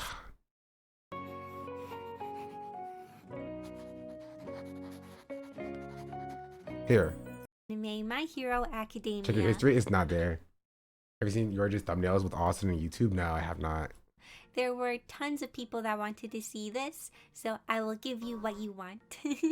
Uraraka is the only girl in this scene, so I'm going to use her as my base. When I searched her height, she is like close to 5'3", which is about the height of my little sister. Where do you find Ruth. these YouTubers? I am 5'8". It has 1.5 million views. A YouTuber has 1 million subscribers, Chad. It's not hard to find. It appeared on my feed. I need to be quite a bit taller than Uraraka. I kind of used my sister as a reference for placing. Is that how you say her into name? this I don't know how you say her name. Scene for getting the heights correct. Also, Deku is 5'5". I'm assuming that doesn't include his hair, because including his hair, he's nearly the same height as me, but I'm assuming his height doesn't include his hair. I didn't want to be an exact copy of Uraraka, so I edited the base. I flipped the body so it kind of faces a different way. I wanted my head to still look in the same direction, so I didn't flip the head. I tried my best to realign the body and the head until it looked pretty okay. After that, I changed up the pose to have my arms down. That way I wasn't totally mimicking Uraraka. I think this scene by far was kind of the most complicated I've done, since I did a lot of editing to the base, and I feel like I kind of made it a little bit more my own. Instead of just completely redrawing over an existing character, I changed it up quite a bit.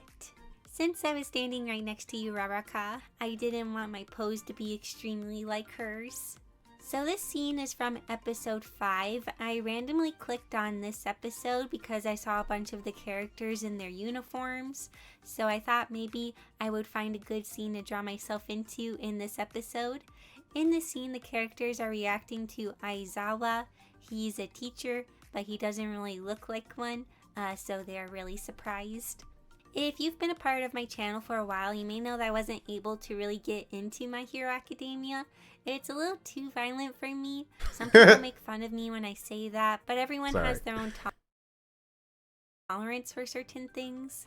I sometimes do question if I could get into the manga, because violence in comics, manga, and webtoons doesn't bother me. I'm sorry, okay? I feel a little bit bad. I did not expect that. I didn't expect it. Okay, I'm sorry. I apologize. I read some fairly violent webtoons, and if things start to get maybe a little too intense, I just scroll faster. In animes, it's often the sound effects that get me, like yelling in pain, or like just the random things breaking, or the sound effects. Like, that's often what grosses me out. But with comics, you don't really have those, and it's also easier to kind of skip over things. You just need to read faster or turn the page faster.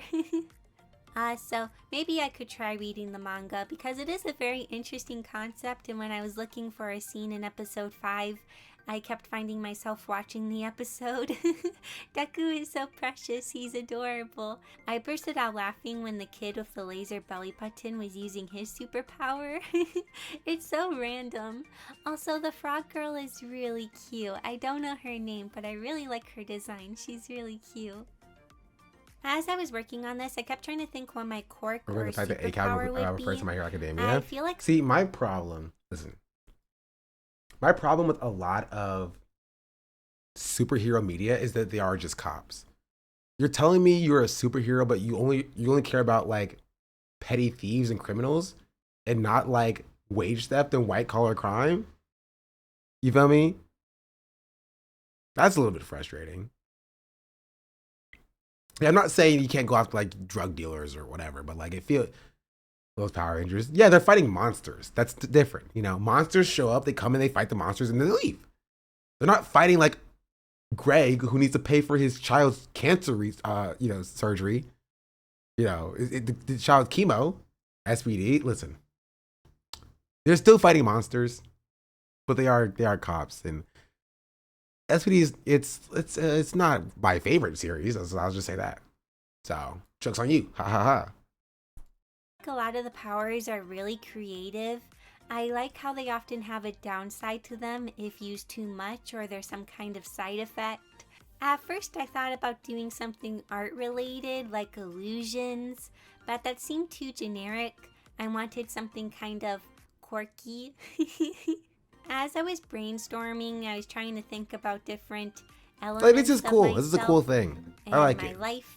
And I'm the oldest of... Could I draw myself in My Hero Academia style? Is that a fun little project to do? So I thought it might be funny if my quirk was related to that. My quirk could be called Older Sister. When Rebecca puts her hands on her hips and speaks in a stern voice, the person she is talking to feels the overwhelming sense to listen to what she commands. However, whatever Rebecca commands can't bring harm to the person she is commanding. Can you draw, though? That's what I'm trying to get better at. Sisters look out for the younger siblings. So like I could watch the current anime that's based in American high school. It's very political. No, what is that anime? Tell them to do something that'd be harmful or wrong, like hitting someone or stealing. What would your quirk be? Also, my black. Quirk doesn't work on everyone, especially if they are very rebellious or strong-willed. I thought it kind of sounded like an interesting quirk because it could be very effective, but it could also... What did you think I was going to say instead? Super effective in some cases. Also, I don't really like bossing people around, especially if I don't know them very much. So I imagine if I was in the anime, I would actually struggle to use my quirk because I don't really like bossing people around. One of the last steps I always do when drawing myself into anime Honestly, scenes... you could show me the screenshot and I would be like, yeah, no, this is definitely real. Because half of the characters in Class 1A are useless. You know what I mean? I'd be like, yeah, I'm sure this is an actual character. Yeah, probably. What's good, Rick? Apply blur to my drawing. I copy all of my layers and merge all of the copies into one layer. I then apply some blur to the drawing so it isn't as crisp and kind of matches the screenshot a little bit more. And now I'm in My Hero Academia. I kind of look like Uraraka's older sister or something. We both have brown hair and brown eyes, and my eyes are kind of a round shape like Uraraka. I would say the only critique that I would give, if I were to give any critique, I think her hair looks too nice for My Hero Academia a little bit. But like other than that, it looks amazing. Here's our Naruto. Konoha is just the US. Yeah, they all have perpetual bedhead. True. That's actually is true. It's like they all just woke up. To be fair, that's the case. They all did just wake up and then start fighting crime. Superheroes start conservative and come live as a character develops most of the time. Yeah. Cause they're like, we need to kill all we need to kill literally all criminals. And then people are like, wait, I don't know about that. He's like, wow, maybe you're right. Maybe we don't need to kill all criminals. Maybe that is bad.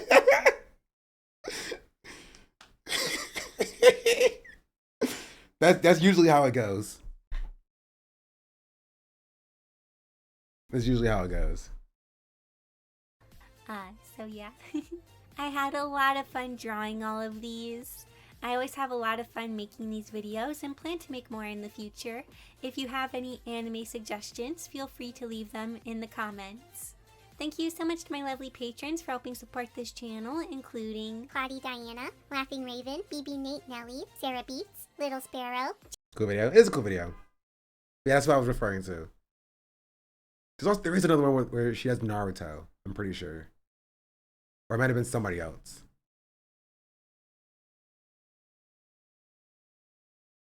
Well, you should stop watching YouTube. Shut up. You can tell me what to do. Anyway, we can go back to this video. We're 2 minutes into this video. We're already so behind. Artists. So we did this contest with Timbaland where fans could remix one of his songs. And to me, this is like an incredible part of the future of music. I will feel like I am co-creating with that artist. It is quite obvious to me that people will want to pay a lot of powers money for that. These are what the video game. Not because of me. I think about it all the time. Like if like Green Lantern ring just hits and crashes through my window, the first thing I would do, we off on some people. I won't say who. We off on some people. They're like, Sean, the ring won't let you do that. Try me. Oh, my will is strong. My will is strong. Industry might call whales. People willing to spend a lot of money on microtransactions. To be fair, would I use a death note? Because if you use a death note, you're going to hell. Like the death note falls into your hand. You read you read the rules, and it says hell is real, and if you use this, you're going there. Word. You don't go to heaven or hell. Okay, you go to a purgatory, which is just like, well, I'm an atheist, checkmate. That doesn't matter. It says it's real, and you're going to purgatory. You're going into the forever bad or forever neutral place, I guess. I'm going there anyway. That's true. Say your name on list of the devil. What's good now? Like, was just over the greater good. What if you trick somebody else to writing into it? Ooh, I have an idea. What if you're in school, you're in class, right? You get your yearbook. You take your yearbook and you take 2 pages of Death Note, you rip it out. You put it on 2 sides like, hey, can you sign my yearbook? That's dirty. That's dirty.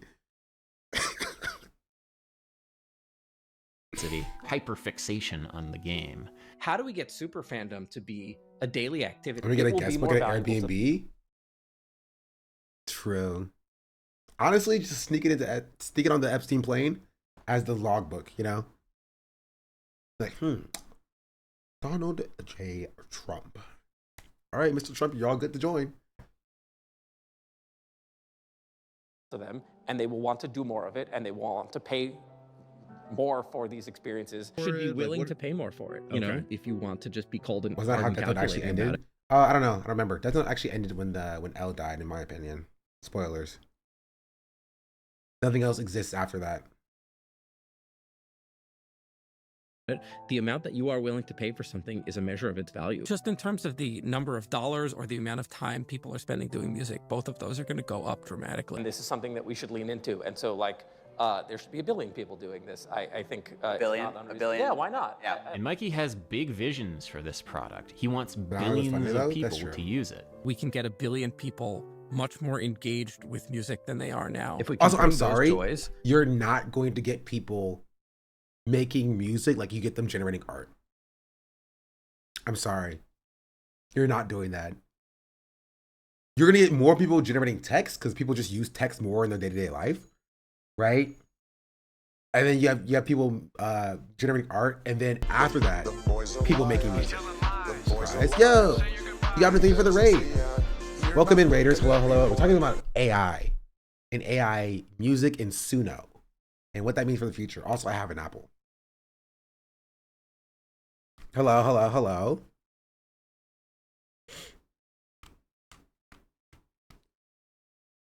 Yay, Apple, indeed.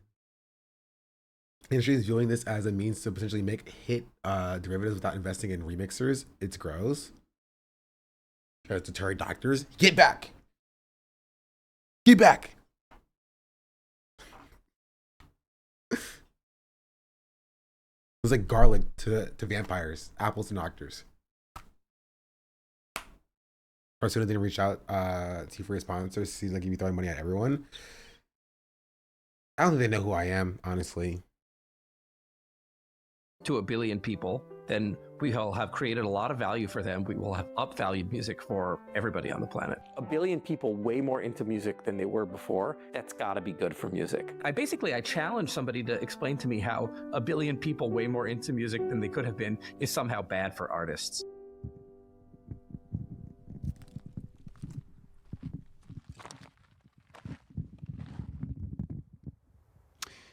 Challenge accepted. In this video, I'm going to painstakingly argue what should be obvious by vibes alone. And that is, all of this is bad. Commercial generative AI is bad in ways which are different from other disruptive music technologies of the past, like MIDI sequencing and samplers, because there is a all of this is bad. Commercial generative AI is bad in ways which are different from other disruptive music technologies of the past, like MIDI sequencing and samplers, because there is a socio-political agenda behind its adoption. This agenda will be bad for musicians, it will be bad for music lovers, and it will leave us feeling more alienated and alone.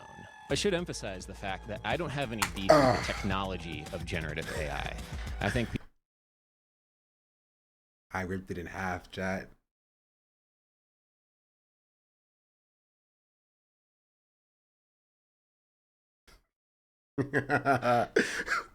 Why?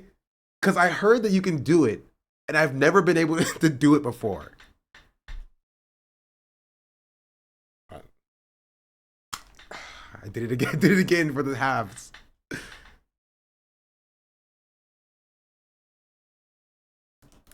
Yeah.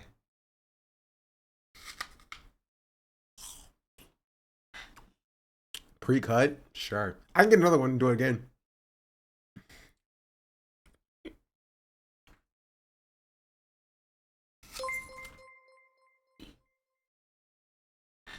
people can do some really amazing things with it. I also don't think that people who use Suno are bad people. I The think, pre-cut you know, apple they're is really getting can't great be joy. stopped. It's pretty mediocre court, to be honest. I can do it.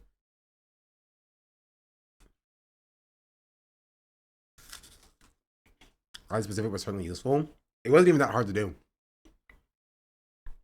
With the technology. I, for one, sometimes enjoy a good, meaningful consumption experience. Meaningful consumption experiences. In fact, I'm kind of uninterested in the general culture war of pro-AI or anti-AI. Like any culture war, it's a distraction from the real war, the class war. You see, there's a class of techno-capitalists. Based! Okay. Hold on. Hold on. This is my first video I've seen from this guy. Let him cook. Also, yes, egg.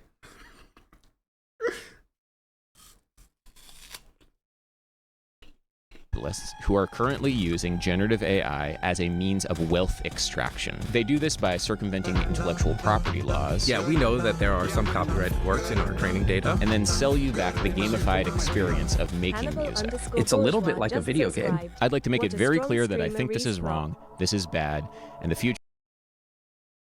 Hannibal Bourgeois, thank you for the 6 months. Much appreciated. What a strong streamer. True.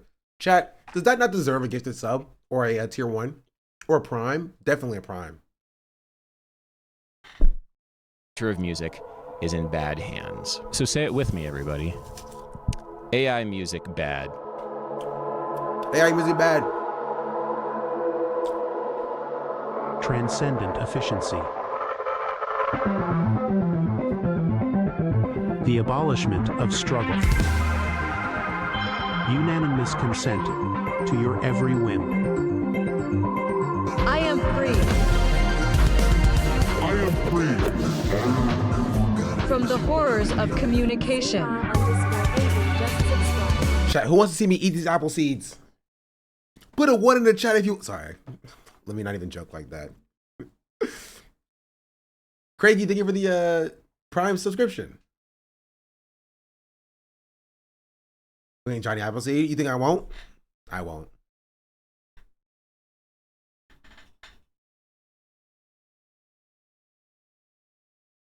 I'm gonna get to subs and I'll eat cyanide.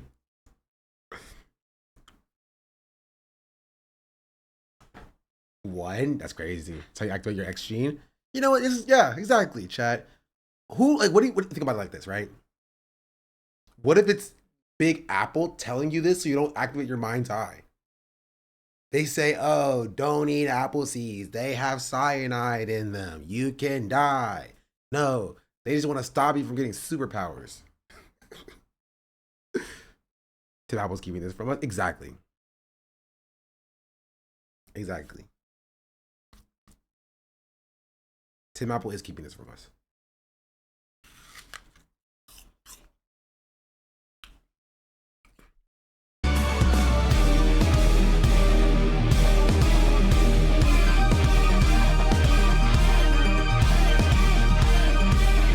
We ask the Lord for abundance, and we have received abundance. AI music bad.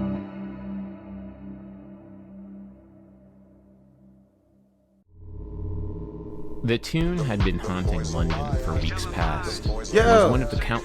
World, thank you for the raid. We got double rating here. What's up? What we had a good stream? Let's talk about AI.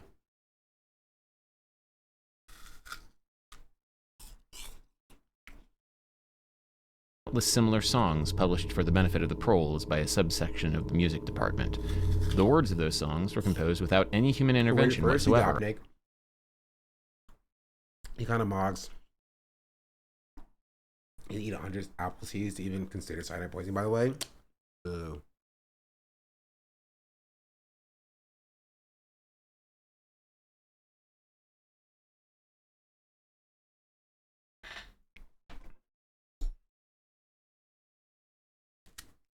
Ow.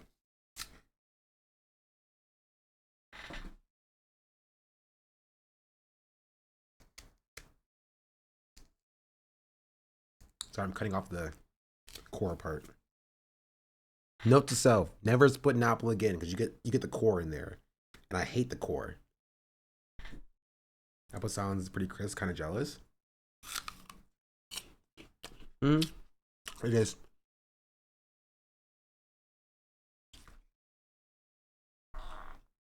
No, Nixie, you can't have. You can have this though.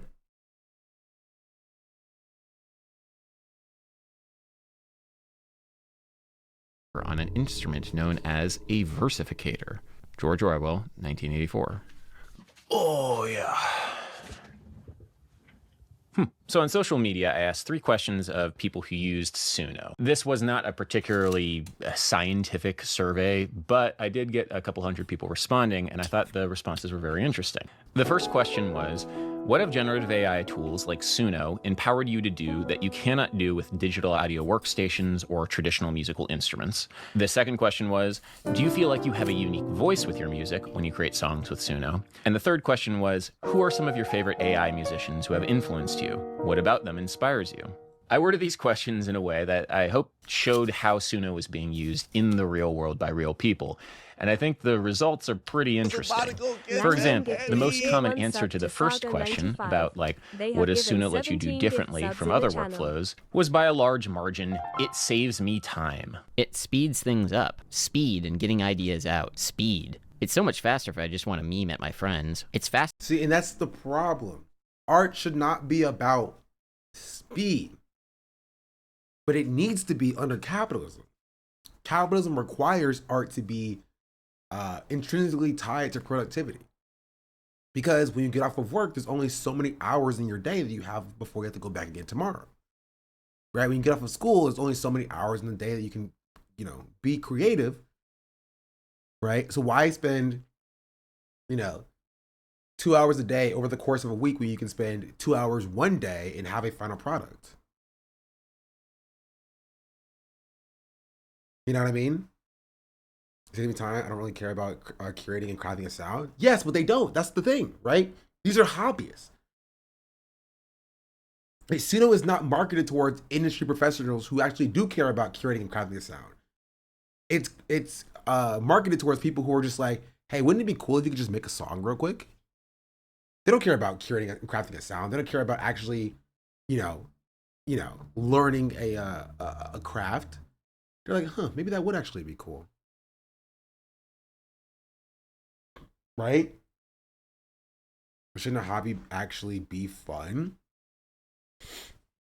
Yeah, but again, is it fun to spend 2 hours on this might be fun for you, but is it fun for everybody to spend 2 hours on something that they're working on and not being able to finish it because you have to go back to work the next day?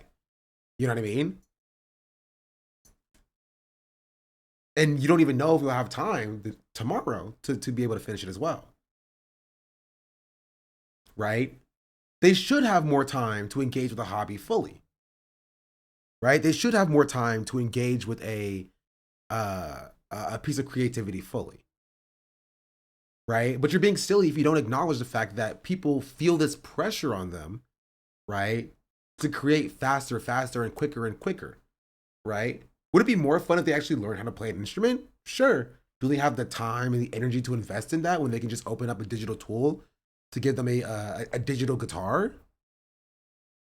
You know what I mean?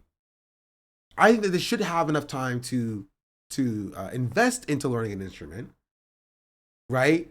But there's a calculation that everybody has to do under capitalism where it's like, you only have so many hours of a day you can spend on something. Right? Why not try to make it faster? And the goal, it should be, not to be like, shut up, loser. You're going to spend an hour on making this painting. You're going to like it. To be like, hey, you should be able to spend some time on this painting. You should be able to spend 8 hours on this painting, right? Because that's what you want to do. And it fulfills you. You should be able to do that without pressure. You know what I mean? I would argue that if you use AI to do your hobby, not actually a real hobby, you clearly don't want to do it. I think you're wrong. I do. I think you're fundamentally incorrect. You have a misunderstanding about just the way that regular people operate in the day-to-day. Right? There are people who don't care about the hobby who use AI, but there are people who want to be able to create who are like, I have no time to do it. Maybe this is like second best.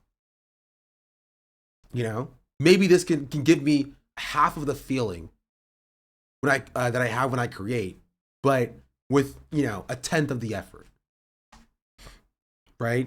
I think you're incorrect if you think that there aren't regular people who want to be creative, but are constrained and have this pressure put on them by society to be productive, and it stops them from wanting to fully create.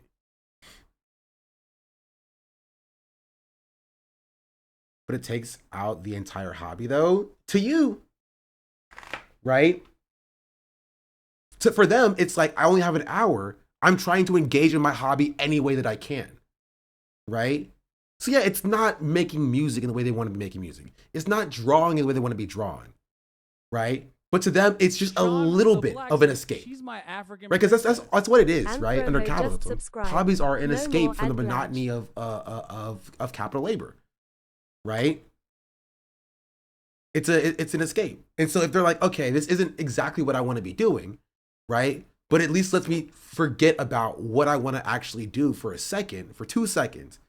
It makes me forget about work, right? For 2 seconds, it makes me forget about having to go back again tomorrow at 8 a.m. to be with a boss that I hate, at a job that I hate, so that maybe I can pay the bills, right? You have to understand why they're doing this so we can combat that, right? And you are unable to even fathom the concept of people, right, doing this, which is why we're always going to lose this battle. Because no matter how you think and how you go about it, right, a lot of people do go about it this way. Right? Is that just stopping the 999 from becoming 1,000? Yeah. If my AI obsessed mother, whose life is 9 to 5, is going out of her way to learn to draw on her own because she actually was partaking in creating images. Yeah. That's good for her. Right? And it takes the steps to get there. Right? It's our job to tell them that, like, hey, right? Yes, this sucks. And yes, you should be allowed to create in the way you want to create. Here's how we can get you to getting there. Right? That's how we can get people to socialism, right? By being like, yes, we understand that you want to be able to create, right? I disagree that using AI for the hobbies is for the hobby. The difference between people wanting to do the process, if you wanted the product, many people care more about the end goal than the process itself. I disagree that that's holistic for everybody. I do. Right? Because I still think that's engaging in the hobby, like at a very high level. You feel me? I don't think it's right to say that everybody who uses like AI to help them write a book never actually wants to write a book. You feel me? But you're wrong, G. I think you're incorrect. I think you're wrong. I think you don't understand how regular working class people operate. I don't. I think you have this myopic view of what you think is correct, and you don't understand how other people see the world. I'm not saying it's good, right? I'm not saying that it's positive. I'm just telling you how they view it. They're doing a hobby, they're engaging in a new hobby. That's what you think, and that's fine, right? You can feel that way. I'm just telling you how they view the hobby. When people are like, I like Suno because it helps me make music faster, that's how they view it. I don't care what you think. What you think doesn't matter. Right? Especially if you want them to change how they want to engage with the hobby. Right? There's a reason why people are looking for the fast, quick way to producing things. Right? And sometimes it is because they care about the end product. Right? But other times it's because they feel like they're being more productive. And under capitalism, productivity is everything. Right? The idea that speed and creation and being productive is more important than creativity is something that is a problem with capitalism. And that is what we need to be addressing. Right? Because, like, sure, we can take away the AI and take away the tools that help with speed, right? But it's not going to change how people view productivity. It's not going to change how people view their relationship with creating art and being creative. That productivity is still going to be there, right? Because before it was AI, it was tracing, right? It was people like, who were taking other people's art and tracing over it, right? To pass it off as their own. Because all that matters is about how productive you are. And that is a problem that is intrinsic to capitalism. That's it. That's it. Jeez Louise, dog. I won't say I made a drawing if commission an artist do it for me. How is it different with AI? You are commissioning an algo to, instead of another human, all you do is type in a prompt, a song of a drawing. This shit's a song or a drawing for you. I'm not saying that it's good or that it's fine. I'm telling you how they view it. That's it. I'm not making a moral ascription that AI is good or necessary, right? I'm telling you, for the people that use it, for the people who are answering this question, that is how they view it. Right? And if you don't acknowledge that this is how they view it, you're never going to get through to these people. That's how they view it. They view it as, hey, if I only have an hour to draw things, let me just have AI spit something out, right? That'll give you my quick fix. You know what I mean? I'm fiending to make something. Boom, quick fix. Like spitting something out. Awesome. Let's go. You feel me? That's something that's intrinsically wrong with society. Yeah, but I'm not saying that it's good, Chatter. I'm not saying that it's good. I'm telling you that this is how they view it and that it is bad and that we need to address the societal issue with productivity. Yeah, but these people aren't everyone. I don't think that most people are productive. Think about productivity like this. I think you're wrong. I do. I think you have a myopic view of your anecdotal experiences if you don't understand that this is how people engage with art holistically. It is. This is it, which is why, again, this is not, we will never know unless there's like an empirical study that does a survey of everybody who uses AI, right? Or at least with a decent sample size, right? There's a peer-reviewed study that's doing it, right? If that's not the case, we will never know exactly. Productivity is the same thing as wanting to do something. What do you mean? Are you not doing exactly what you're saying we're doing? Saying it's the correct viewpoint of all working class people? No, I'm telling you that, first of all, I have evidence to back it up from what we see on the screen, right? But I'm telling you, I'm addressing the people who are on the fucking screen. Chatter, you fucking moron. I'm saying these people who we are talking about, who say they only care about speed, are doing it for these reasons.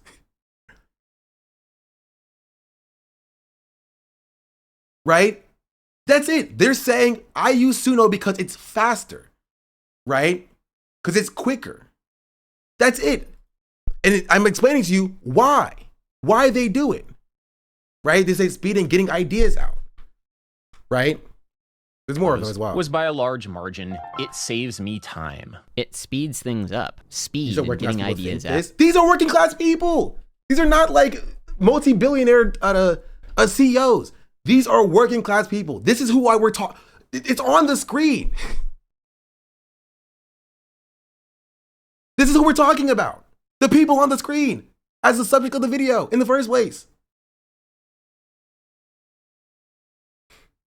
But these are a very small amount of people. This is who we're talking about. One, you don't know how many people this is. So it makes no sense to talk about what percentage of the people this is, right? I'm not arguing about what percentage of the people this is, because you don't fucking know, and I don't fucking know. What I'm saying is that the people that we're talking about right now, who have this as their reasoning for using AI, right, do it to be more productive. They do it because they want it to quickly, right, engage with what they think is creativity.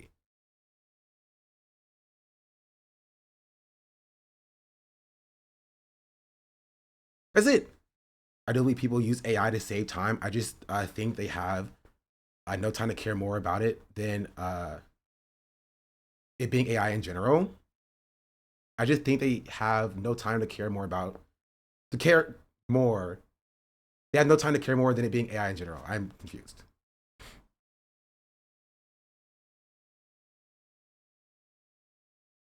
That doesn't even know what they're arguing about anymore is residual anger of the AI exists to begin with. This is the same thing that happened 3 years ago. I've never said that AI is good or is necessary or is positive, right?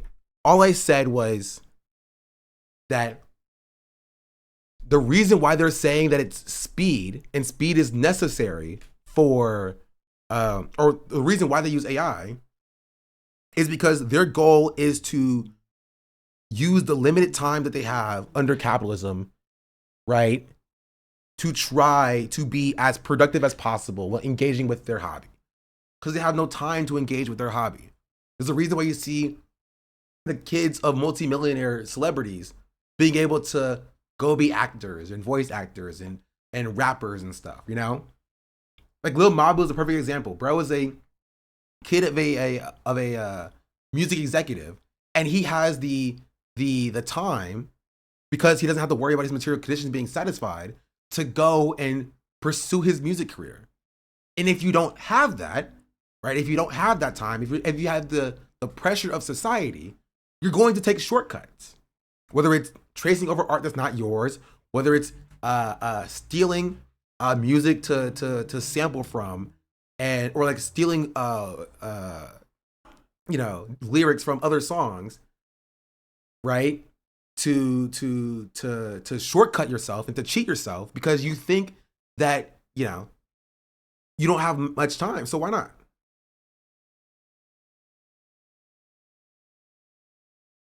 Right? That's where that comes from.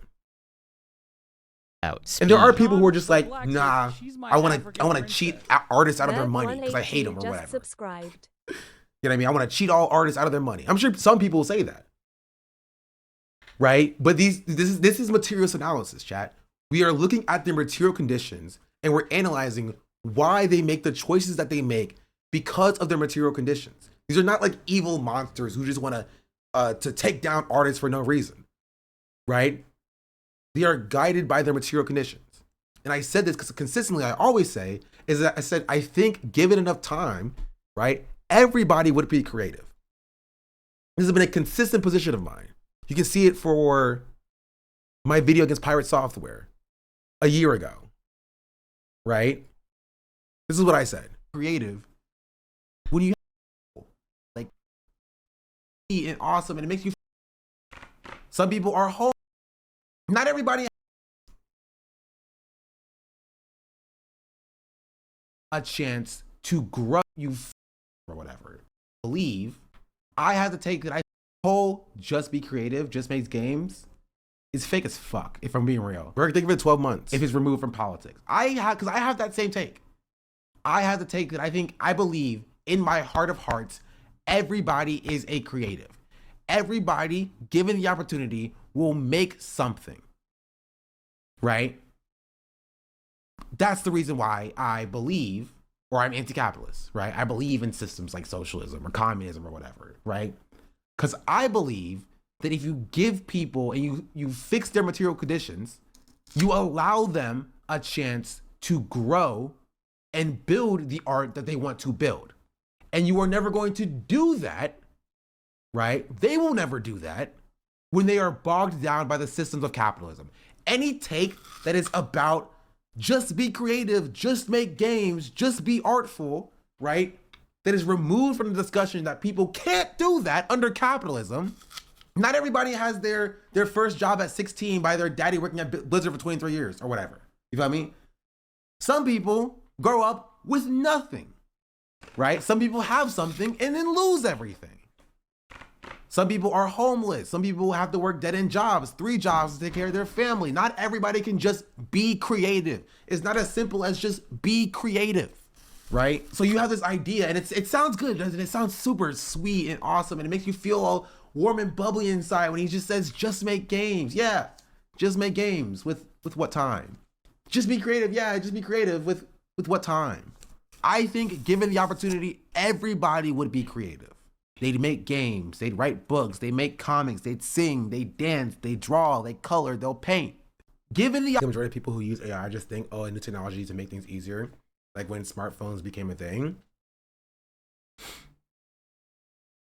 No, I think that person does exist, right? Obviously that person does exist, right? And that's the person who Suno is marketing to. But I think given the opportunity, even those people, right, would be creative. They would make music. Somebody who's like, ooh, Suno to make music? Yes, please. Right?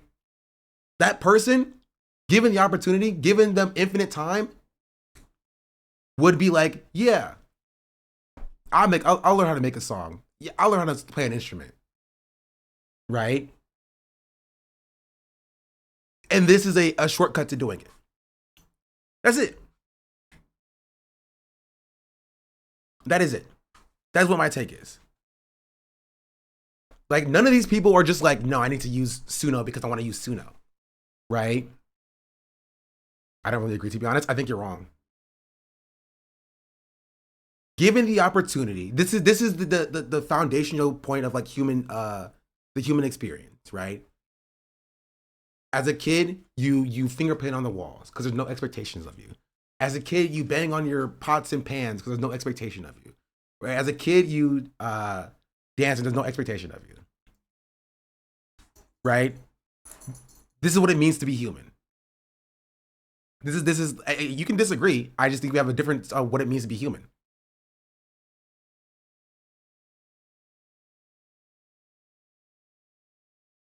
I think to be human is to be creative. To be human is to create, is to be artful, right? That's why AI cannot create art, because AI is not human. I had good finger paintings for my child and tell them accordingly. Base. People do sports, art, volunteer to find fulfillment in their lives when basic needs are met. Yeah. I think everybody would do that, right? Given, hey, stop. Given the opportunity. And so if you fix their material conditions, people will be creative. So are we killing a part of us by offloading it to agos then? Yes. Yes, that's my point. That's my point. And when you don't have any time, right, to be creative, you're going to find shortcuts, right? You're going to find anything you possibly can to get that quick fix, right? For that hit of human experience. And that's it. Right? So people who want to be creative, people who yearn to be creative, because everybody does in my view of human society. They're like, all right, if you can give me a tool to be creative in an instant, in 2 seconds, right? And give me my fix of human creativity, I'll take that. And there's a certain percentage of a population that views creation as art as a status versus compulsion. They think things are cool and they want to be cool. Sure, I think that there's still a innately human drive to create something. I think it is innate to human beings to create something. I don't care if it's dancing, singing, acting, drawing, painting, building sculptures, woodworking, right? Every single person has some drive to build something, whatever it is. And AI has given them an opportunity to be like, hey, you can build something under capitalism without it interfering with your day-to-day life. You know? If this argument comes from two people talking past each other, I wasn't saying people don't do that. I was saying that people who do that are not really engaging with their hobby if they do that, in my opinion. I again, sure. I'm not arguing based on your opinion, Cheddar. I'm arguing based on on their opinion. I'm arguing based on how they feel. You can feel that way, and that's fine.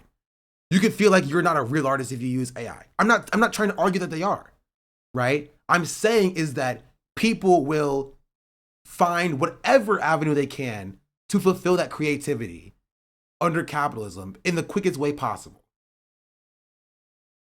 Right? Gotta give me the hobby though, isn't it? I don't know and I don't care. Literally, it's not my point. My point is, it doesn't matter what any of us thinks, right? What matters is how they will go about society and living their life. And when they have a free moment, the decision that they choose to, instead of picking up a pencil, to opening up freaking, I don't know, Gemini image generation, right? The reason why they chose AI in that instance is because, right, it's quicker, right? It's a quicker path to getting to that human, the human part of themselves to make something, right? Even if it wasn't actually them making something, even if it doesn't actually fulfill them, right? It's like a sugar high, right? Like eating candy doesn't actually fill you up, but it does hit something in your brain and be like, this is good enough for right now, right? Would it be better to actually have a full substantive meal? Yes. That is really sad. Yes, but that's the reality that we live under, right? That's the reality that we live under. The drug version of creativity, it is. It objectively is. It is the drug version of creativity, right? And so long as you live under capitalism, the answer is, right, either you take the drug version of creativity or you basically have nothing. Right? That's the binary choice for a lot of these people. You feel me? That's it. That's why they choose to use AI. They're like, this is better than nothing. I don't have time to paint. I don't have time to draw. I don't have time to build. Right? I don't have time to actually be creative. This is better than nothing. Right? This gives me a little bit of what it feels like to be human. Right? Because capitalism gatekeeps that from working class people. Capitalism says, you can't do this. You have to go back to being productive at the factory. And so they're like, okay, I have a 5-minute break. What if I just open up ChatGPT and it helps me write my book a little bit? You know what I mean?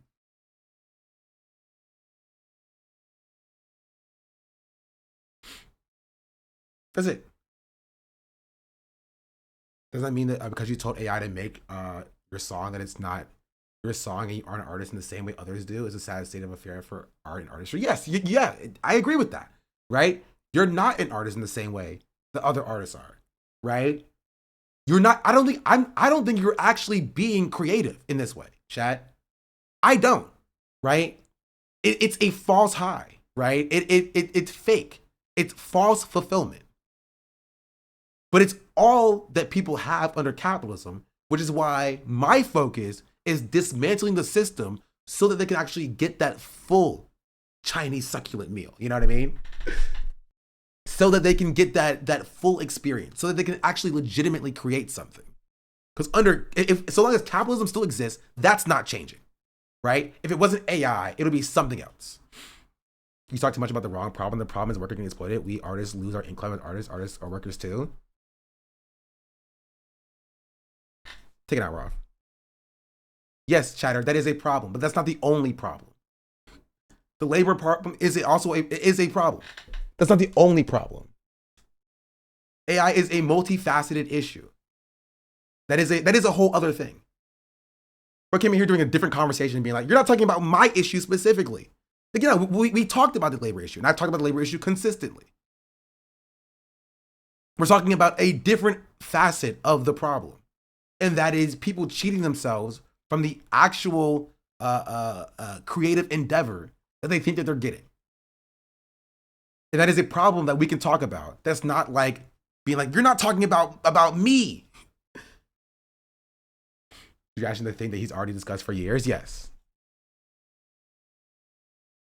AI or miraculously large language models aren't the problem. Capitalists owning the programs that computing infrastructure design are built or stealing the labor value of artists that they train on is the problem. No, I don't fully agree with that. That is a problem. But I do think that, again, people cheating themselves out of what it means to be human is a problem. Right? Both problems will be solved with the destruction of capitalism. Don't get me wrong. But that doesn't mean that this is not a problem.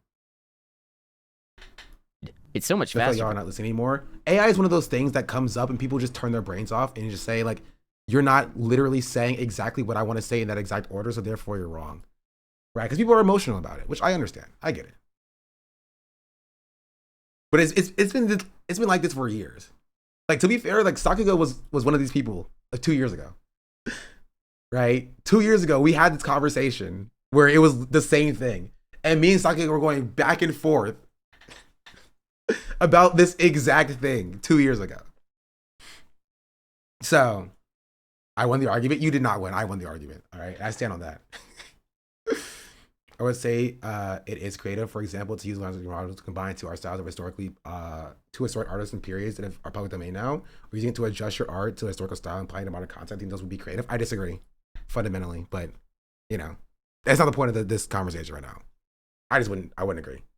If I just want to meme at my friends, it's faster than digging for loops or samples. Rapid iteration for sure. Move fast, break things is the Silicon Valley slogan, and this technology lets you iterate on ideas very quickly, which is why Mark Cuban and other tech billionaires can't see why people don't love AI and the arts. After all, it allows for much faster iteration. When you make it easier for people to conceptualize things, they can go through concepts. I foundationally think that it's cheap. It's a false sense of fulfillment.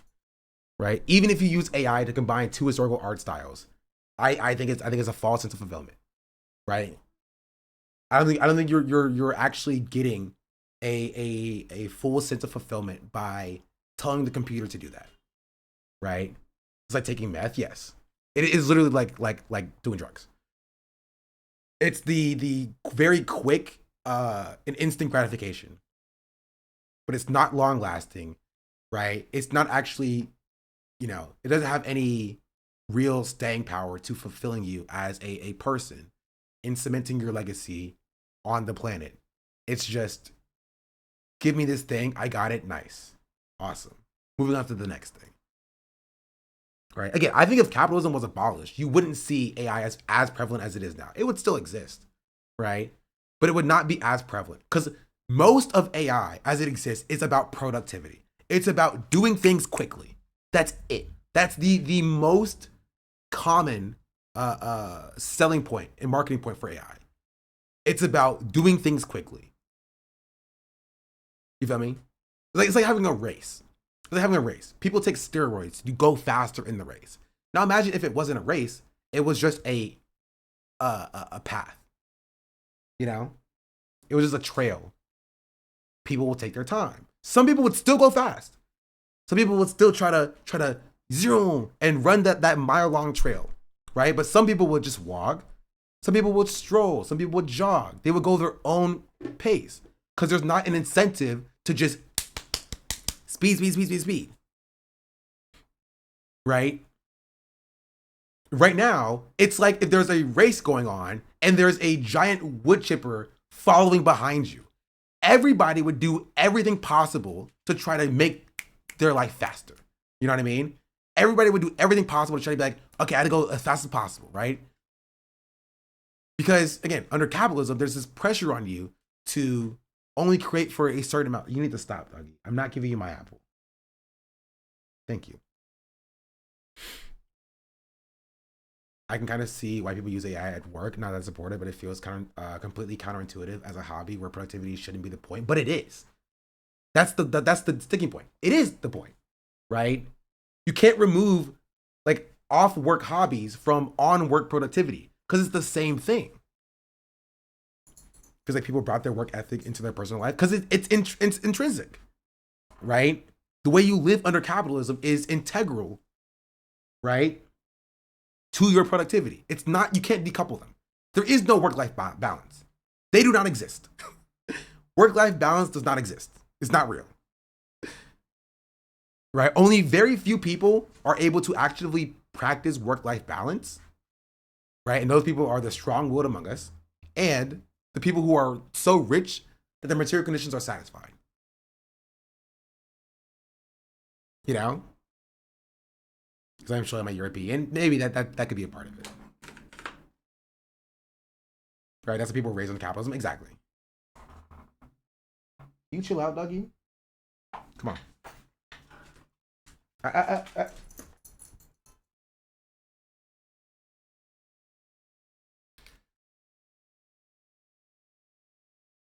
Where balance is the false notion developed by capitalists to make you feel at ease. Yeah.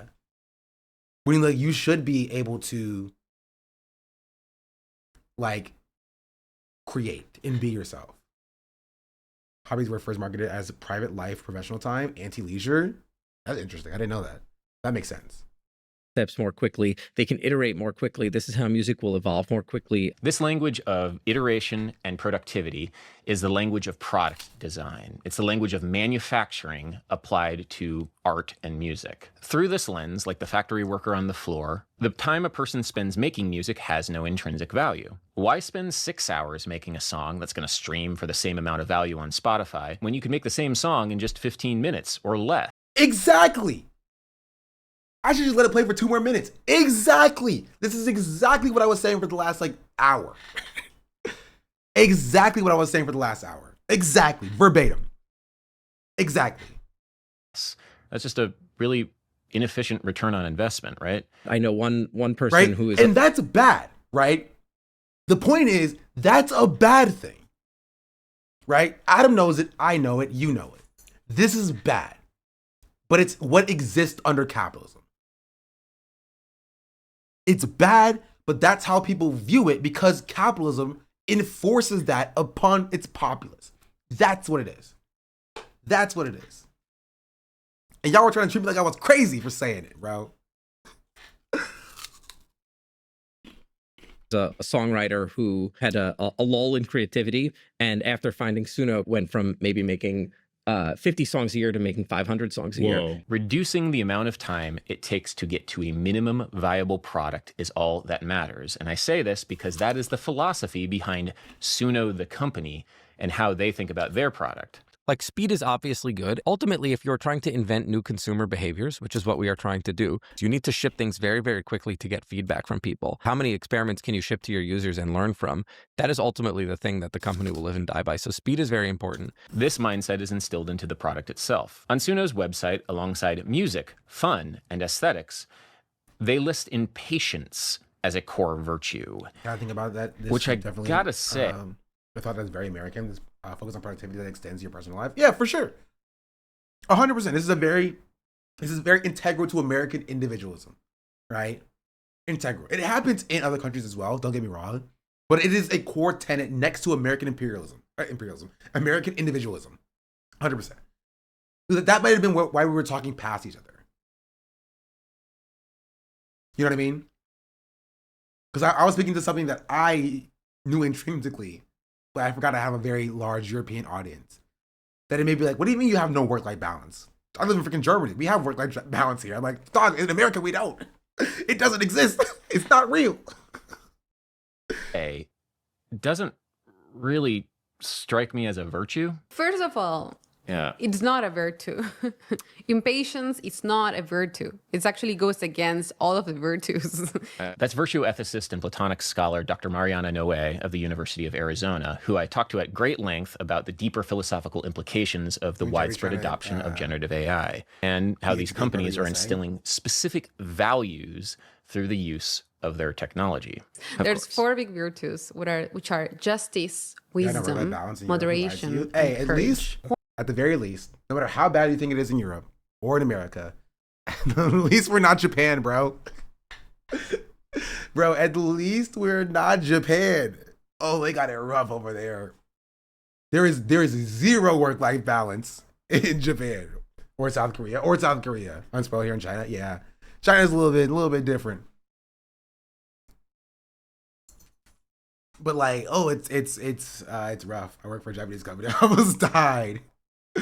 Yeah, I think the U.S. actually works more on average than Japan. Funnily enough, it's not about necessarily about work. It's about the balance between work and life. You know what I mean?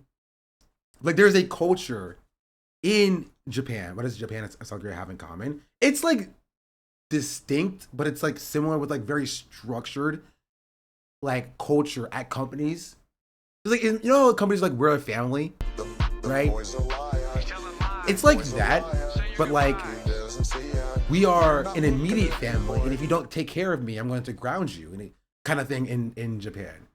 In Japan, you go out with your drink with your boss to stay employed. Yes.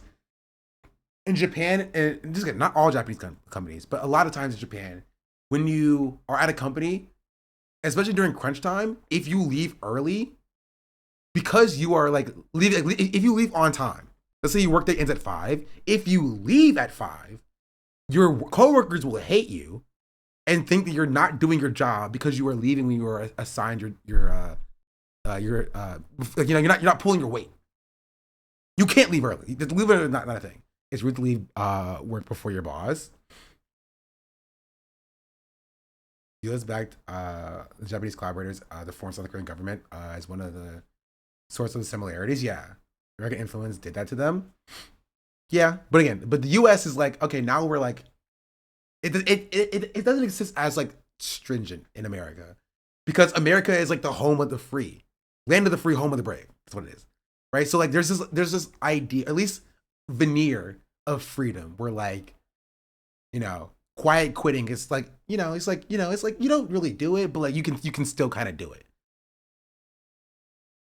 You feel me? In the US, you'd expect to do that with no more pay. To say, but if I'm done at 5, I'm gone at 5. Yeah.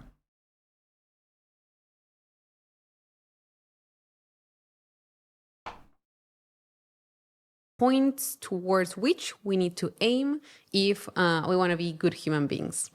Impatience goes against almost all of them. Not justice, but it goes against courage, it goes against moderation, and it goes against wisdom. If you're an impatient person, there's no way you can be a courageous one. A courageous person is one that assesses the risk and knows when to attack. In work life stuff in Japan, they treat you in a way where you want to quit because they usually can't fire you.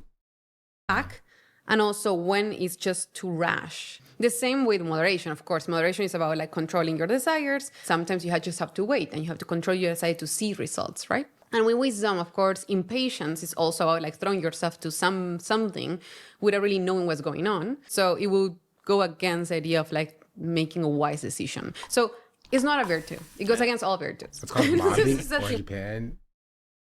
Bingo. They mob you? That's rough. Important. The most generous read that I have on this is that impatience for Suno means prioritizing action over inaction, and there is sometimes real value in working quickly and not second-guessing your intuitions. That's why it's exciting to watch Rob Scallon and Andrew Huang do their 1st of October project and write and record an album in a day. They aren't precious with their ideas, and they work fast for some truly special results. I did a similar thing with Ben Levin with our 24-hour album streams, making a couple of albums the same way. However, I think about how depressing it would be to watch the same video where Rob and Andrew simply generate their ideas on Suno. Both them and the audience would be deeply cheated out of something hard. Bro, he said the same word too. Exactly. Hard to put a finger on. Exactly. I told you, it's like a drug. You were cheated out of what is something very human. Right? But in the same way that people just still do drugs anyway, they have this idea where it's like, okay, yes, I'm being cheated out of this, but like, it's either this or I don't do it at all. You know what I mean? We're devil's advocate here. When digital art first became practical, don't you think many saw it as a shortcut to creating traditional art? Why does it inherently have to be less creative inputs and inspiration used for AI? For sure, it opens doors to taking shortcuts and quantizing art, but isn't that really inherent to property anything that can be created with AI? Is there really inherent properties to anything to be created with AI? Yes. Right? Because the mindset is different. You know what I mean?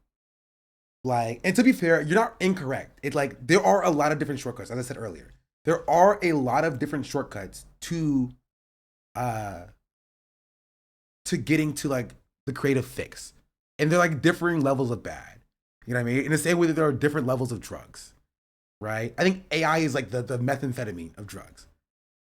Right? It's like the quickest high, you know, but like the most cheating yourself out of what it means to be human.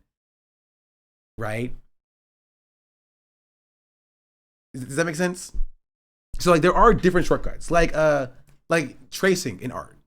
Tracing is also a shortcut. That or can be seen as a shortcut to productivity that is not giving you the full creative experience, right? So that's why tracing can be poor, but tracing can also serve a purpose to making sure that you have the foundational skills to build your own pieces of art. So it's the mindset that's a little bit different. Tracing to produce a product to sell to people under the pretense that it's your own is bad. It's not good. And it's very similar to AI. But tracing as a learning, as a practical experiment, right, to learn, or an exercise to learn, to then build your own art is inherently good, right? But it serves no benefit to like in that way to generating things with AI. Because AI is not producing anything new you can learn from, right? Does that make sense?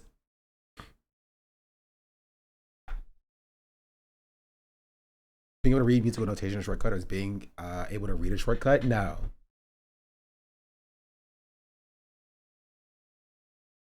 It's not about like the pieces of the process to let you create art, right? It's about how do you get your creative fix as quickly as possible, right? And so you may be like, I'm gonna trace this piece of art and I'm gonna post it on my Instagram and I've been creative today, right? Or you'd be like, I'm going to trace this piece of art so I can learn how this artist did this or did that, taking that and then applying that to my own art, right? So at the very least, using tracing as an exercise, you're learning from it so that you can be better creative in the future. And that's different than like using AI to skip the entire process to get to the final piece, right? At most, you can use AI to generate something and then trace from that. But at that point, why would you do that instead of just tracing from the source material? Because you're not tracing from, an actual piece of art. You're tracing from a amalgamation of art, right? So it's about the approach to the art that is just different when using AI, right? There's very little use case for the type of generative AI that we currently see that we're talking about in building pieces of artwork, right? That is not just, let's just cheat. I think you're cheating yourself, right? I think you're cheating the rest of us. I think it has to do with your imagination. If you have an idea, you like the ability to translate into real world without tools, it's okay. But if you have an idea, no concept, nothing worth creating, just offering on tools, it's cheating.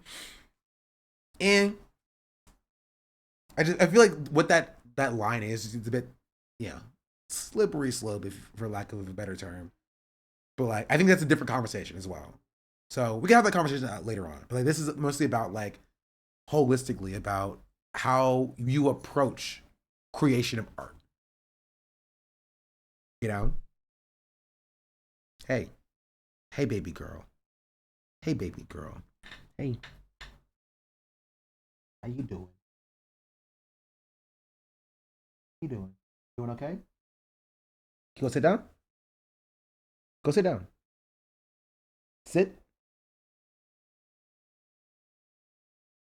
Sure. You can sit right there. That's fine. Someone who makes a significant portion of my income teaching music and performing. The one thing that makes me feel less nervous about Suno is that most of us make a living in music are doing stuff for live performances rather than our published art. Yeah, but there are people who do make music, make money through published art too. So I don't think we should cheat those people out either. Hey, baby girl, you need to chill out though. With creative friction, like a deadline, Suno gives you the excuse to be impatient with the process. You don't have to work out your feelings of indecision in that moment. Suno can just do that for you. So the value of patience is just the moderation of your own motivations almost, no? It's like, okay, I want to do this, I want to do that, I want to eat that, but it's like, but now it's not the time, which is what makes us different from animals. Yeah, I was going to say, this is a very core feature of humanity. It's Exactly. our ability to control ourselves and plan for the future. Delay pleasure. Delay pleasure is what makes us unique. Yeah, and a big important part of teaching music or musical instruments to young children is just to show this. You get to do this cool thing if you put in hard work and wait for that reward. Yeah. Another common answer to the first question about what Suno... I think a big part of it is, I think it's not talked about a lot for kids. I think it is talked about. Stop.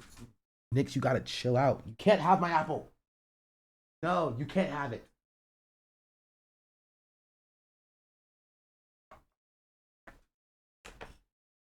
Come on. Come here. Come here. Come on. Right. Say goodbye to the chat. Say goodbye, Nixie.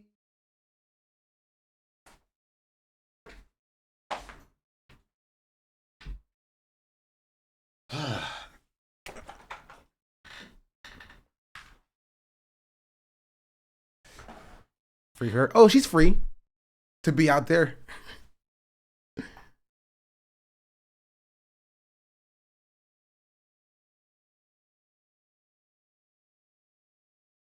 Oh.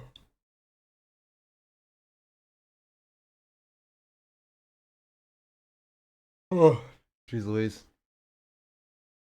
And when you trace, you fully decide what you trace and how to trace it, and what is traced for. With AI, you end up submitting to it using its interpretation for what you're trying to do. Yeah. You do differently was it saves me money. And fair. I mean, it is genuinely a cheaper way of getting a final product where you don't have to This pay one a is interesting because I can see an argument for the speed thing under capitalism and productivity. There's not really even an argument for this one because like saves you money to what end?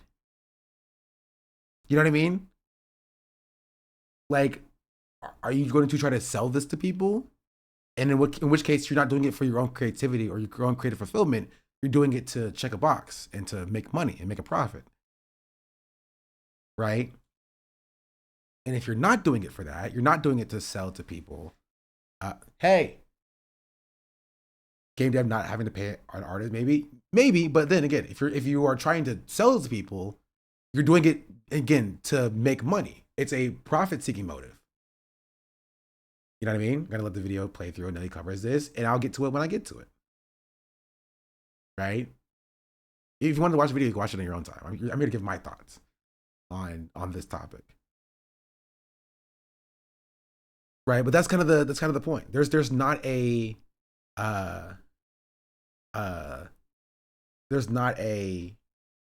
creative fulfillment argument that may be to be made when it comes to like it saves me money, right? I'm gonna say, I'm just letting you know that you two are aligned in this. I know, sorry, I'm popping off on chatters. My bad, chatter. You're good. You're good. Chatter got me riled up on this topic. But yeah, like engineer or producer, right? Suno's head of creators, Rosie Wynn, argued in a Twitter post. She's oh yes, Jasmine Rice girl. She got ran off of Twitter for this post. I don't think she's posted since this, by the way. I don't think she posted since this. Right? Suno's head of creators, Rosie Wynn, argued in a Twitter post that Suno is great for low-income accessibility and people who don't have access to music lessons. I really wish Suno existed. Like, for what? For what? Genuinely. Music lessons for what end? Like what does it matter if it's accessible if you don't have a drive?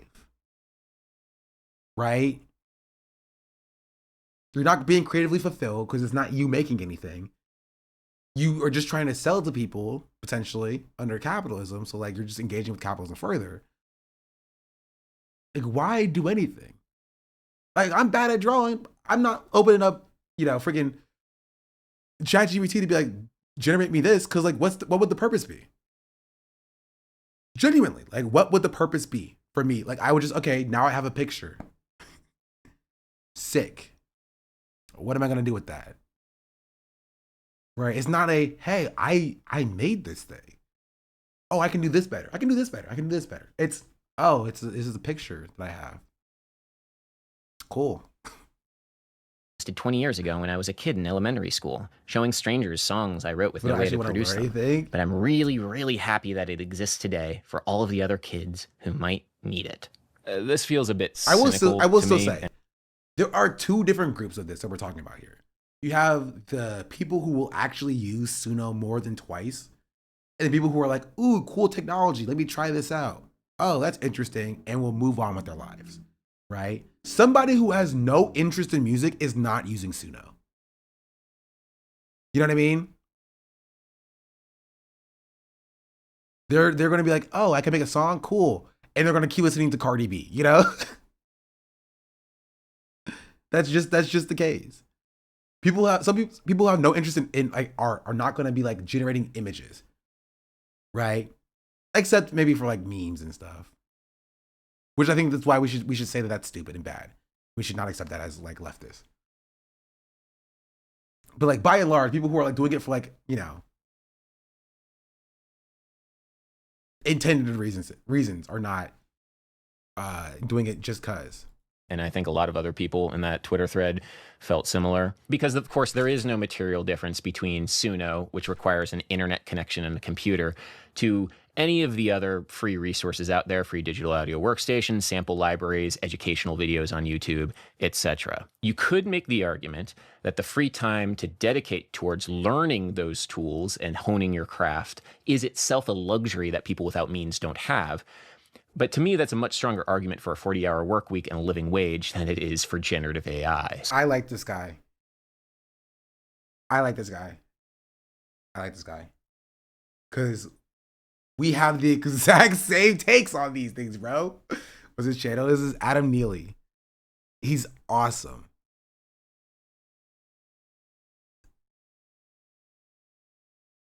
He's great. This is exactly what I've been saying, bro. This is exactly what I've been saying. So if you're broke, please just do what everybody in my generation did and crack a copy of FL Studio and get to work. The third common answer. Join us. Join us, bro. Take your dad's old laptop, your mom's old laptop. Go ahead and get yourself a pirated version of FL Studio and start just making beats. Why not? Who's going to stop you? Who's going to stop you?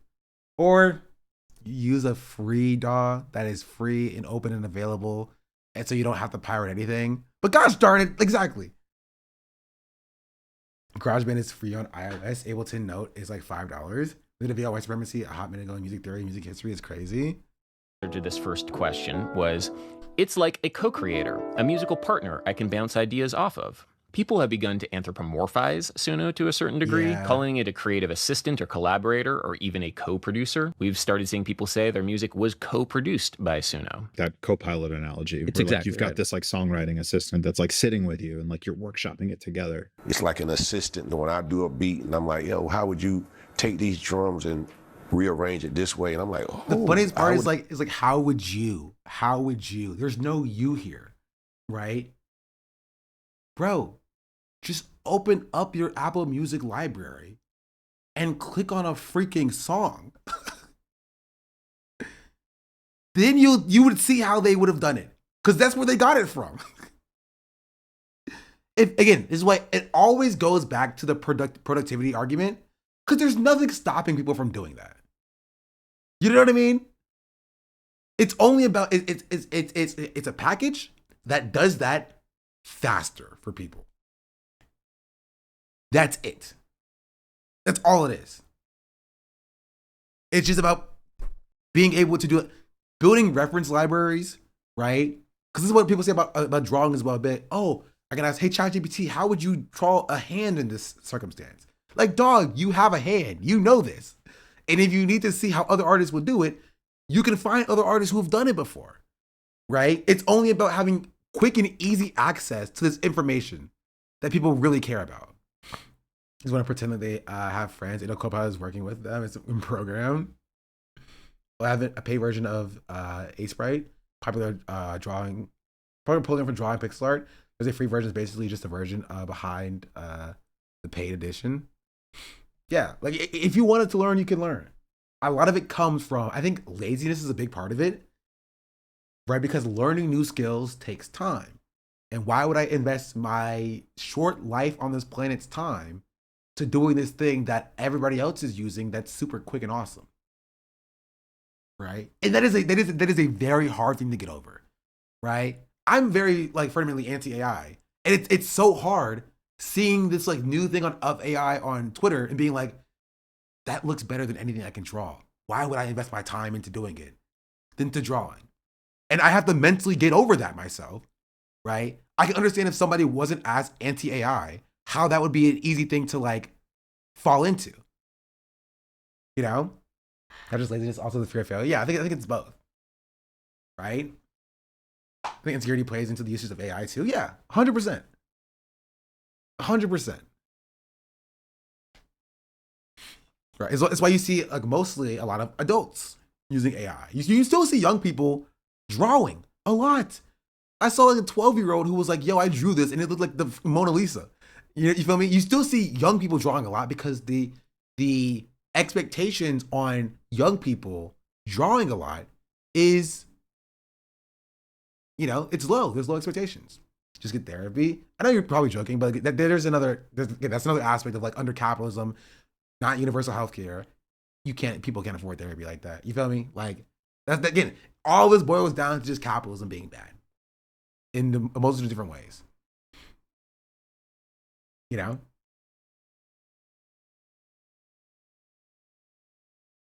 Would have never heard it that way. This is a line that you'll often hear about the professional usage of this tool, in that it's not going to do the work for you, but it might give you inspiration and ideas that you wouldn't normally think of if you were just working by yourself. It's like another human giving a human an idea. Yeah, because you got it from the artist that they stole it from. I don't understand how they don't understand that. Yes, it feels like a professional made this. Yeah, where do you think it got it from? This is, of course, what a music... So there's the only problem is that it takes time to find those references. It takes time to find that inspiration, to find those artists you want to try to mimic, right? Or be influenced by. And it's a lot quicker, again, back to the productivity argument, it's a lot quicker to have the AI spit it out for you than to be like, okay, I want to make a sound that sounds kind of like Kendrick Lamar meets Baby Keem meets Lil Yachty. Let me go find Kendrick Lamar songs and Baby Keem songs and Lil Yachty songs. Let's see which one of these songs actually sounds like I want it to sound. You know what I mean? That takes time. You feel me? That takes time. I think of it the reverse way, from my own enjoyment. It's not enjoyable for me to use AI to make art. I found my own. I've been an artist for 2 decades now, and I still don't mind finding new things to draw that I absolutely suck at. My recent one was horses, but it's fun. But learning it is because it's fun. It's like playing the piano for me. I can still listen to songs online. I don't need AI to do anything. It's fun to play the piano. Yeah, but again, now imagine if you're starting from absolute zero, and you know that it's gonna take you so much time to get good at it. Isn't it a lot easier just to skip to AI as the shortcut? That's what people go through in their mind, right? They make the wrong decision, right? They make the wrong decision, but that's where they go through, right? That's how they arrive at. Maybe I'll just open up Suno and just see what's going on, right? Because I'm with you, right? To the tune where I don't have my keyboard here. I used to have a keyboard. I used to tap some keys on. It sucked. It was a bad keyboard. But I would open up virtual piano on my freaking on my my browser, right? And I'll be dwindling away. Hold on, let me see if I still got it.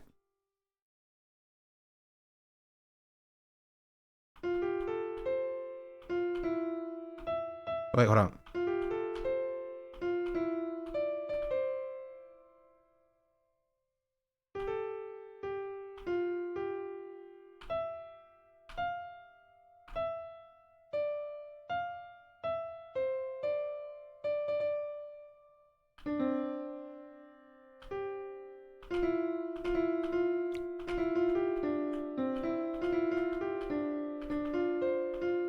Ah, it is SAO. I told you I still got it. That's the first song I ever learned how to play on a piano. It was Crossing Fields. I hate that your first anime was SAO. It was the first one I've seen. Let me just look at my head again. Hold on, I got to try again. Wait.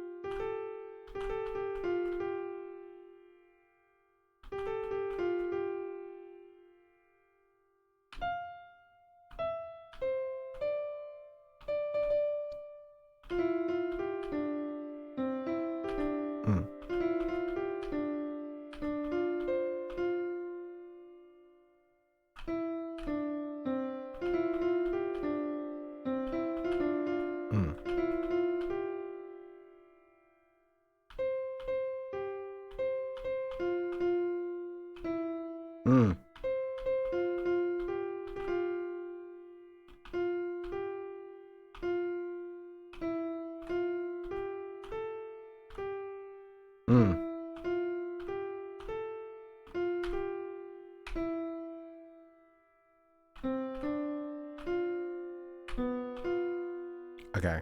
There's something there. There's something there. There's something there.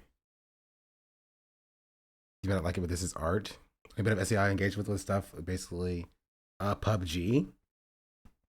The SEO train past me. It's pretty sorry as a first anime, but at least it's mostly up from there. True.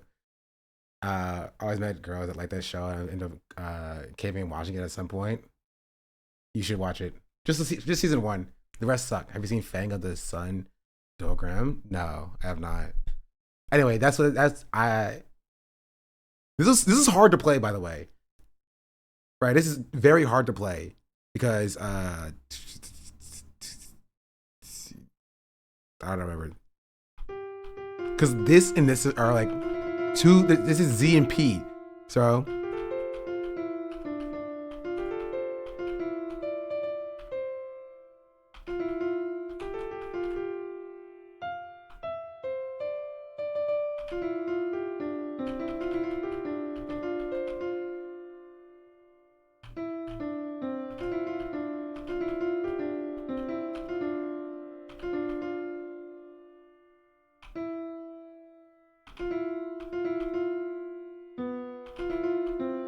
Okay, whatever. Yada yada yada. I'm even playing on a keyboard. Yeah. Musical collaborator is, or put it another way. Imperials, probably one class kid joining an anti-colonial guerrilla group doing guerrilla warfare. Is that Porter Robinson? No. It's Crossing Field by Lisa. A friend. For Aristotle, a friend is an important part of living a good life. So in his Nicomachean Ethics, Aristotle hold on. I have one more. Hold on. Wait, okay.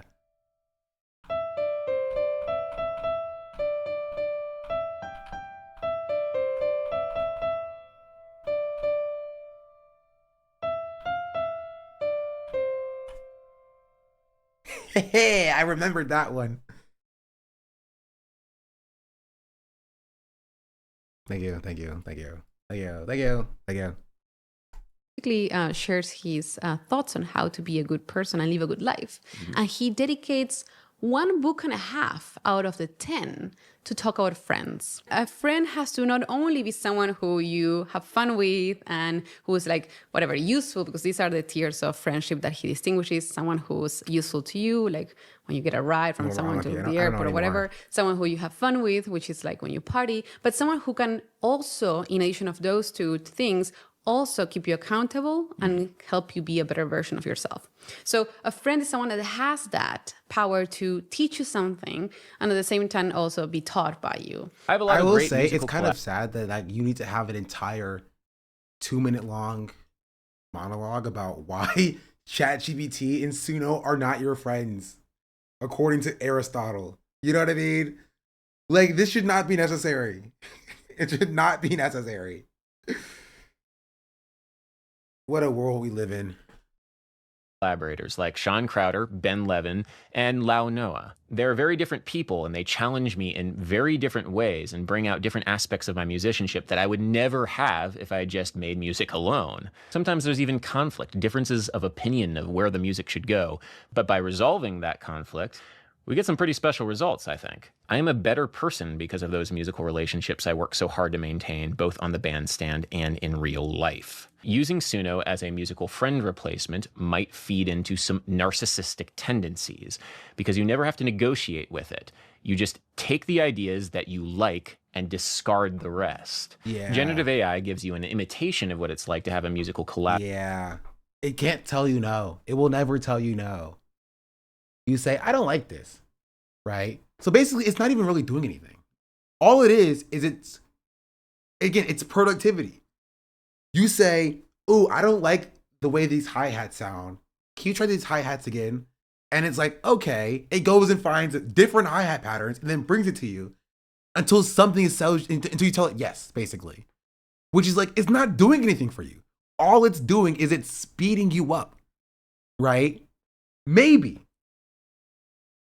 Right? All it's doing is it's like, okay, here's this bucket of stuff. Do you like any of it? No? Okay. Psh. Here's this new bucket of stuff. Do you like any of it? No? Okay. Psh. You know what I mean? That's it.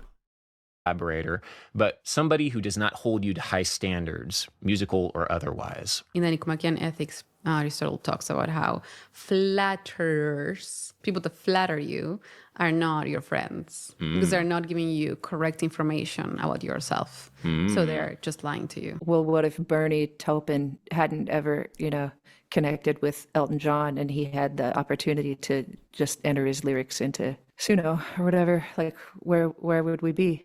Now, zooming back a little bit and taking a look at the answers to this first question, we see that nobody answered anything musical, really. All the answers were about saving time, saving money, and replacing friends. In other words, Suno lets you make the same music faster, cheaper, and lonelier. I'm not sure if that's a good thing. The second question I asked was, do you feel like you have a unique voice with your music when you create songs with Suno? Some people said yes, but the majority of responses felt that the music that they made was not particularly unique to them.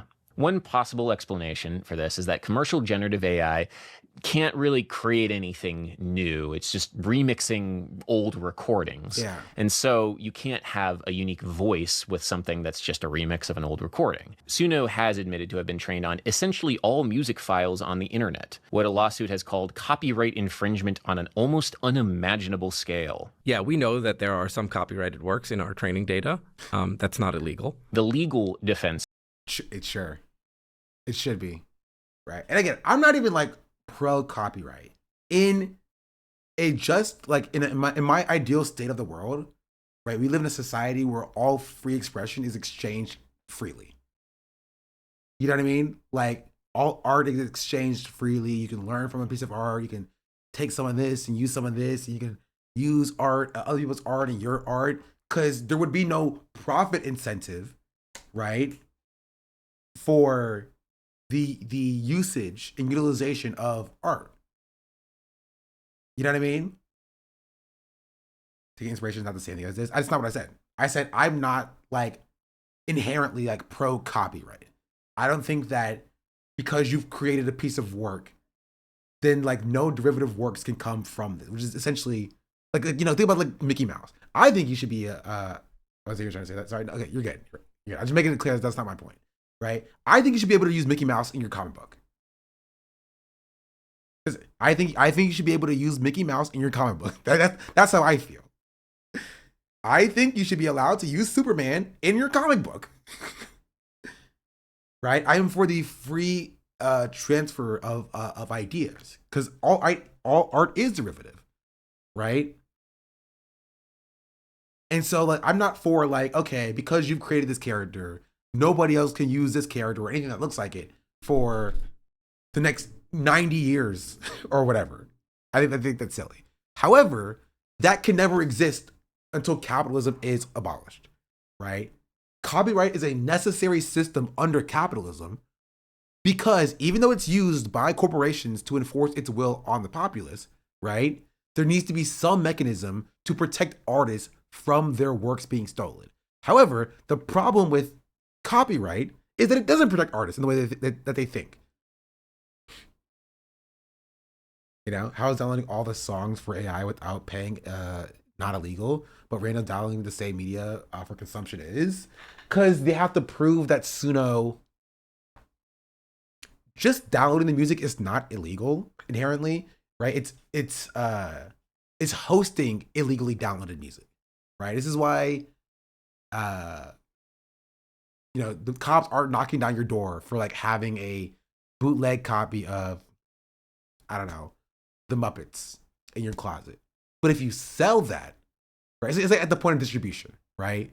Selling that, hosting that, providing access to the copyrighted works, that is illegal, right? So long as they can't prove that Suno is directly, hosting copyrighted works, and right now it's an illegal gray area because the works that Suno is putting out are technically not copyrighted, right? Because it's like an amalgamation of all the art in existence, essentially. It needs to be further regulated. It's in a gray area where like it doesn't fall under any specific legal statute, which means you can't prosecute it. right? If they can prove that Suno's servers are hosting copyrighted works and providing access to copyrighted works, they can be prosecuted for that. But if they can't prove that, then there's not much they can do. If they like download pieces of art, feed it into the model, and then delete the art off of their servers, you know, like what is any law enforcement agency going to do about that, right? Because if you own a piece of artwork that was trained on that, how would you know? Because Suno's not going to tell you that, and so you need a whistleblower to come out or something to prove that Suno is actually breaking the law. You know, this law is created by and for capitalists and to use against the working class, not the other way around. Think about the class of people who became judges and prosecutors and attorney generals. Became majority of Congress. We see evidence of lobbies writing the laws directly. Yeah, people are so individualistic that only want to make art if they can monetize it and close it. I don't think copyright is necessary, even under capitalism. I think there needs to be some service to protect the little guy from the corporations, right? Copyright has failed at doing that, but I think something is necessary under capitalism.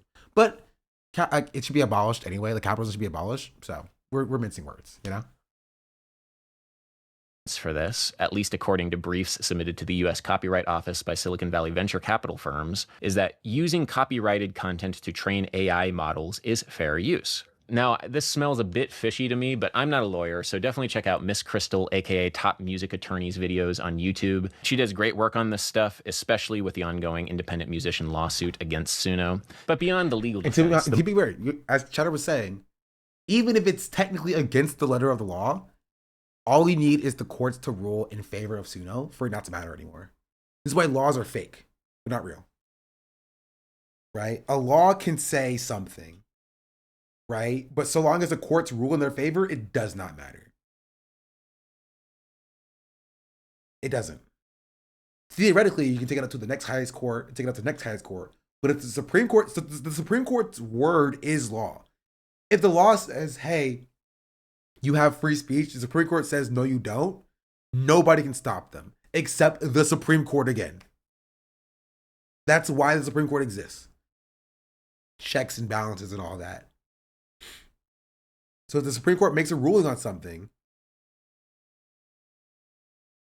like Charles Ben was Supreme Court established precedent. Yeah, exactly.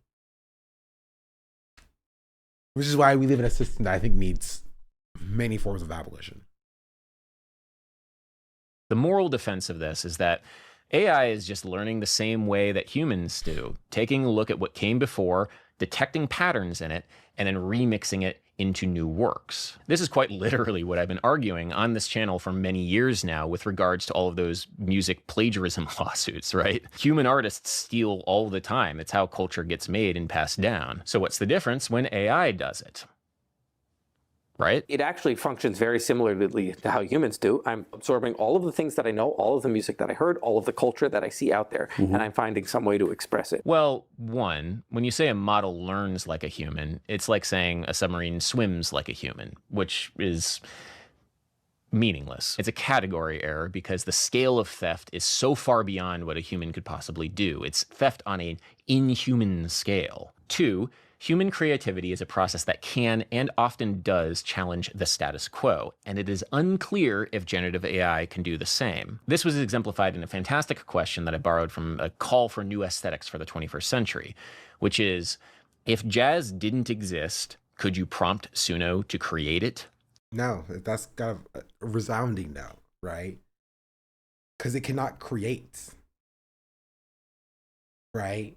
It can only remix, right? I was gonna say iterate, but it can't even iterate, right? At most, it can amalgamize.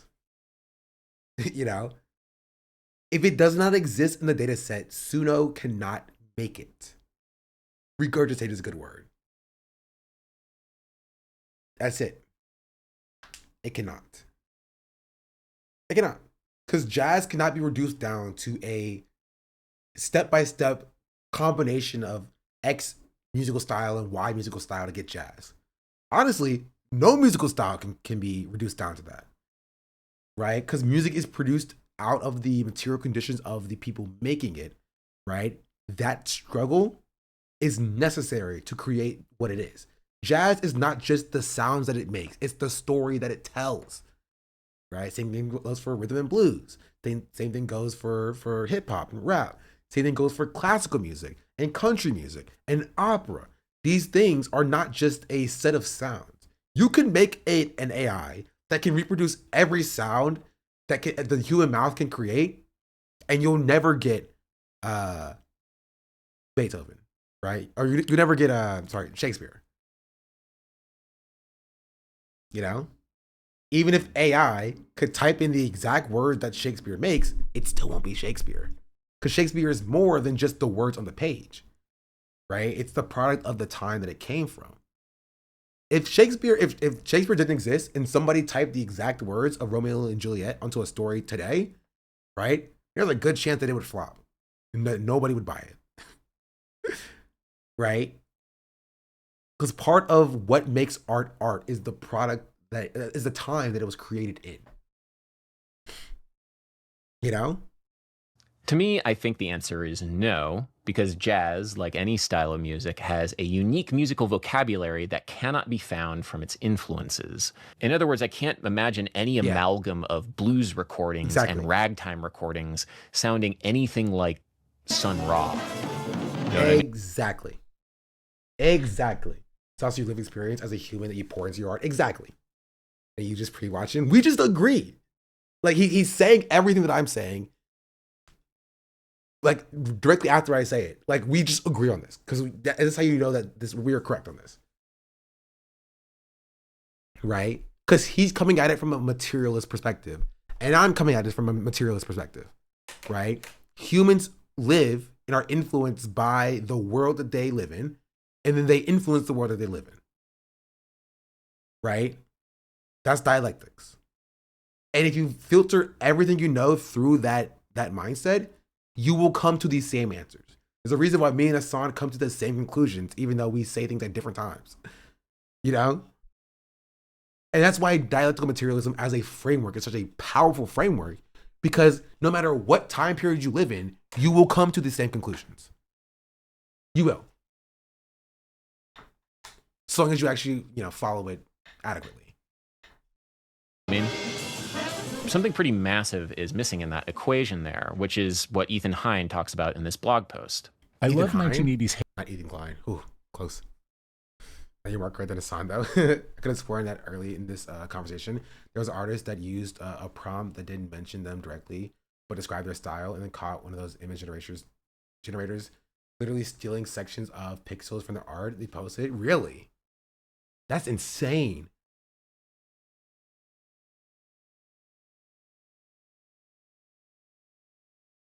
Hip hop because there's no way to predict it from projecting trends in 1970s pop.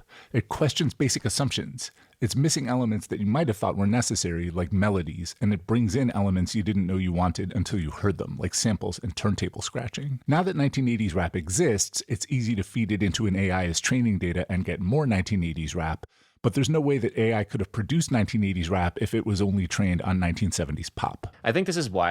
Honestly, AI could be trained on every single type of music ever, and it would still never get 1980s rap, right? Because 1980s rap is built fundamentally out of struggle, and that struggle is necessary for the creation of it, right? Lived experience is necessary for building art. This is why only humans can make art. As far as we know, until we have an alien species that has their own lived experience, and then mix their own art, Who knows? Human input defines art, exactly. People posting AI lo-fi disgust me. I consider monkey on a typewriter theory. Even then, that's a good example, because I brought up Shakespeare earlier, because I was thinking of that.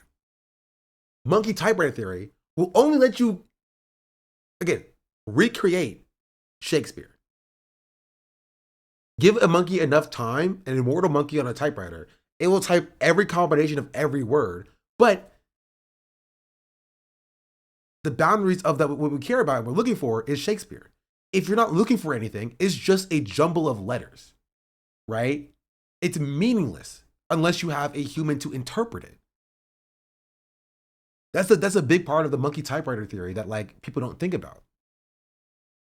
right? Because like if a monkey has a typewriter and types forever, eventually will it create Shakespeare? Yes. Will it create every written work on this planet? Yes. Will it matter? No. And that's the important part. Because what is art if nobody is around to read it? You know?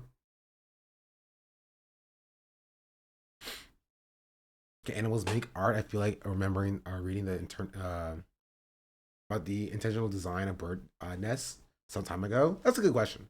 Honestly, can we go back to having the questions like that? I'd rather have that question than like, can a computer spit out Moonlight Sonata?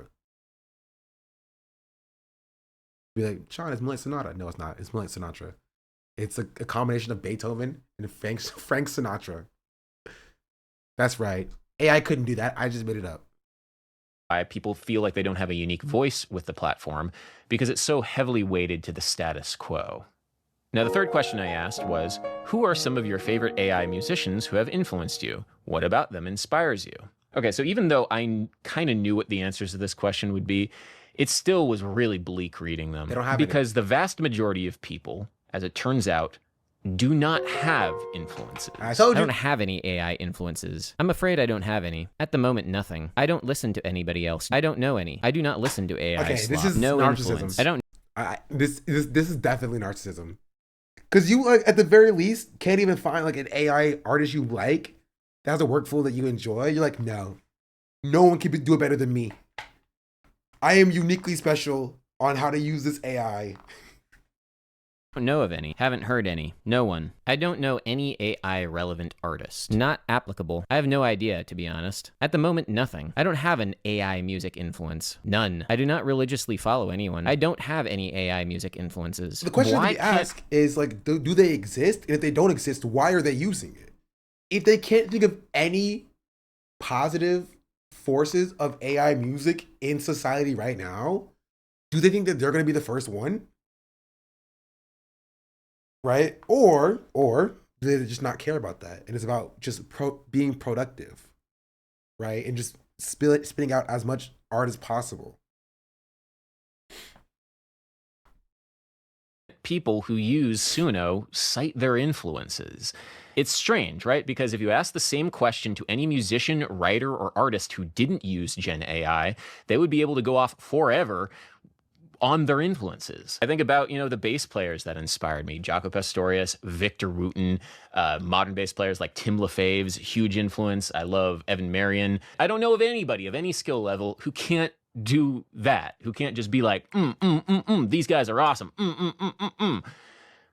What is going on here? I know some people might say that, generative AI is too new for people to have influences, which on the surface makes sense, but I do have my doubts there. For example, there are people who have been using generative AI in their workflows for many years now, like Holly Herndon. She makes some pretty wild, amazing music, but it seems like the people who use commercial generative AI do not cite Holly Herndon as an influence. There are people who are using Suno, like Timbaland or Zania Monet, for example, but nobody seems to be citing she's a real Timbaland, person? right? It seems like nobody has role models in the space. No musician that they can point to and say, I want to be like that person, which is strange. So role models are two. Yeah, I want to finish this video off. I do. We have a lot more to get to. I want to get to it tomorrow. Thought she wasn't real. I thought she wasn't real too. More you know. But I do want to grab some food and I'm hungry.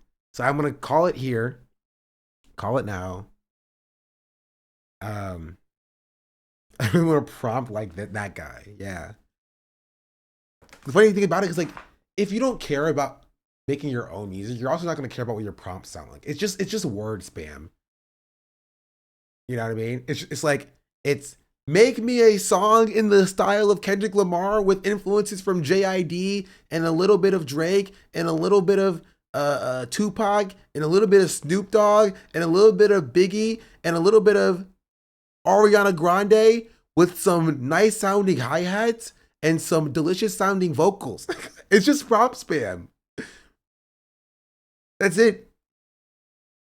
So like, why would they, if somebody doesn't care about the music they're making, they also won't care about the prompts they use. So like, it's a prompt spam is a lot. Yeah.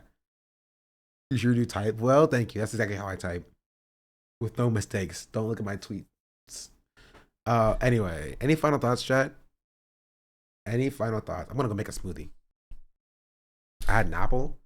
What should I put in my smoothie, chat? I have mangoes I can put in. I have a berry medley, which is blueberries, blackberries, and strawberries.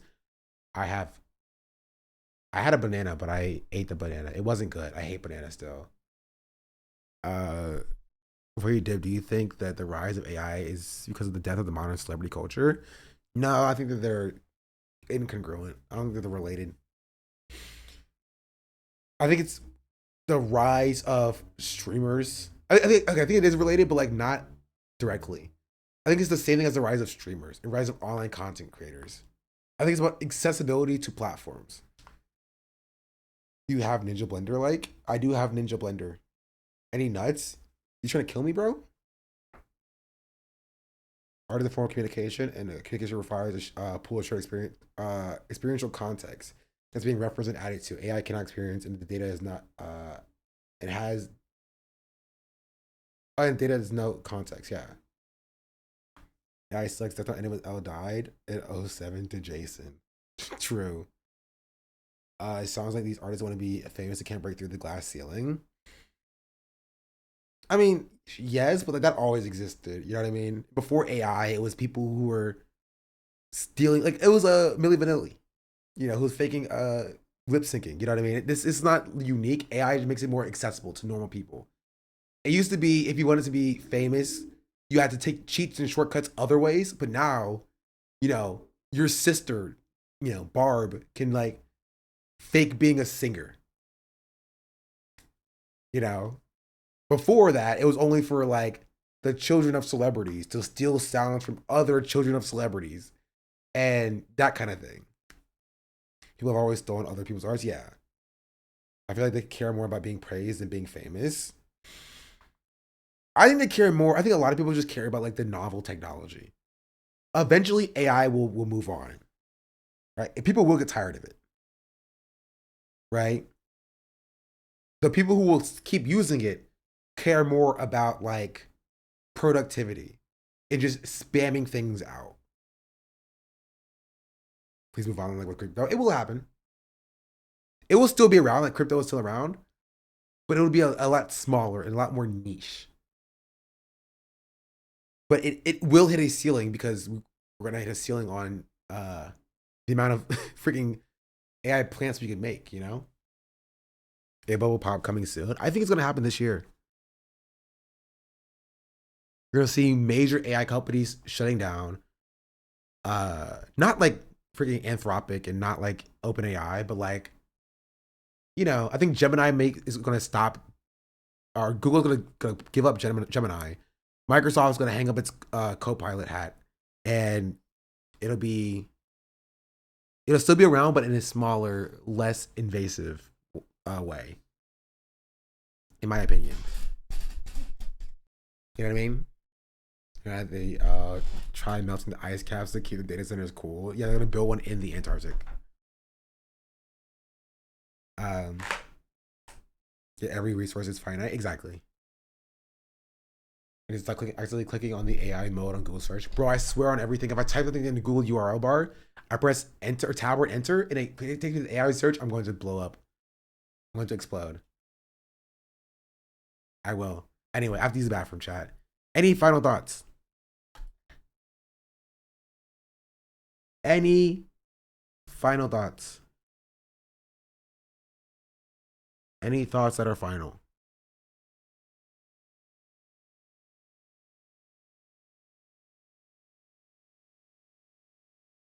Because otherwise, I'll catch you on the flip side. Mods, play me out. Nice. All right. If that's all, I'll see y'all on the flip side, maybe. Maybe I have to be.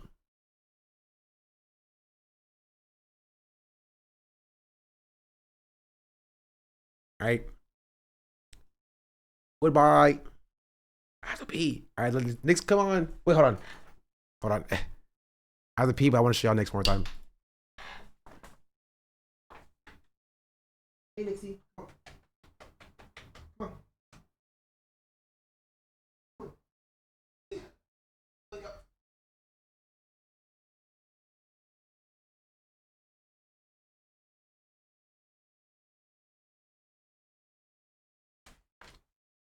Yeah.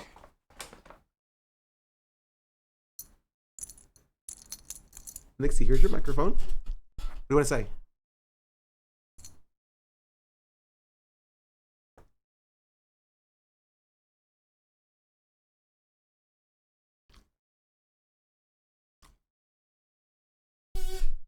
I know. I know. How do you feel about Ethan Klein? Oh, jeez. Not a fan of Ethan Klein, I see. How do you feel about Hassan saying he vote for third party in 2028? Hey. Hey, Nixie. Right here. Look right here. Look up here. Hey, baby girl. Okay. Put you down. Go ahead. All right. Bye, chat.